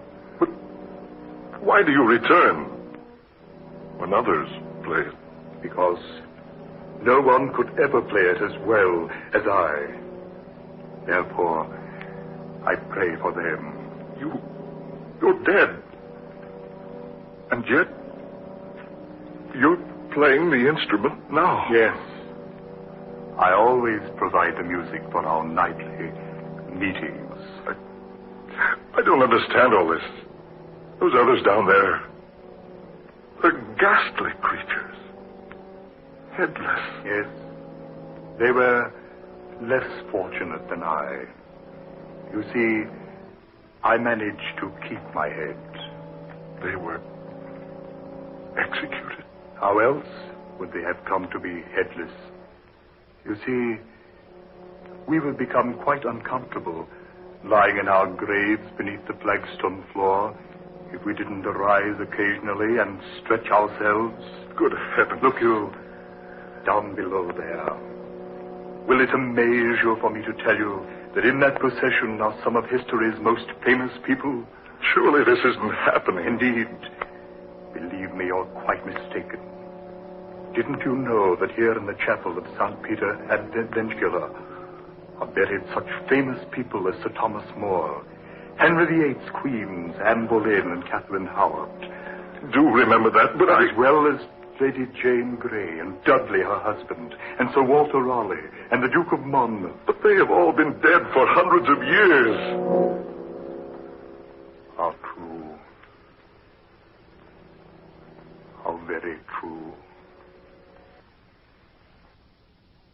Rick Coleman, you will join us. What? I said you will join in the procession with us. No, not I. It must be so. No one can look upon the procession of the headless dead unless he joined them to save himself. Save myself? What do you mean? You will discover what I mean if you refuse to take part in the ceremony. But not now. Not tonight. Perhaps later. Yes, some other time. It will be more satisfactory for you to join us tonight. I can't tonight. Can't we make it some other night? Honestly, I fell asleep here. It's later than I thought. It's exactly midnight. I must return home. My family will be frantic. I'll tell you what I'll do. I'll return to join you tomorrow at midnight. What? Tomorrow at midnight. You will return to join in the procession. Yes. Yes, that's fine. You can count on it. Raise your right hand. My right hand? Yes. Raise it. Now, repeat after me. I solemnly swear. I solemnly swear. The souls of the sacred dead. By the souls of the sacred dead. To return to this chapel tomorrow at midnight. To return to this chapel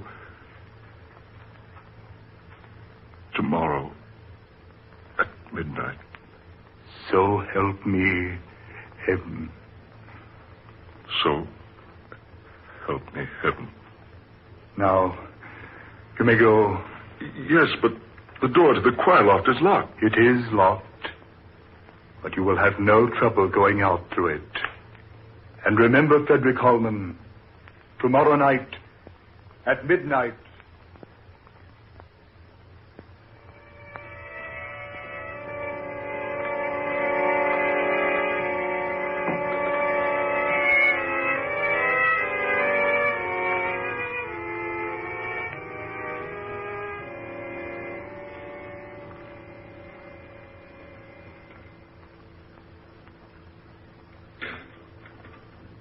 Frederick, dear, you're worried about something.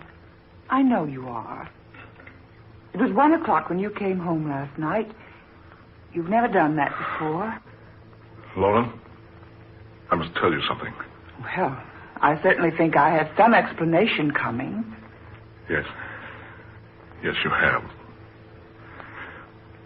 I don't know how you're going to accept this, but... Well, here goes. I went to visit the Tower of London yesterday.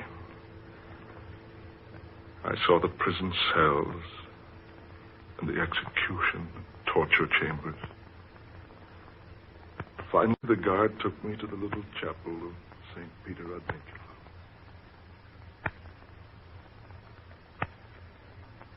So I promised to return to the chapel tonight at midnight. They permitted me to leave the chapel. Frederick, surely you were dreaming. No, I'm sure it was no dream. It was all too realistic. I saw those people and heard them. Oh, but things like that don't happen. I'm very positive this happened, Laura. Oh, nonsense. You were just affected by those ghost stories that guide told you about the tower. No, dear, you're wrong. I've never believed in such things before. Now? Well. But surely you don't intend to go back there tonight. Do you? I don't know, Laura. I don't know.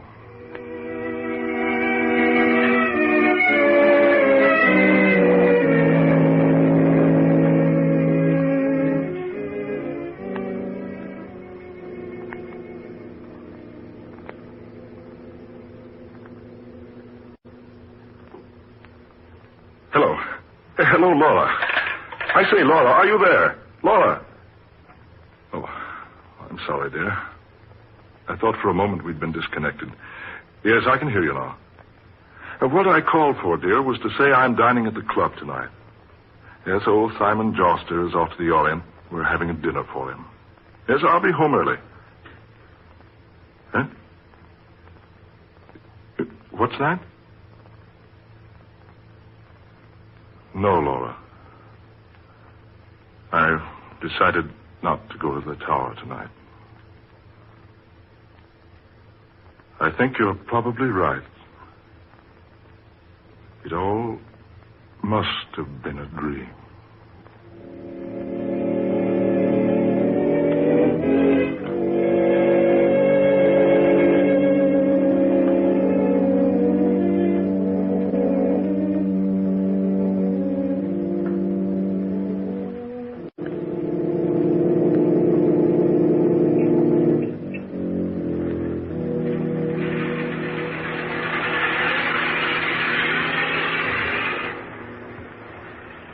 Good evening, Mr. Holman. Your car, sir. Oh, thank you, Henry.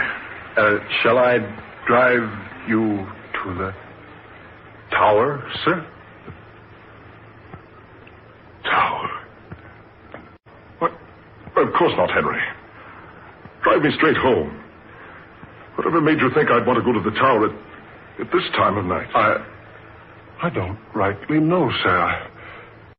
Begging your pardon, Mr. Holman, I don't know what made me ask you that. Really, I don't. Don't drive me home, Henry. Yes, sir. Oh, by the way, what time do you have, Henry? It's just a minute or two before midnight, sir. Oh, very well.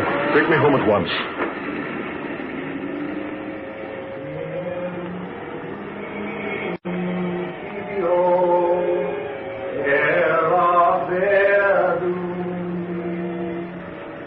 Did you say something, sir?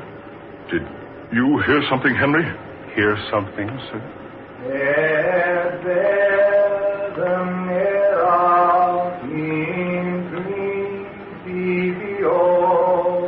Yes, that voice. Voice, Mr. Holmes. Don't you hear that voice? No, sir. I don't hear nothing, sir.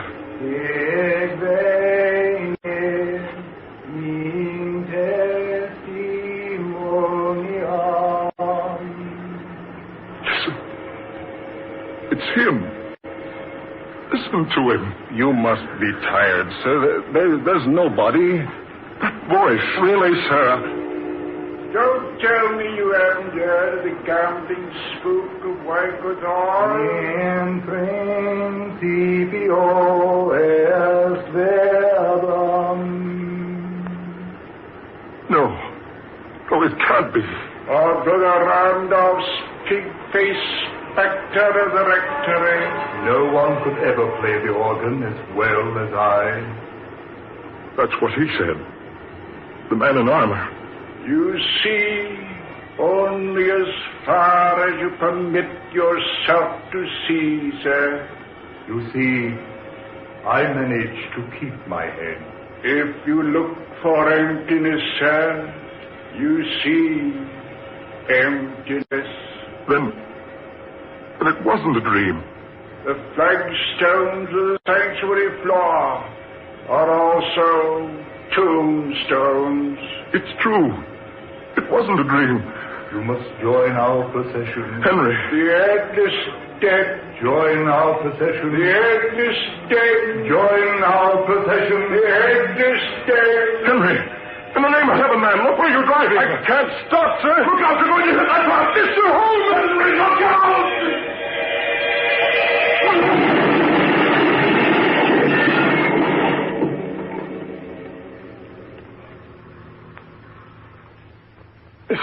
Mr. Holman. Mr. Holman, are you all right, sir? We hit that truck and... Mr. Holman, we hit that truck broadside and... Mr. Holman. Look at him.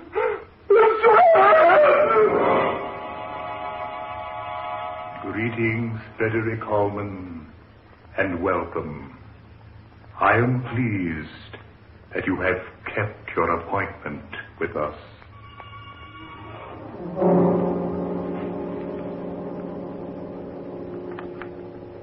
You have heard The Headless Dead, tonight's original tale of dark fantasy by Scott Bishop. Ben Morris played Frederick Holman. Eleanor Naylor Corrin was Mrs. Holman. Fred Wayne was Swift. Garland Moss was the leader of the Headless Dead.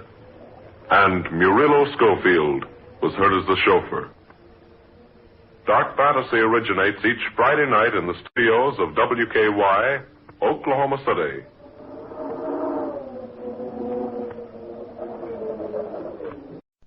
This is Nelson Olmsted. Sleep no more.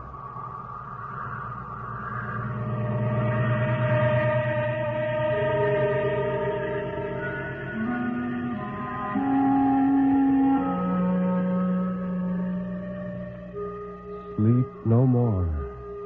Turn down the lights. Sink back in your chair and don't look into the shadows. In the shadows, there may be moving things. Tonight, it may be you will sleep no more.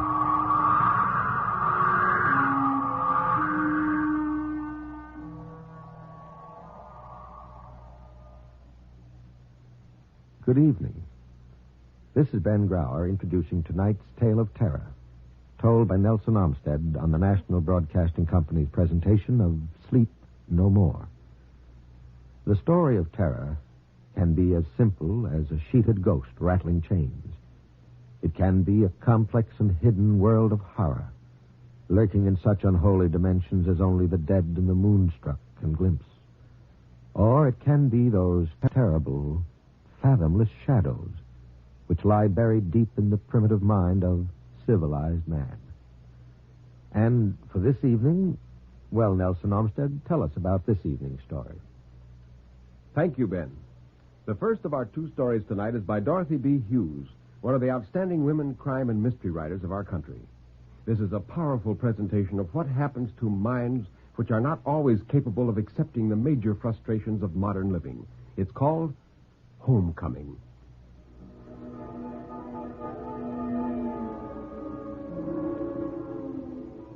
It was a dark night, about 6 months after the Korean War. A small wind night. The night in which evil things could happen, might happen. He didn't feel uneasy walking the 2 dark blocks from the streetcar to her house. The reason he kept peering over his shoulder was because he heard things behind him. The little moans of the wind quivering his own flung shadow, and his own step solid in the night, moving to her house. He'd be there. The hero, Korea Jim. He'd be there since supper. She'd have asked him to supper because this was her folks' night out. Her folks always went out Thursday nights, ladies' night at the club. By now, she and Jim would be sitting on the couch close together and only one lamp on. Too much light hurt her eyes. They were big as cartwheels, blue sometimes, smoky blue, and sometimes sort of purple-gray. Her nose didn't change. It was little and cute as she was. Her mouth changed colors, red like a Jonathan, sometimes like a holly or mulberries. Her mouth. He picked up the steps, and this time he didn't look over his shoulder. Nothing was back there. And beyond, a block beyond her house, he could see the blur of a green light, the precinct police station. It was somehow reassuring. There couldn't be anything behind you with a police station ahead of you. Besides, he had a gun. It was heavy in his overcoat pocket. On the streetcar, he felt everyone's eyes looking through the pocket and wondering why a nice young fellow was carrying a gun. He could have told them. He could have told him he was going to Nan's house, though she wasn't expecting him. Though she'd told him for the 12th night in a row, "I'm so sorry, Benny, but I'm busy tonight." He could have told him he was going to surprise Nan, and especially surprise Hero Jim. He'd find out how much of a hero Jim was. He'd see what big, bold Jim would do up against a real gun. She'd see, too. When he'd ring the doorbell, they'd sort of jump apart, wondering who it was. Jim would come to the door. He ought to let Jim have it right then and there, the dirty, cheating, lying, sitting around saying, "I don't want to talk about it, Nan," waiting to be coaxed. And she had coaxed him, bringing up things about the raid that had been printed in the newspapers along with a picture of Jim. He didn't want to talk about it, but once she got him started, she couldn't stop him. He'd gone on and on, practically crawling around the floor, and then he'd stopped, and the sweat had broken out all over his red face. She didn't say anything, just looked at Jim. And he, Benny, had put a hot record on the phonograph. He'd had enough of Jim showing off. But she just sat there looking at Jim. Benny knew that night what was going to happen. Her and Jim and him out of it. It had always been like that for Jim. He got everything. In high school, he was elected captain of the basketball team. He was a junior class president. He was the one the girls were always looking their eyes out at in the halls. When other guys had pimples, Jim didn't. When other guys had to grease their hair to keep it out of their eyes, Jim's yellow hair was crisp enough to stay where it belonged. When other guys' pants needed pressing and they forgot their dirty fingernails, Jim didn't. Korea Jim. Even in the war, he'd come out the big stuff. It wasn't Benny's fault he'd never been sent over. The Army didn't say, "Would you like to go to Korea and be a hero?" They said you were doing your part just as much in the recruiting office. He'd thought he'd been lucky until Jim came back with all those pretty ribbons and his picture in the paper. Jim, who'd always had everything, and now this. And Nan, too. Well, he wasn't going to get away with it this time. He wasn't going to have Nan. Nan was Benny's girl, and had been for almost 2 years. Jim hadn't meant anything to her those years. Just one of the gang in Korea. And Jim wasn't going to come back and bust up Benny and Nan. He could get plenty of other girls. Just because he'd been Nan's fellow in high school before the war didn't mean he could walk back in and take over, not after leaving her for 2 years. None of that mattered now at all. There was only one thing counting. Nan, his girl, Benny's girl. Jim was going to find that out tonight.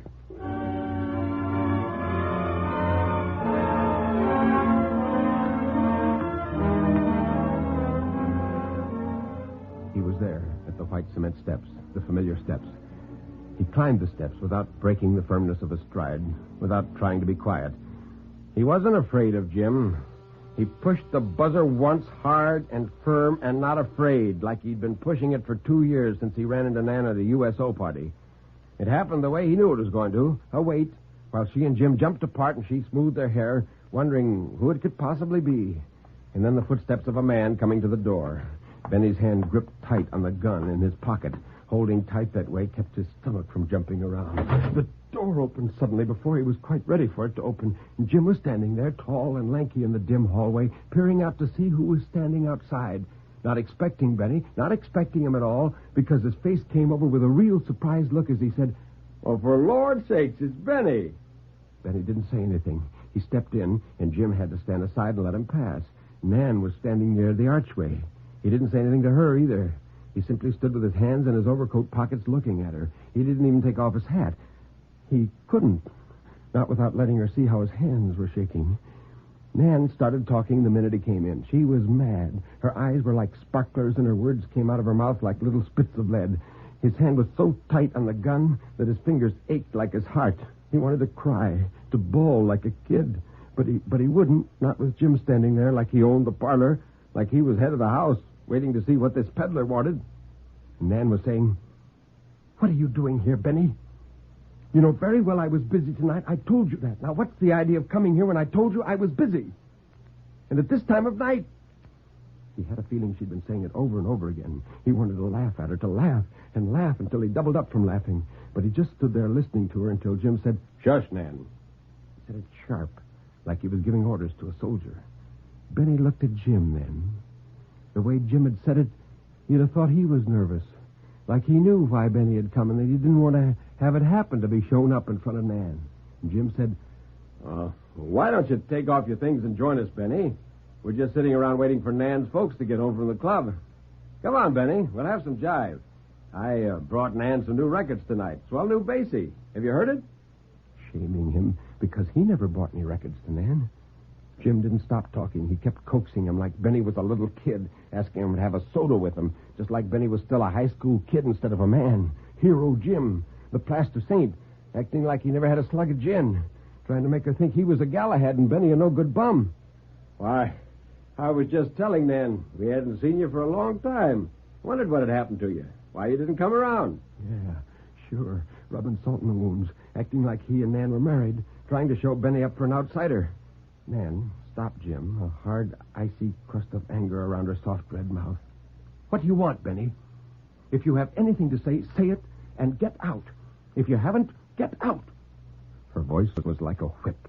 And Jim said, "Oh, you shouldn't have said that, Nan. Benny's come to see you." "I told him I wouldn't see him tonight. He knew I was busy tonight. I'll tell him now to his face what I told you. I don't ever want to see you again. Now get out." "Nan." Jim's voice wasn't steady. He twisted some kind of a smile at Benny. Come on, Benny. Sit down. Let's talk everything over." Now, Nan didn't mean it. We're all friends. We've been friends for years. Now, sit down and have a soda. Benny brought his hand out of his pocket then. He had a smile on his face, too, but it hurt his mouth. He had a little trouble getting his hand out of his pocket and holding onto that thing at the same time, but it came out, and the gun was still in his hand. Jim saw it, and he had sweat on his upper lip and above his eyebrows. He was yellow, just like Benny had known he'd be. Korea Jim, Hero Jim, was scared to death. Jim's voice didn't sound scared. It was quiet and calm and easy. "Well, now, where'd you get that, Benny? Let me see it, will you?" Benny didn't say anything. He just held the gun. Sweat trickled down Jim's nose. He laughed, but it wasn't a good laugh. "Well, what do you want with a gun, Benny? Might hurt somebody if you aren't careful with it. Come on, let me see it." He'd had enough. hero Jim standing there like a dope, like he'd never seen a gun before. Now it was Benny's time to laugh, but the gun made too much noise. Nobody could have heard him laughing with all that noise. Even if Nan hadn't started screaming, standing there, her eyes crazy, her face like an old woman's, just screaming and screaming and screaming. He only turned the gun on her to make her keep quiet. He didn't mean that she should fall down and spread on the floor like Jim. They looked silly, the two of them, like big sawdust dolls, crumpled there on the rug, scared to death, scared even to look at him. That's the way a hero acted when a real guy came around, like a soft, silly girl lying down on his face, not moving a muscle, lying on his face like a dog. The room was so quiet, he could hear the beat of his heart. Oh, he'd had enough of their wallowing, of their being scared. He said, "Get up. You look crazy lying there. Get up." Suddenly he shrilled, "Get up!" Then, louder, "Get up! Get up!" Scared to death, scared to death. The gun made such a little noise dropping to the rug, his fingers couldn't hold it. They couldn't get up. They could never get up. He hadn't meant to do it. He wouldn't hurt Nan, not for anything in the world. He loved her. She was his girl. He wouldn't kill anyone. He hadn't. They were doing this to get even with him. He began to shout again, "Get up! Get up!" But his voice didn't sound like his own voice. It was shaky like his mouth, and his hands, and the wet back of his neck. He started over to take hold of Jim and make him stop acting like he was dead. He started one step, and that was all. Because he knew that whatever he said or did couldn't make them move. They were dead. When his mind actually spoke the word, he ran, bolting from out of the house, stumbling off the stoop, down the steps to the curb, and there he retched. When he was through, he was too weak to stand. There were lights in most of the houses. You'd think the neighbors would have heard all that noise, would have come running out to see what was going on. Well, they probably thought it was the radio. If they'd come, they'd have stopped him. He didn't want to kill anyone. Even Jim, just scare him off. Oh, Nan couldn't be dead. She couldn't be. She couldn't be. She couldn't be. He sobbed the words into the wind, in the dark, in the dead brown leaves. He sat there a long, long time. When he stood up, his face was wet. He rubbed his eyes, but the rain came into them again, spilling down his cheeks, filling up, overflowing, refilling. He ought to go back and close the door. The house would get cold with it standing wide open, but he couldn't go back, not even for his gun. He started down the street, not knowing where he was going, not seeing anything but the wet, dark world. He no longer feared the sound and the shadow behind him. There was no terror as bad as the hurt in his head and his heart.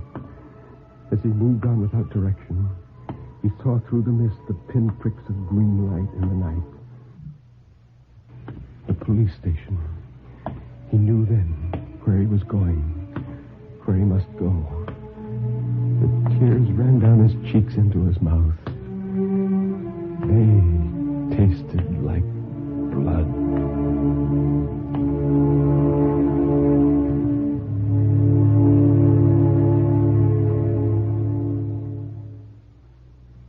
A powerful story indeed. And now, Nelson, what's the second story like? Quite different, Ben. This one is a light-hearted and, to me at least, delightful fantasy by Virginia Swain called Aunt Cassie.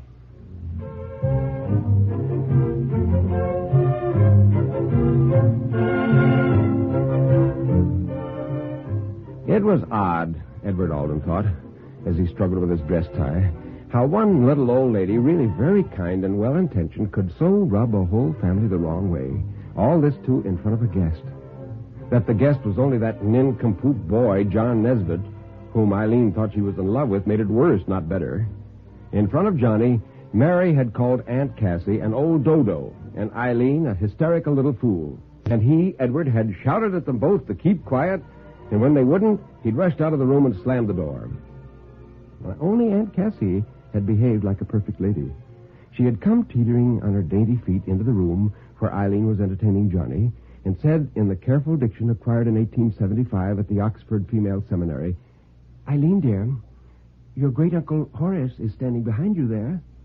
he wants to tell you that in our family, young ladies never sit up after 10 o'clock with young gentlemen to whom they're not engaged. Eileen had given one blank look and then begun to cry, and her parents had come running. Mary, with a horrified look at Eileen, sobbing and crumpled on the sofa, had made a lot of unintelligible clucking sounds, shot a glance of pure hatred at Johnny Nesbitt, and turned to Edward in a way that showed she meant him to deal with this, Aunt Cassie being his aunt, not hers. Aunt Cassie caught her look and turned to Edward, too. She said, "But you understand, Eddie, it's not my opinion, only Uncle Horace's. He's been trying for days to tell Eileen, but I met him in the linen closet yesterday, and he said that since you were all too stubborn to see or to hear him, I'd better tell her. He said, 'Tell that girl that's not the way to catch a husband.'" Her voice was sweet and low, and she smiled with innocent affection upon them all. It was then that Mary had called her an old dodo, and Eileen had stopped whimpering and begun bawling, and he had yelled at them all and gone out and slammed the door. He could recall how Johnny had sat like an ugly gingerbread man in his brown suit, bolt upright, at his end of the couch.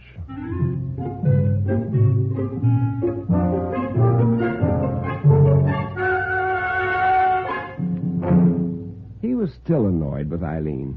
It was embarrassing for the kid, of course, but she had been trained for 12 years in the proper way to deal with this crotchet of Aunt Cassie's, and she should have risen to the emergency last night.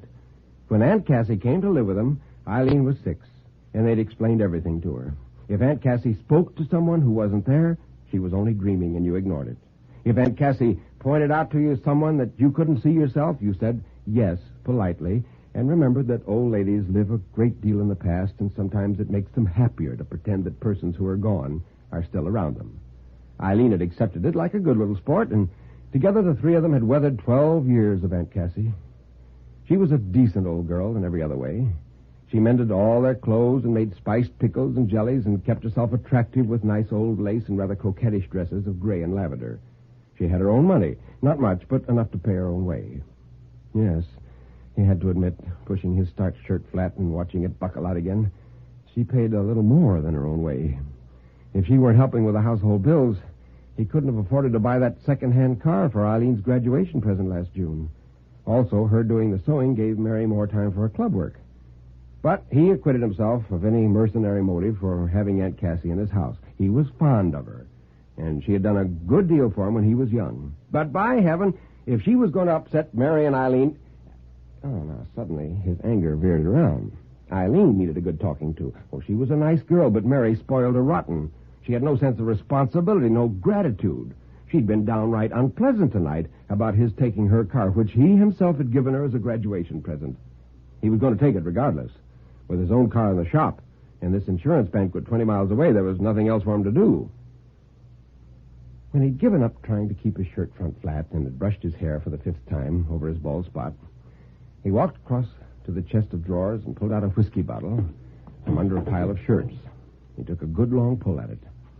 Then he filled a flat silver flask and put it in his hip pocket and put the bottle back in the drawer. When he went down to the dining room, the 3 women were standing there waiting for him. Mary, rather quiet and shamefaced, came across and hunched his dinner jacket up in the back over his collar and patted him. Eileen looked sulky. She cast a young, disdainful eye over his gala costume and said, "You be careful of those brakes, Dad. The car shouldn't be driven that far until they're fixed. There's ice all the way to New Canaan, and they haven't sanded it yet." "I'll be careful," he said, looking at the decanters on the sideboard. It was going to be a cold drive, and if he took a little shot from one of those, he'd have his flask intact for the evening. He let Mary help him on with his coat and hand him his gloves. He stiffened his knees, and somehow that made his shirt front pop. But he walked masterfully to the sideboard and poured himself a drink. Aunt Cassie said, "My goodness, there's Betsy." There was silence for a moment, except for the noise Edward made in swallowing his whiskey suddenly. "Must seem funny to you, Neddy, to hear your mother called Betsy. I know that Yankee preacher she married always called her Elizabeth, but down home she was Betsy." She turned slightly away from him toward the doorway. "Yes, Betsy? What is it?" Again there was silence. But in the silence, the 3 of them, Mary, Eileen, and Edward, turned against their wills to face the door. After 12 years, you'd think they'd stop doing that. Aunt Cassie was nodding her head and then shaking it. "Oh, yes, Betsy, I know. He's drinking too much spirits. It's bad for his blood pressure. He ought to let the stuff alone when he's going to drive a car. She paused. Yes, I know you died before automobiles became common. Nowadays, the police will arrest you if they catch you driving when you're drinking. Betsy, have you seen much of Mother lately? Edward set the glass down on the edge of the chest so that it tottered and fell off, spilling a few drops of whiskey on Mary's prized oriental rug. He glanced at her and saw that she looked angry, but whether with him or with Aunt Cassie, he couldn't judge. He seized his gloves again and went out in a hurry. He had to check his pace for front steps because they were slippery. Road wasn't so terribly slick. Once out of town, he stepped harder on the gas and said to himself that there was no danger so long as he didn't have to use his brakes suddenly, and he wouldn't have to, for there was nobody else on the road. He'd just have time to make his appointment if he got up speed. He began to hum to himself. He took a back road north of Darien, which cut 4 miles off the trip. People avoided it because it was narrow, and one point crawled for some distance along an edge of a ravine. That made him laugh. He knew that road like a book. He felt good and warm inside and confident. His headlights cut a brave swath in front of him. Going was wonderful. Smooth as glass where the ice covered the ruts he had met there the last time. He was going to get to his banquet on time. The lights that cut across him from the curve ahead blinded him completely. The roadster jerked and waltzed and skittered and dropped into space.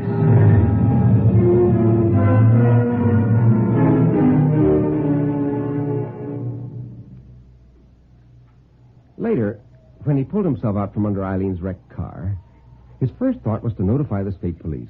Well, that guy hadn't even stopped. He made his way back home. He was dry enough, at least he felt dry, perhaps because his clothes were frozen. Even his shirt stopped popping and stood out like a balloon in front of him. During the last mile, when he was really beginning to feel somewhat light and giddy, he steadied himself by thinking, oh, Eileen will have a fit seeing me coming in looking like this. But he was so glad when he turned into a street and saw his home that he forgot the ruined roadster in the gorge, the criminal carelessness of the fellow who had pinned those suns on his fender, even the lurking suspicion that if he had not taken those 2 big slugs of whiskey on an empty stomach, he could have checked the crazy dancing of the flivver. He climbed the steps, went into the house. The hall and front parlor were dark. The women used the back parlor after dinner, Mary busy at her needlepoint, Eileen poking a tune out of the piano, and Aunt Cassie darning socks or reading beside the gas fire. He tried to shrug off his outer coat, but it wouldn't leave him. When he reached to take off his hat, he remembered that it was icebound somewhere in a hollow between Darien and New Canaan. He struck numb, stiff fingers against his shirt front and saw that they made no impression on it. All right, then. He'd go back into the back parlor as is. Wait till they heard what had happened to him. He'd have to buy Eileen another car, only fair when he had ruined hers. As he went through the front parlor, he thought of last night and Johnny Nesbitt and wondered why he'd let it perturb him. There was nothing to worry about. Mary loved him. Eileen loved him. 2 delightful women who made up his life. From behind the double doors, he heard conversation. Eileen said, oh, it was mean of him to take my car tonight. He knows Johnny and I always go to the movies on Saturday night. And then Mary said rather feebly, he thought, well, he did have to go to that dinner. Edward took a step forward and stood in the wide doorway. The women were at the other end of the long room. For a moment he thought Eileen had seen him, but she couldn't have because she dropped her eyes calmly again to her hands lying listlessly in her lap. There was only one lamp burning in the room beside Mary's chair. He felt deflated because nobody had looked up and cried out with horror at his battered appearance. He crept into the shadowy end of the room and sat down close to the dull glow of the grate. But still they didn't notice him. Eileen was absorbed in her own discontent. She turned back to face her mother and said, why couldn't you have picked me a better father, Mother? You must have been a darned attractive when you were a girl. He turned in agony to look at Mary, but she wasn't looking shocked or angry, only puzzled and a little sad. And she said, well, Eileen, it may surprise you, but he was considered very attractive, too, when he was young. And I couldn't foresee Aunt Cassie, you know. Well, he could bear no more of this. He sprang from his chair and strode toward them into the circle of the lamplight. Mary, he said. Mary, I'm here. I had a wreck, but I got home all right. Nothing happened. Eileen went on pacing up and down, and his wife didn't raise her eyes from her embroidery. There was a light tapping of feet, on the hardwood floor outside the parlor door. He knew it was Aunt Cassie, and he was annoyed because he wanted to get this straightened out with Mary and Eileen. Aunt Cassie was just inside the door now, and she said in her bright social manner, "Well, Liddy, how is it over there? When you see Uncle Horace, tell him to pay me a visit. Was there anything particular you want me to tell Mary and Eileen?"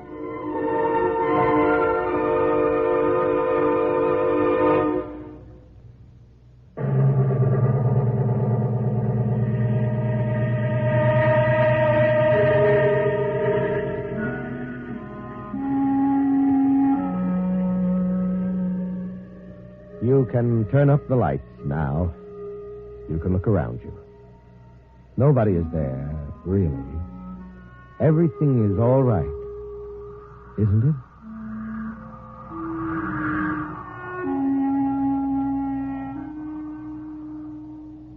Tonight we have heard Nelson Olmsted telling two stories, Homecoming by Dorothy B. Hughes and Aunt Cassie by Virginia Swain. What can we expect next week, Nelson? Two stories, Ben, which are quite different. Zona Gale's rather wistful story of a man with a frightening imagination. It's entitled Evening.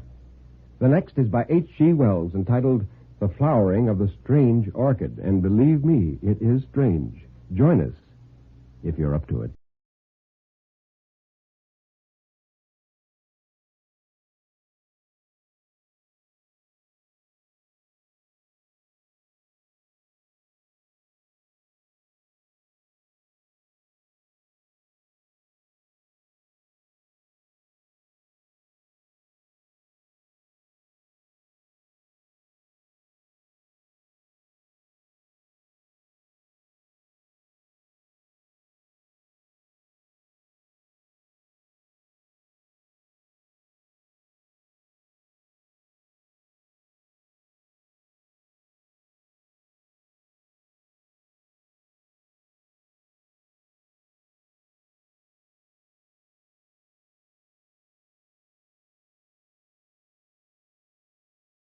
And now, the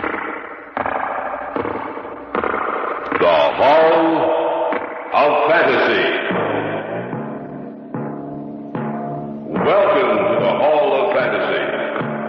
Welcome to the series of radio dramas dedicated to the supernatural, the unusual, and the unknown. Come with me, my friends. We shall descend to the world of the unknown and forbidden, down to the depths where the veil of time is lifted and the supernatural reigns as king. Come with me and listen to the tale of Stone's Revenge. He let him stay out there in the freezing cold, pounding on the door and yelling, "Let me in." Monroe's daughter tried to let him in, but the old man wouldn't let her. So Jeff stayed there in the freezing cold, and the girl heard him say, "I'll make you pay for this, Monroe. For as long as Monroe lives, I'll make you pay." And that's the end of the story? Yeah, not by a long shot, young fella. Ever since that time, people have died who stayed in that cabin. People up here say they've heard him pounding on the door and yell, "Now let me in." And when they do let him in, they die. Real strange like. They die. The Hall of Fantasy will present Stone's Revenge in just a moment. And now for our story, an original tale of fantasy entitled Stone's Revenge.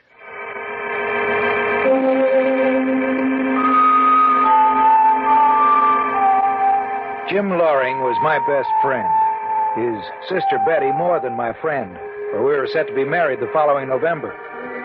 We'd all been working pretty hard, and we figured we needed a rest, so we took a 2-week vacation and headed up north. Before we left the city, Jim rented a cabin from a real estate broker about 400 miles north of here. We left about 3 in the morning and drove steadily. Hey, what time is it? 11:30. Oh, we've made good time. Yeah, that's right. According to the last marker we saw, we ought to be pulling into Wood Lake in a few minutes. How far is the cabin from town, Jim? Well, Gehring, the real estate man, said it was about 6 miles out of town. You're, sure he said there were fish in that lake? Well, some of the best fishing in the state. That's what he said. That's what they all say. We'll have to stop in town and pick up plenty of food. That's right. Enough to hold us for a few days anyway. Oh, look, up ahead. I think we're coming to it. Oh, we are. It says, you see, Wood Lake, population 709. Hey, big town. You better slow down. You know these small towns. Yeah. The broker in the city said I could get the key to the cabin from the sheriff. It seems he also owns a store here, Sheldon's General Store. Well, if that's the case, we might as well pick up our food there. Yeah, might as well. Hey, look, there it is. Huh? Oh, yeah, I see it. Oh, open that door in a hurry. I just hope my muscles haven't frozen in this position. Oh, that feels great. Oh, boy. Good. Beautiful day, isn't it? Weather report said we're in for a storm tonight, though. Oh? Well, maybe it'll blow over by tomorrow. Oh, it's nice and cool in here. Yeah. Anything would be cool after driving in that hot sun. Oh, it doesn't seem to be. Oh, yes, there is, leaning back in that chair with a paper over his face. Look. He's sound asleep. Pretty alert fellow, isn't he? Yeah. I heard that, young fella. I was only joking. Don't you worry none, son. I can take a joke as well as the next one. You'd be wanting something, maybe? Yes, we rented a cabin up here, and we need some food. And you come to the right place. Yes, sir. Now, what can I do you for? You'd better take charge here, Betty. All right. Well, let's see. We'll need some eggs. About 2 dozen. Coming right up. Yeah. You come in fresh this morning? Where are you staying? Oh, the old Monroe place. A real estate man in the city said we could pick up the key from you. Yep, I got the key, all right. Yeah, what else, ma'am? Well, let's see. Some bacon, a pound of coffee, pancake flour, potatoes, oranges, some cream, sandwich. Wait a minute. Hold on, ma'am. I got what you said, but don't say no more, because if you do, I'll forget everything. So, you're staying at the old Monroe place, huh? That's right. Let's see now. Coffee, flour. You got a 5-pound sack of potatoes here. Oh, that'll be fine. Yeah. Go over there and help yourself to some oranges, ma'am, and anything else you see. Just pick it up and set it on the counter here. All right. I guess that will be the easiest way. Yeah. So you're staying at the old Monroe place, huh? You said that once before. Yeah, I know I did. I just wanted to be sure I was hearing right. Well, your hearing's all right, Sheriff. By the way, may we have the key? Sure enough. It's right here under the counter, you know. Yeah, long time since that cabin's been rented. Oh? How come? People just don't like to go up there. Oh, why not? Anything wrong with it? Not exactly. Still the best cabin around these parts. Got a nice refrigerator. Indoor plumbing. Real nice place. But you oughtn't to go up there. Why? Because of old Jeff Stone. People around here say they've seen him up there. Oh, he won't bother us. Don't you count on that, young feller. Look, if he comes around the cabin, we'll ask him to leave. Only leaving, that'll be done. It'll be done by you. Well, why? Is he dangerous? Yeah, he's dangerous. And he's dead, too. What do you mean? Just what I said. Well, you can't expect us to believe I don't expect you to believe nothing. I'm just telling you what I know for a fact. The real estate man didn't say anything about... He's only interested in renting it. Now, you listen to what I got to say. Well, I don't think... Let him talk, Jim. Thank you.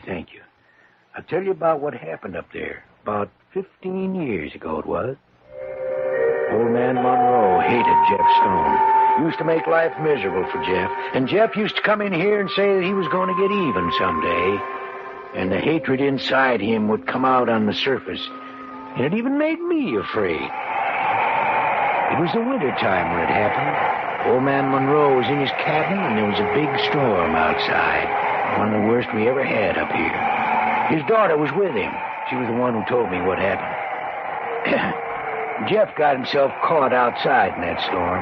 He knew the only place he could reach was old man Monroe's cabin. So he fought his way through the blizzard, and he got to the cabin half froze. Yeah, he pounded on the door. Let me in! Let me in! Old Monroe knew it was Jeff outside. He wouldn't open that door.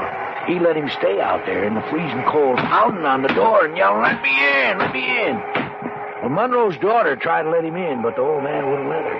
So Jeff stayed out there and froze to death. But just before he stopped yelling, the girl heard him say, "I'll make you pay for this, Monroe. For as long as Monroe lives, I'll make you pay." Yes, sirree. In the morning, when the storm was over, they went outside and found him frozen to death. And that's the end of the story? Yeah, not by a long shot, young fella. Ever since that time, people have died who stayed in that cabin. First Monroe's daughter, then him, and then others. Anybody who went up there. People up here say they've heard him pounding on the door and yelling, "Let me in, let me in."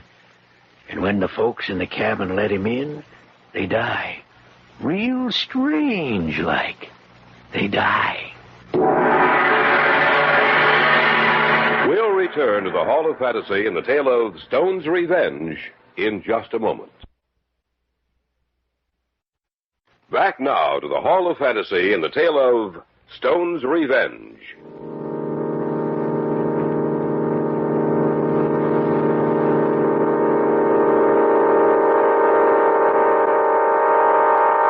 The sheriff leaned across the counter as he spoke to us. Even though the day was warm, I could feel a chill creep over me as he told us the story of one man's revenge. So I wouldn't go up there if I was you. Certainly a frightening story. Yep, sure is. Is there any other cabin around here for rent? Well, it's been a busy season up here. Most of the places got people living in them. I got a place, though, I could let you have. Not too bad a place. Let you have it mighty cheap. Maybe we ought to... Nonsense. No, we'll go up to the cabin. Well, it's all right with me. Well, I think that about does it, Sheriff Sheldon. Right, let me see now. 95 for coffee, 57 for bacon. Are eggs, you sure we have everything we need? Well, as long as you two manage to catch a few fish we have. If you don't, then we'll be making quite a few trips into town. Wait till we get out in the boat. Ha! I'll wait until I get the fish into the pan. Yeah, it comes to $11.92. You can check my figures if you want to. Oh, no, we trust you, Sheriff, here. Yep, out of 12. Yes, sirree. Always good to have a little business on the side, like this here store. Here's your change. Thank you, sir. Look, you're sure you don't want to go to my cabin, huh? Well, we're sure. Well, I warned you. You're walking in with your eyes open. I hope you walk out that way. That is, alive.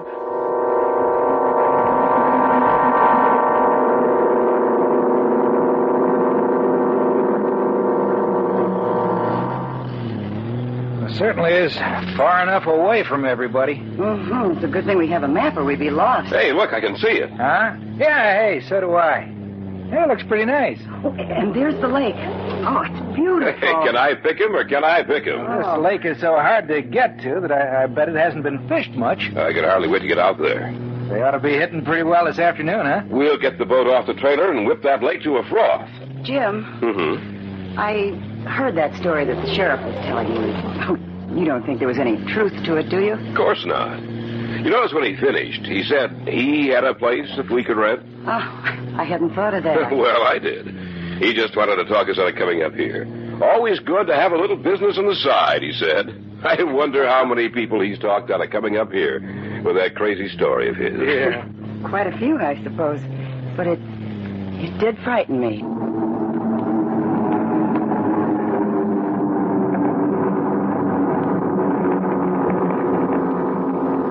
We found the cabin to be in excellent condition.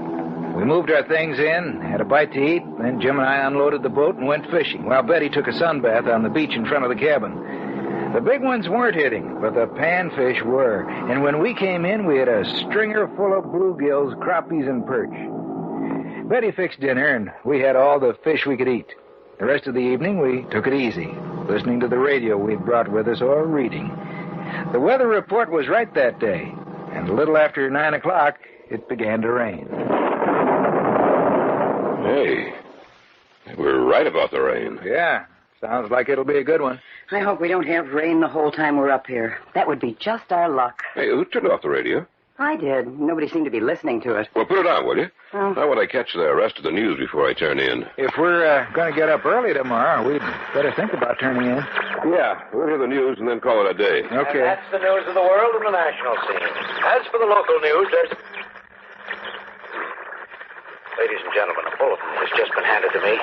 Lawrence Graham, an inmate of the State Institution for the Criminally Insane, escaped from the grounds a little more than 2 hours ago. So far, he has not been apprehended. His description follows. 6 feet tall, gray hair and brown eyes. Last seen wearing gray shirt and pants. This man is dangerous. If you see him, on no account try to apprehend him, but get in touch with the local police of your area immediately. I repeat, this man is dangerous. Be very careful. Turn it off, Betty. The state hospital is for the criminally insane. That's pretty close to us. I think it's about 5 or 6 miles away. Oh, they'll catch him. Don't worry about it. He won't get away. I hope so. Well, I think I'm going to turn in. Listen. What's the matter? I heard something. So did I. A crash of thunder. No, something else. I thought I heard a voice. Oh, nonsense. Maybe you're right. Maybe. There it is again. I heard it, too. Yeah, so did I. We'd better take a look outside. Yeah, all right. No, don't go outside. We'll just stand in the doorway and see if there's anything out here. Do you see anything? No. Nothing. Then come back inside. Yeah, all right. Maybe it was someone lost in the storm. Or maybe it was the man who escaped. Or Jeff Stone. Someone is out there. Yes, there is something out there. We'd better go see what it is. All right, Let me in! He's outside the door. Let me in! Come on, let's see who it is. Okay. Let me in. Oh, I'm glad I found you here. What's the matter with him? I found him lying on the ground about half a mile from here. I've been carrying him ever since. Here, let me help you. Put him down over here. All right. That does it. What's wrong with him? I don't know. He doesn't seem to... What's the matter with him? He's dead. You are listening to the tale of Stone's Revenge on this week's journey down the corridors of the Hall of Fantasy. We'll return to our story in just a moment. And now, back to our story, entitled Stone's Revenge.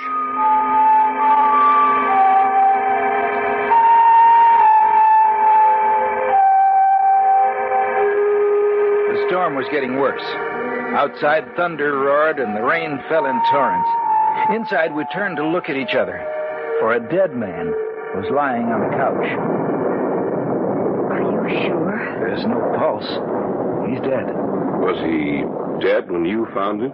No. Then he must have died while you were carrying him. Yes. Storm's pretty bad. You'd better stay here until it blows itself out. Thanks.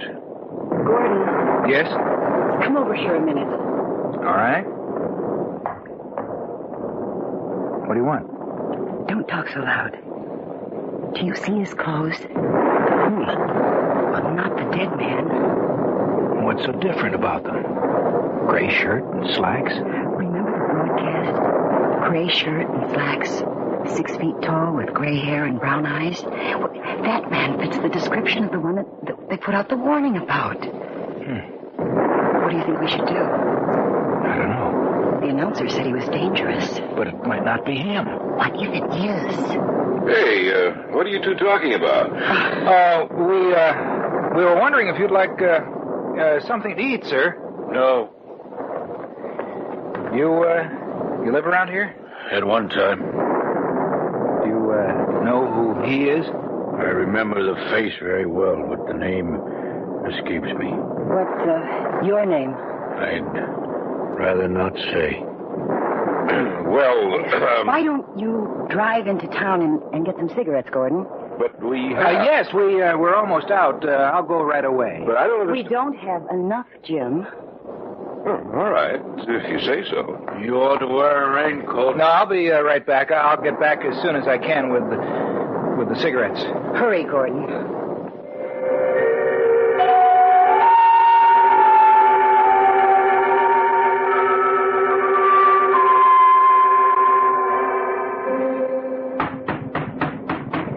Just a minute.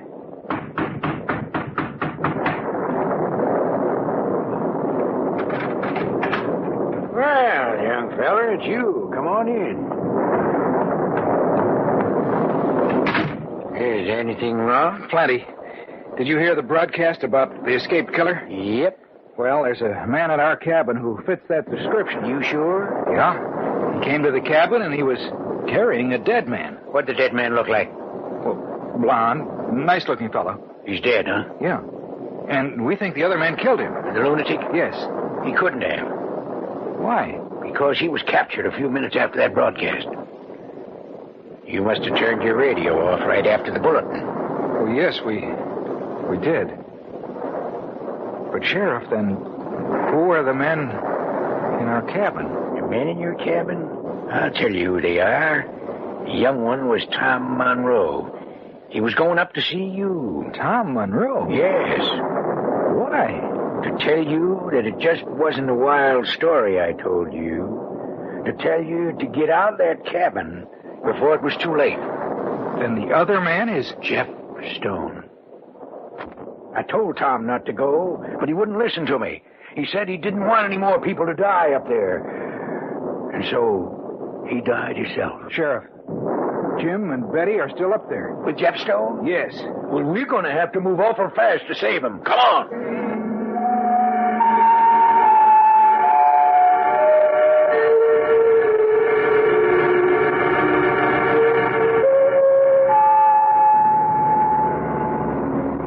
The road's so slippery, I hope we can make it up to the top. Yeah, we're almost there. Keep driving. Yes. I almost didn't make it down. I got stuck once up there. We'll make her. If anything's happened to them, I don't know what I'd do. Just pay attention to the road. All right. Here's the spot I got stuck in before. Ah, we're not moving. Rocker, little rocker. Right. Ah, no, we're stuck. We're stuck good. Then leave the car here and we'll travel the rest of the way on foot. All right. Let's get out. I can see the lights through the trees. Come on, let's go. All right. It's slippery. Yeah, watch your step. Betty! Jim, we're coming! I can't hear you, not with this storm and all. Oh, I thought if he heard me. Yeah, forget it. Just watch. Are you all right? Yeah, I guess so. Here, I'll help you up. Thank you. There you are. All right, let's go. All right. We're almost there. Yeah. I hope they're all right. We'll go in quietly. Huh? Just open the door and walk in. Right. The storm ought to cover any sounds we make. Right. And you just let me handle this. All right. Here we go. It's locked. We'll have to break it down. Together, then. All right. Well, that was Betty. We got to get that door down. Right. That's it. Betty, what's wrong? It's you. Well, of course. I brought the sheriff with me. Where's the man that was here? Oh, he's gone. I thought it was him returning when you crashed against the door. That's why I screamed it. I was afraid. Well, I want to be sure that... Yep, it's Tom Monroe, all right. You know this man? Yeah, he's the grandson of old man Monroe, who murdered Jeff Stone by letting him freeze to death outside. Jeff Stone's revenge is over now. But if he'd killed other people that came here, then why didn't he hurt us? Revenge is a strange thing, ma'am. In Jeff Stone's case, I think it was strong enough to bring him back from the grave to try to even the score. And so he killed old man Monroe over again every time someone died here. And when he killed young Tom here, then his feeling for revenge left him. Why? Tom was the last of the Monroes, Mr. Blake. Jeff Stone's revenge is complete now. Yes, sir, it's complete now. And he can rest quiet in his grave.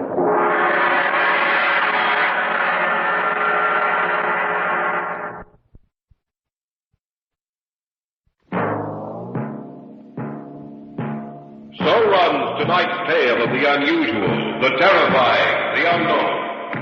Join us again when next we journey down the corridors of the Hall of Fantasy to hear another strange tale of the supernatural.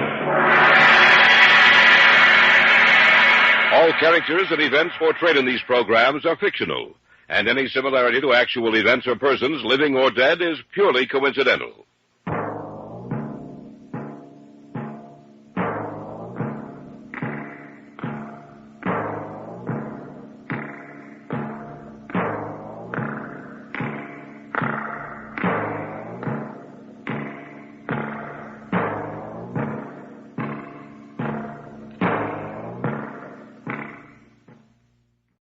Arch Obler's Lights out, everybody.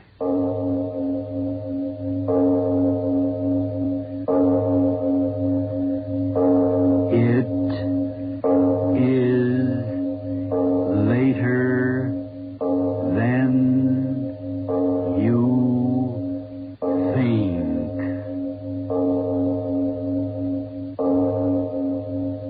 This is Arch Obler bringing you another in our series of stories of the unusual. And once again we caution you, these lights-out stories are definitely not for the timid soul. So we tell you calmly and very sincerely, if you frighten easily, turn off your radio now. A man and a woman in a Bronx apartment. And an evening you may never forget with the visitor from Hades.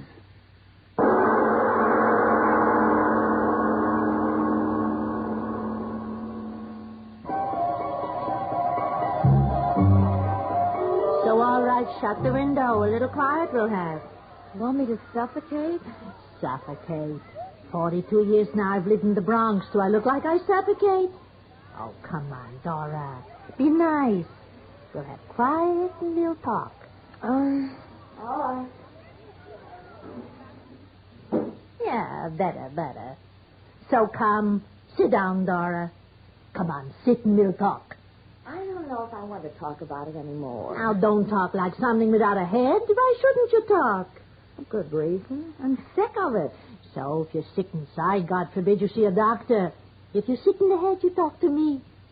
Who's better you should talk to than your own mother, even if only by marriage? It makes me sick. News you're telling me it makes you sick. Listen, darling. For 30 years, Sam's papa made me so sick even to look at him. I used to close my eyes like you close from a piece of dirt flies in your eyes. He's good looking enough. Washington.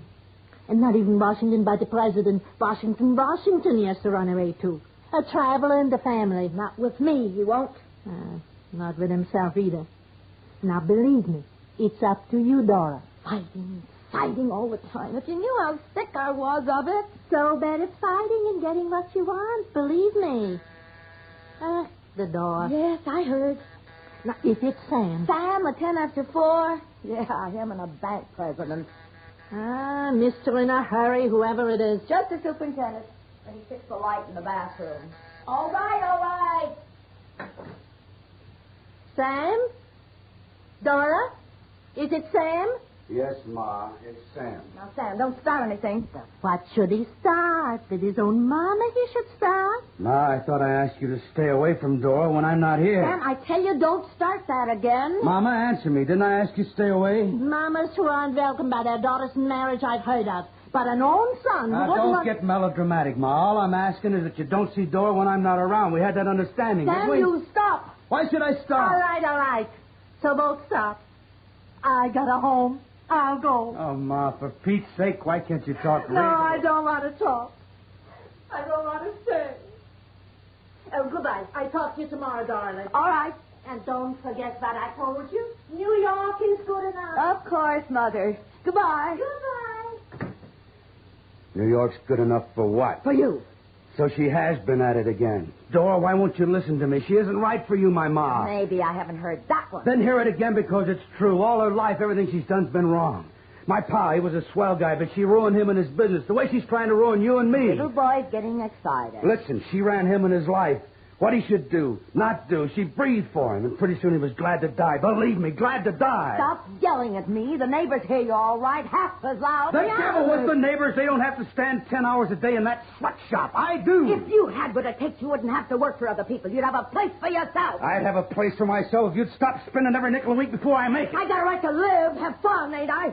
Can I help it I married a dumb jerk, can't make a decent living? Don't say those things, I warn you. I said them yesterday, I'll say them now, I'll say them again. You're a jerk! Doris, stop big, empty-headed jerk! Stop it, I Your tell mom's you! right, she's always right. The only way to treat a jerk like you is to spend every cent you make just as fast as you Dora, make it. I'm telling you. So you can keep on. I'm telling you, Dora. You're a jerk! Stop it! A jerk like your pa was Don't either. say that, my pa. A jerk! You're mocked. Doris, stop it. A fat-headed jerk who never amounts All to right, anything. I'll A jerk. stop you. A jerk.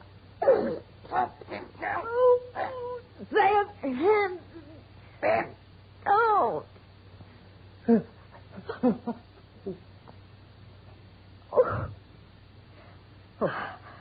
Door. Door. I didn't mean... Stop looking at me like that. I didn't know what I was... What my hands... Don't blame me. Blame yourself. My pa. The things you said, you wouldn't have said that if you knew him. He was good. His face was so thin and quiet, and when my ma'd start in on him for nothing. For nothing, I tell you. His eyes were like a dog you kicked. That's why I wouldn't stand here saying those things. Not about my pa. What you say about me, all right. I'm used to it. First my mother used to. Now you. But not about him. You understand? Not about him. Well, don't stand there holding your neck looking at me. Say something. I hate you. All right. And I hate you so much. I could kill you. And I you. Window. The dining room. So who cares? But a window broke, didn't you hear it? Let him break up the house. Oh, Sam. Oh, I'll go myself. Those kids. I told the superintendent to keep them off the street. If he thinks I'll pay for the glass, he's got to... Sam! Huh? Sam? Come here. What's the matter? What's the matter with you? What? Sam! Look! What? Oh, no.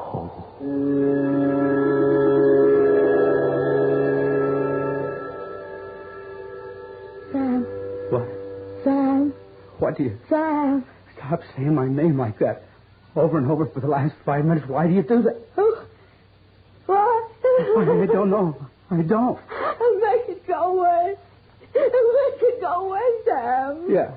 Yeah. My flat. You. What do you want here? Who are you? Get out of here. Do you hear me? Get out of here. I'm getting out of here. I'm getting out. No, Dora, wait. No, let go of me. I'm getting out of here. Dora, stop. He's getting up. Don't move. Where is he?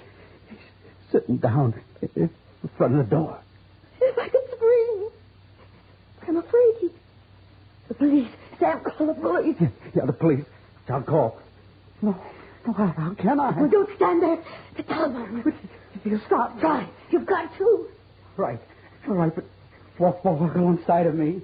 I feel so dizzy. Just another couple of steps. His eyes. Oh, the telephone. Quick. Operator. Silence. Oh, yeah. Quick. How can I until the operator... Hello, operator. Tell her, Sam. Operator, the police. Get me the police, quick. Some came into our house. It was something. Sam, he's getting up again. Police, operator. The police. Sam, hang up. The police. Hang up, Sam. You don't like it. Sam. No, you're crazy. My phone is out of my hand. Don't like it. Look. Oh, Sam, don't let him. No. It's all right. Just stand quiet. Squad car will get here. A couple of minutes. Couple of minutes. Like a couple of years. Oh, Sam, listen. Why can't we break a window, get the neighbors in, and we won't be alone? They won't be scared. They'll get him. Please. I got my throat. They'll go away. Come in quick. You say I should come in? All right, I'm in. I'm the superintendent's kid. Oh. Hey, something's the matter? Get out of here, quick. Huh? Don't stand there. Get out of here, quick. Well, you said I could come in. Go. Do as I tell you. Go quick before they... Dora, wait. What? Let me talk to her. I got to. Oh, gosh, what's the matter with you two? Look at me as if I had something in the sewer or something. Arlene, tell me. Keep your voice down. Hmm? Why did you come in here? I knocked first. Sure I did. I knocked. No. Why did you come up here? Well, my pa was busy. He told me to come up and tell you he'd call the plumbers. And they said they'd be over as soon as the agent okayed the job. So my pa said to tell you. No, wait. That doesn't matter. What I want to know is... Sam, he's watching her now. Gee, Mr. Crook. Is she sick? She's looking right at him. Mr. Crook, what's the matter? Can't you see? No, I don't. Oh, gosh. You do see. Well, let's say I do. Gee, will Pa be sore? What are you talking about? My Pa, will he be sore, that busted window? Window? He says it's bad enough the extra work he's got to do around here without climbing around putting in windows that kids break. Don't you see? Sure, I see. Gosh, you think I'm a dope or something? Well, I'll go down and tell my Pa. Oh, wait a minute. Well? How could the kids break a window up here in your flat? I mean, it's the fifth floor. Sam, tell her. Take it easy, Mrs. Cross. You don't have to tell me. So you had a fight and broke the glass. That happens in the best regulated families. Don't say I told you, but last week, Mr. Bannerman, the druggist fell in for he threw a lamp at Mrs. Bannerman and he busted. Get out. No, Sam, she can't. Get out, I tell you, go on out. Right away, right away. Going, you have to yell me. Now you'll pay for that window, believe me. I'll tell my Pa plenty. Sam, she could have helped us. You threw her out. Why? She could have helped us. No. She could have. He let her in. Stop it. You'd have let me tell her. She could have called the neighbors. They'd have... Stop it, I Sam, said. Stop it. He gets restless when you talk so loud. Sam, why didn't you let her help Because, Dora, because listen. And then don't talk when the cops get up here. The reason she couldn't help us... They can't help us, is it? Don't you understand?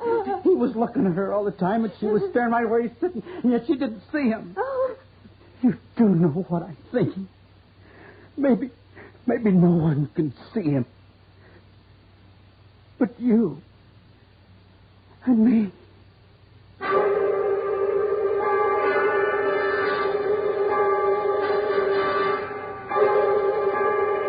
Now, just a minute, Mr. Croc, or whatever your name is. Let's get this straight. You never put in a call?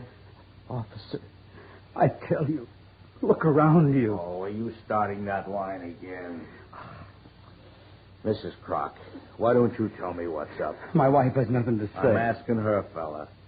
So you had a little fight with him, huh, lady? Then he got a little rough.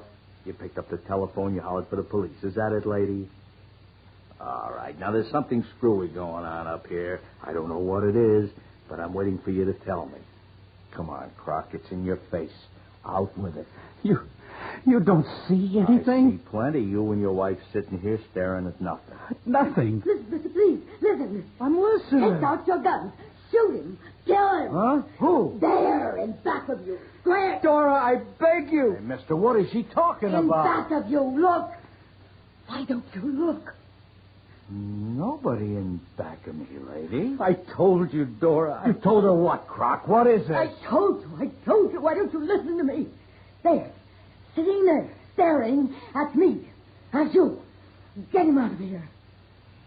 Oh, that's it. You see him. You do. Sammy sees him. He'll help us. He will. You will, Sergeant. You will. Well, sure. Why not? I told you, Sam. Yeah, get a doctor over here from Bellevue in a couple of hours. Bellevue? Well, take it easy, lady. Nobody's going to hurt you. Do you think that she's crazy? Yeah, sure. And I might have guessed it. Yeah, I'll be back in a couple of hours. No, I'm not crazy. Listen to me. He's sitting there watching me, watching Sam. I'm not crazy. I'm telling you it's true. It's true. Oh, why won't you listen? Why won't you listen?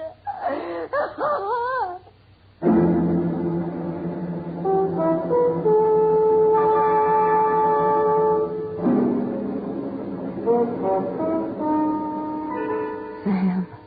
What? What time is it?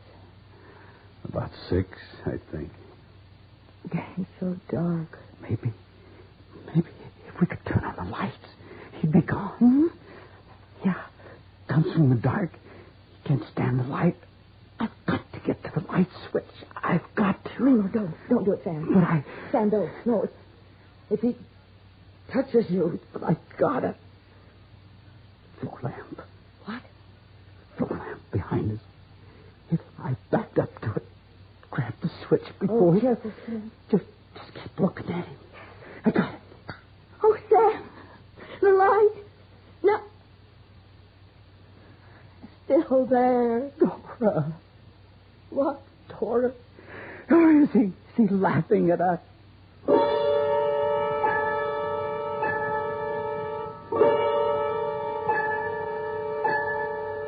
Are you asleep? No, Sam. Shut your eyes shut. It must be almost 6. Yeah, it's getting light. I haven't stayed up all night since I was a kid. Yeah, I was 12, wanted to see what dawn was like, so I stayed up. Sam. Huh? Sam. I figured something out. Figured? For hours I've been thinking. Something about his face. Well? His mouth. It's just like yours. No, I'm all right, Sam, I told you. I've just been watching and thinking. Mouth. Just like yours. Don't say anything, just look. Well? His eyes. Huh? I never noticed. What? His eyes. Like yours. When you're crazy mad.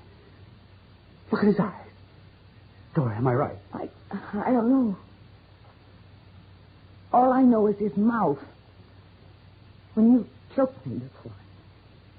Your teeth. Were they? Yes? Dora. What? The way the light shines. The left side of his face. Huh? You. What? You, when you scream at me. Your skin tight, like a skull. Dora, that side looks like you. Sam. I swear. No, Sam. Like you. What are you? The other side of his face. All night I've been trying to figure. Sam, it is like you. Part you? Part me? Yes. No, it can't be. It isn't sane. It's crazy. It can't be. How can a thing... I tell you, it isn't real. It isn't. Sam, what's the use yelling it isn't real when it's sitting there? You're not afraid at all? No. I don't think I am. Why? That thing. Just the worst of you. And the worst of me. Huh? Oh, Sam, I'm so tired. Maybe I can't talk straight, but... that thing... part you when you wanted to kill me, and part me when I wanted you dead. Don't you see? I think I do. He's getting up. Yes. Looking at me. Sam, I'm getting a little afraid again. Oh, Sam, quickly before anything happens. Tell me why you've hated me so much. Well, Tell me, quick. Well, the last year, I worked so hard it wasn't enough for you. Never enough. I couldn't figure out why, except you hated me. Why did you, Dora? I didn't. I only... Yes, I did. Why shouldn't I say it? I've hated you ever since that night you lost. What? Remember? You ought to remember. A kid, you said? Not me, not in this lousy world. Fill the house with anything you want, but no kids, never. So that was it. That was it. Why didn't you talk? Talk? Don't you know yet? All my life, the things I really feel, I can't. I talk about them inside me. I cry. I hate. Oh, Dora. Sam. Gone? Yes. How can it be gone? Sam, go see. Yes, I will. Excuse me, Mr. Croc. Pardon you so early, but I saw the light under the floor there, and I heard you talking. What is it, Superintendent? Well, nothing, except I was wondering, last night my girl, Arlene, she came downstairs with all kinds of crazy talk about you and the missus. You know how kids are. I was wondering, well, somebody said cops came in the building last night about 9 or 10 o'clock, and I can't figure out where they went. Did they come in here? Did anything happen here last night? Oh, Mrs. Croc, I didn't see you standing there. Well, did anything happen here last night? Last night? Yeah. Anything happen? No, nothing. Oh. Oh, well, then, excuse me. No, wait, Superintendent. Huh? Wait. There is something. Huh? There's a couple of windows to be fixed.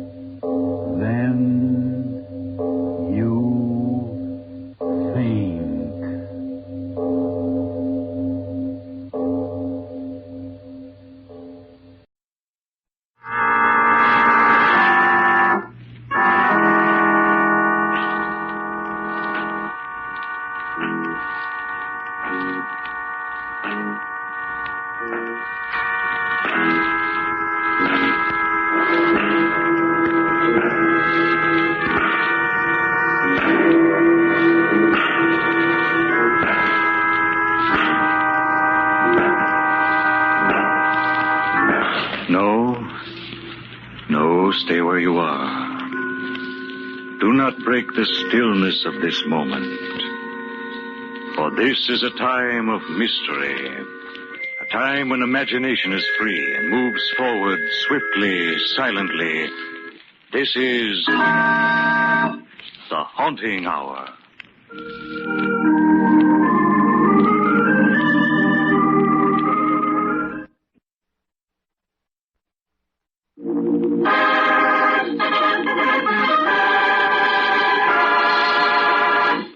The people in the house.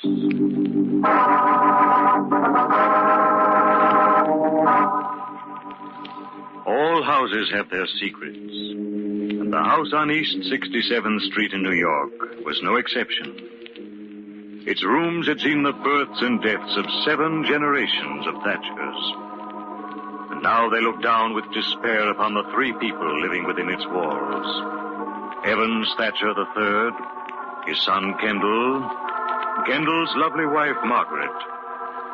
For evil and hatred stalked the rooms and took you by the throat when you entered the house. It was polite and hidden, but sinister, and present so strongly that you felt you could reach out and touch it.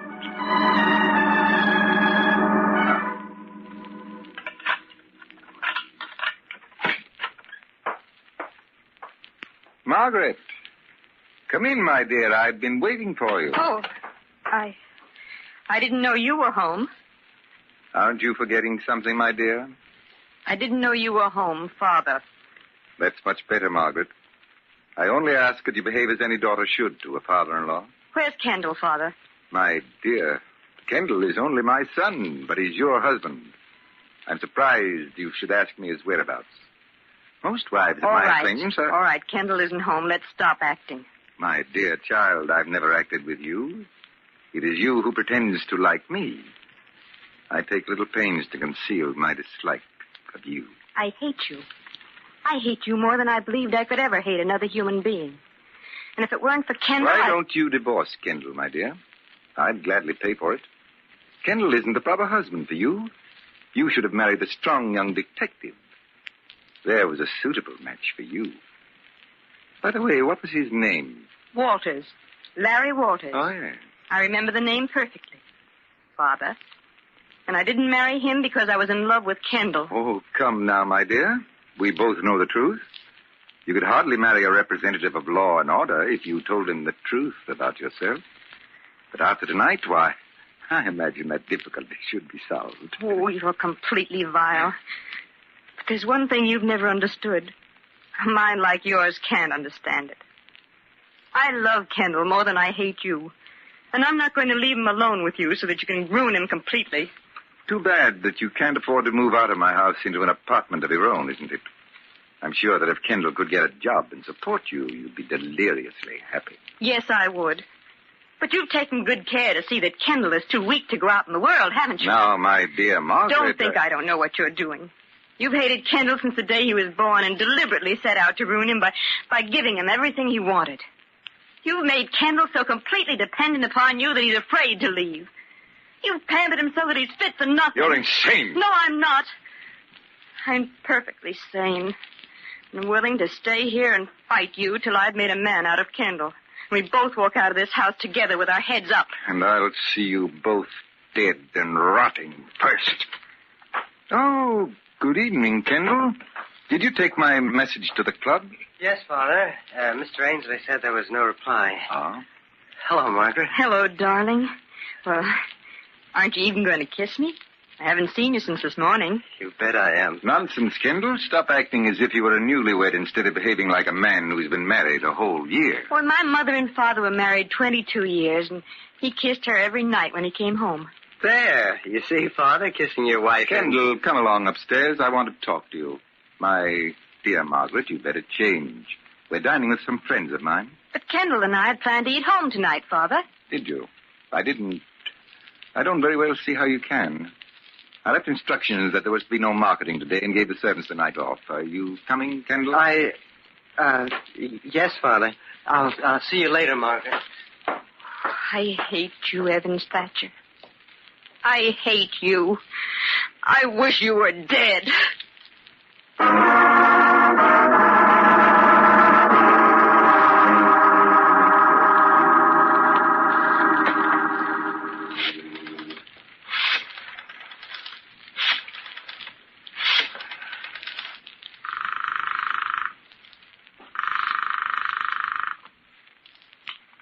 Hello? Larry, is that you? Margaret, what is it? What's the matter? Larry, I've got to see you. You foolish child. I must have a wrong number. No, you haven't, Margaret. You're in trouble. I'll be right over. No, you mustn't. You mustn't. Goodbye. Well, are we all ready? Margaret, you look beautiful in that dress. I'm afraid that the dress will have to go back, Kendall. But, Father, why? You said yourself... I changed my mind. I will not pay for it. I don't want you to pay for it. I didn't ask you to buy it. Oh, Kendall. Kendall, can't you see what he's doing to us? I don't want him to pay for anything of mine, ever. Kendall, please. Please, let's get out of this house now. Margaret is hysterical, Kendall. She doesn't know what she's saying. She's just done something very stupid and childish, for which I'm afraid I must punish you, Kendall. No, I'm not going to stand by and see this again. You're not Come going here, to... Kendall. I'm sorry, Father, really, I'm sorry. I mean it. I'll never do it again. It's a little late for that, my dear. Come here, Kendall. You can have the telephone taken out, I promise. Please don't hit Kendall. Oh, please.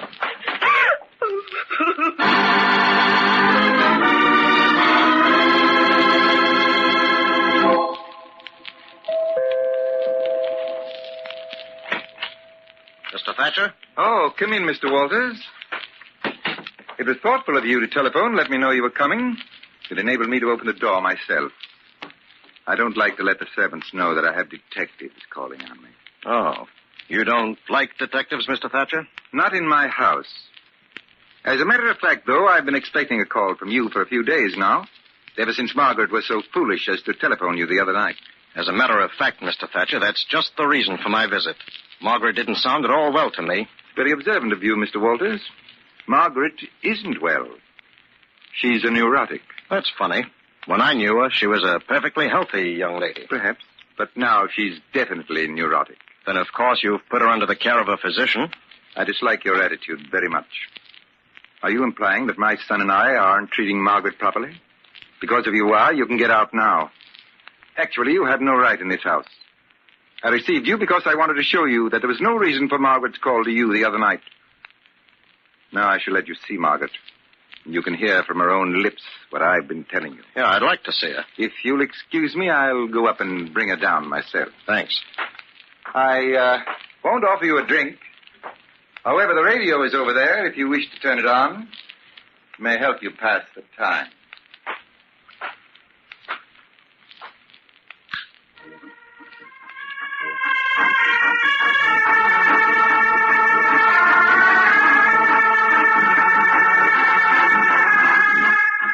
We interrupt this program of dance music to bring you a special bulletin. Dandy Jim Carey broke out of the death house a little over 4 hours ago. Holy mackerel. With only 2 days before his execution, Dandy Jim became the first prisoner ever to escape from the death house. The police have thrown a dragnet all over the country and promise a speedy arrest. Keep tuned to this station for further details.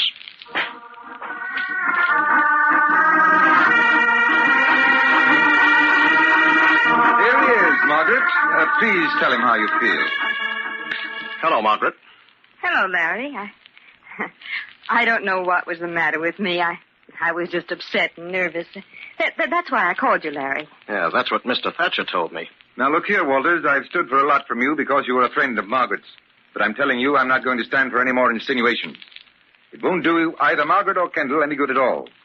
Remember that, Margaret. I'm not insinuating anything, Mr. Thatcher, but I'm not a fool. I know darn well that Margaret called me for some reason, and I don't believe a word of what you're saying. All right. You've succeeded in making me do something that's very painful both to me and Margaret. Please go, Larry. Please.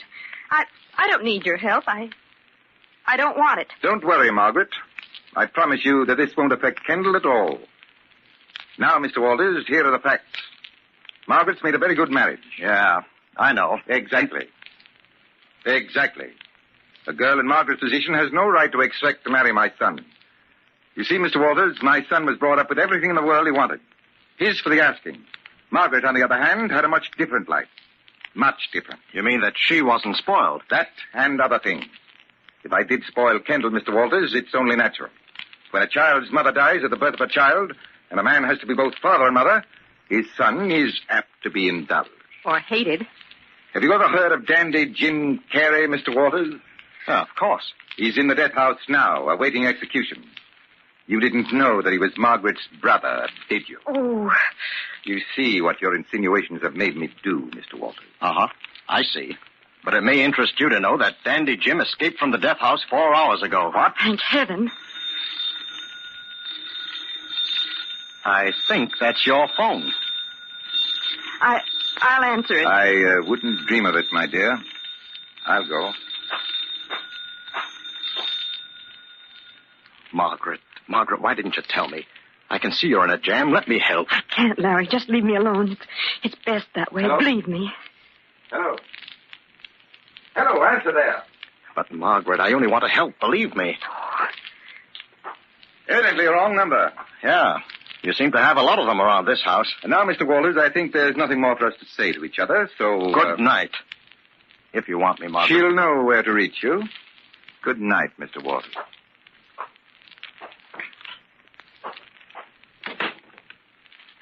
And now, my dear, we'll wait for the telephone to ring again. Only this time, when Mr. Walters isn't here, you will answer. No. No, I won't. I think you will. Won't you, my dear? I think you will. Won't you, my dear? Where's Kendall? I want Kendall. Kendall won't help you. He never will. Stop it! Stop! Certainly. All you have to do is to pick up the telephone and say what I tell you. Well, you wouldn't want to disappoint your brother, would you? He desperately wants to get in touch with you. All right.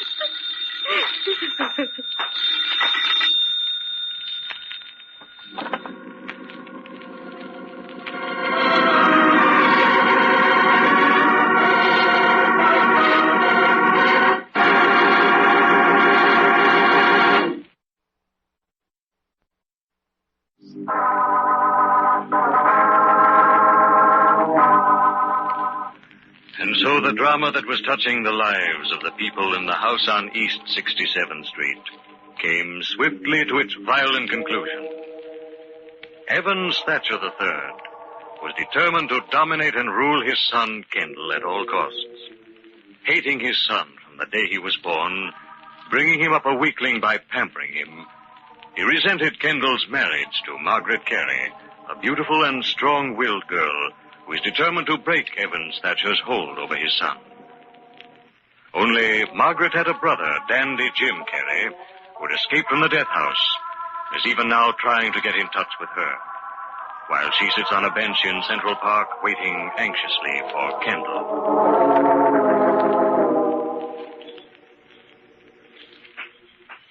Oh, Margaret, I'm sorry. I'm late. I tried to get away, but Father... I know, darling. Sit down here right next to me on the bench.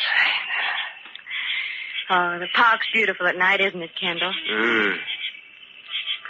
Gee, I look forward so much to sitting here quietly with you. It's the only time in the whole day that I'm happy. Do you think that's right, Kendall, darling? Huh? What do you mean? Well, that two people so much in love and married should live, be only happy when they can sneak away from the house they live in to sit in the park and hold hands. Oh, Margaret. I know. I'm no good. Why don't you leave me? Oh, stop saying that, Kendall. Don't you realize that's just what your father wants? I know, but there is just nothing I can do about it. But there is. You're going to have to make a decision, my darling. You're going to have to come away with me. I want to. So much. But I'm scared. We'll starve, Margaret. Oh, we won't. I tell you we won't. It's hopeless. Do you think that I could stand watching you work and support me? You wouldn't have to. You could go to work. I want to. But you know what happened when we tried it once before. Father saw to it that no one would hire me. And if I did get a job, he had me fired. Well, we made a mistake. We'll have to leave New York. Where will we go? What difference does it make? We'll be together and we'll be happy. But you won't have anything. I don't care so much for myself, but I couldn't stand it for you. That's not true, Kendall. Do you mean I'm lying? You mean that I really don't want to go with you? I mean that you're afraid to face the facts. You have no reason to be afraid for me. I wasn't wealthy before I married you, and I wasn't unhappy. I am now. I won't be because I love you very much if we go away together. I don't care how little we have as long as we're people, living together, supporting ourselves and away from your father. Margaret, I will. We'll go away. We'll never see my father again. Oh, Kendall. Kendall, darling. Oh, when will we go, Kendall? Tomorrow? No, we'll have to make plans. Why? Your mind is made up, isn't it? Of course it is, but we can't just pack up and go like that. Why not? Well, there are things to do. We have to find a place to go, get the tickets. We'll go down to the station and get on a train. What difference does it make where we go? But we can't rush. Maybe... Oh. All right, Kendall. I have an appointment now. With whom? Your father and my brother. I don't suppose you want to come with me. No. I think it's better if I stay out of this. Yes, Kendall. I guess I have to face it. I think it's better if I stay out of your life, too. Permanently. Margaret. Yes, Kendall. I love you very much, but you'll never break away from your father. As he told me, you've done too good a job. Well, you talk as if Father were deliberately You don't see it. You'll never see it. Goodbye, Kendall. No, Margaret, wait. Wait!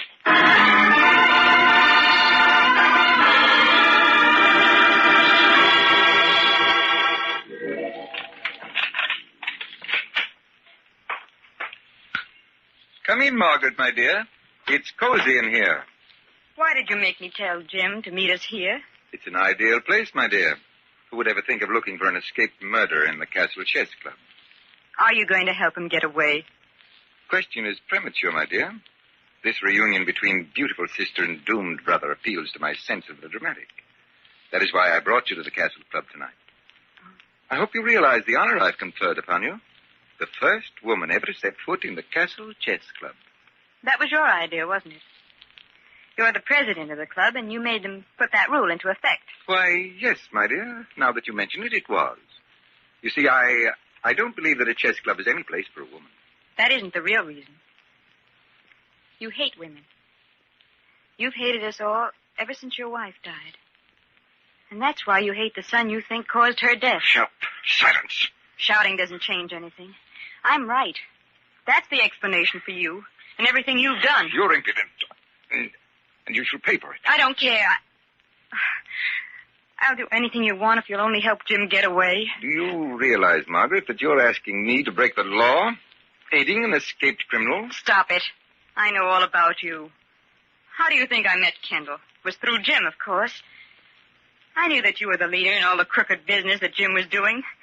I begged him to stop, but he wouldn't. Thank you for being so frank. I often wondered how much you knew about me. And I know that it was your fault Jim killed Mr. Merritt. Rather a bold knock for a man who's hiding. Open the door. Your brother will be glad to see you. Kendall. What do you mean by coming in here? I thought that you should know that... Well, I followed you. You followed me? For what reason? I specifically told you I noticed Larry Walters following you, too, and I thought maybe there was some trouble. Well, it was very thoughtful of you, Kendall. Very thoughtful indeed. But as you see, there's nothing wrong. Margaret and I were just having a little chat. You can go now. Did you hear me, Kendall? I said you can go. I heard you, Father. Kendall, I want you to stay. You'll regret this, my dear Margaret. Go home, Kendall. If you won't do as I ask, then I want Kendall to stay. I hope you heard what Margaret just said, Kendall. A deliberate attempt to blackmail your father and to do something unlawful. Well, I'm not... It's time you knew the truth, Kendall. We've been married a whole year, and if you're ever going to become a worthwhile person, now is the time. Margaret. You can't stop me now. I'm going to tell him. Kendall, you can prepare yourself for some vicious lies. Kendall, you're going to have to be strong enough to face the truth. Your father is a blackmailer. I don't believe it. No, Margaret, It's true. After your mother died, when you were born, Evans Thatcher became a bitter, rotten old man. He used his position and his reputation to find out things about people, and then he blackmailed them. Ridiculous. But Margaret, Father didn't need money. He liked to hurt people, to see them squirm. He wanted to hurt the world because he'd been hurt. Kendall, she hates me so much she's trying to poison your mind against me. She hasn't one iota of proof. You covered your tracks well, didn't you? You had my brother Jim do all the dirty work for you. Didn't you ever wonder, Kendall, what business affairs your father and Jim could possibly have had together? Well, it did seem kind of peculiar. Kendall, go home. Let me handle this. I'll explain everything to you in the morning. My word of honor. But, Father... You have my word. Go home. Hello, everybody. This is a nice little family gathering. Jim. Stay where you are, Jim. Stay right where you are, or this gun might go off. Go on, Kendall. Get out. No, I'm staying. I want to hear all of this. Yeah. Tell your son how you double-crossed me with Merritt. Shut up. Why? What have I got to lose? If you don't kill me, the cops will. But why don't you tell your son how you made me pack a gun when I went to Merritt's and how you knew he'd have one, too? So it's true. Margaret wasn't lying. You are an evil old man. One more step, Jimmy, you'll be dead. Jim, wait. Mr. Thatcher will help you to get away. Too late now, sis. But he could have helped me. He folded. And I kept my mouth shut in court for him. Now we'll have the truth. You didn't accuse me because no one would have believed you. I was too careful. What's the difference? First I'm going to kill you, and then I'm going to die happy. Now get out of my way, Kendall. Stand back, Kendall. He's not going to hurt me. I'm going to kill him. I won't be blamed for it. He's an escaped convict. I'll tell. I swear I'll tell. I'll tell the police just how it happened. You're not going to be alive to tell anyone anything. Kendall, stand back. You're not going to shoot, Father, or you'll have to shoot me first. Get out of my way. Are you crazy? No, Father. Just seeing you as you really are. I'm growing up, Father. You idiot! These fools can ruin me. I'm going to say that Jim killed Margaret. Then we took the gun away from you, but I had to shoot him in self-defense. All right. Hold it. Everybody reach. Oh, thank heavens you come, Walters. You can arrest this convict. And you, Mr. Thatcher. Now I know why you dislike detectives. Drop that gun. Come along, Jim.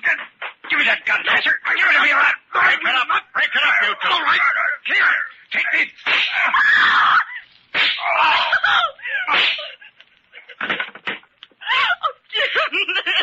Jim, darling. It's all right, sis. It's better this way. You all right, Jim?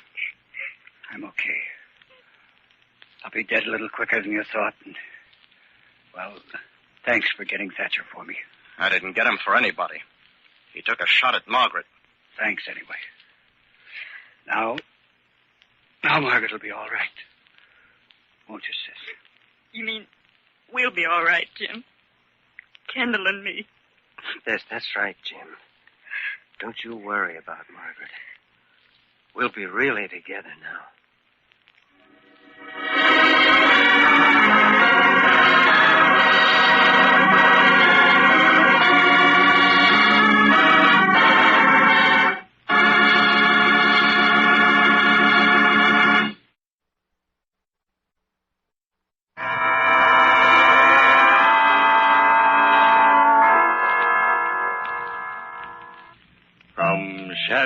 and stillness. Mystery weaves a spell of strangest fascination, charging the mind with doubts and fears. For mystery is a strange companion, a living memory in the haunting hour.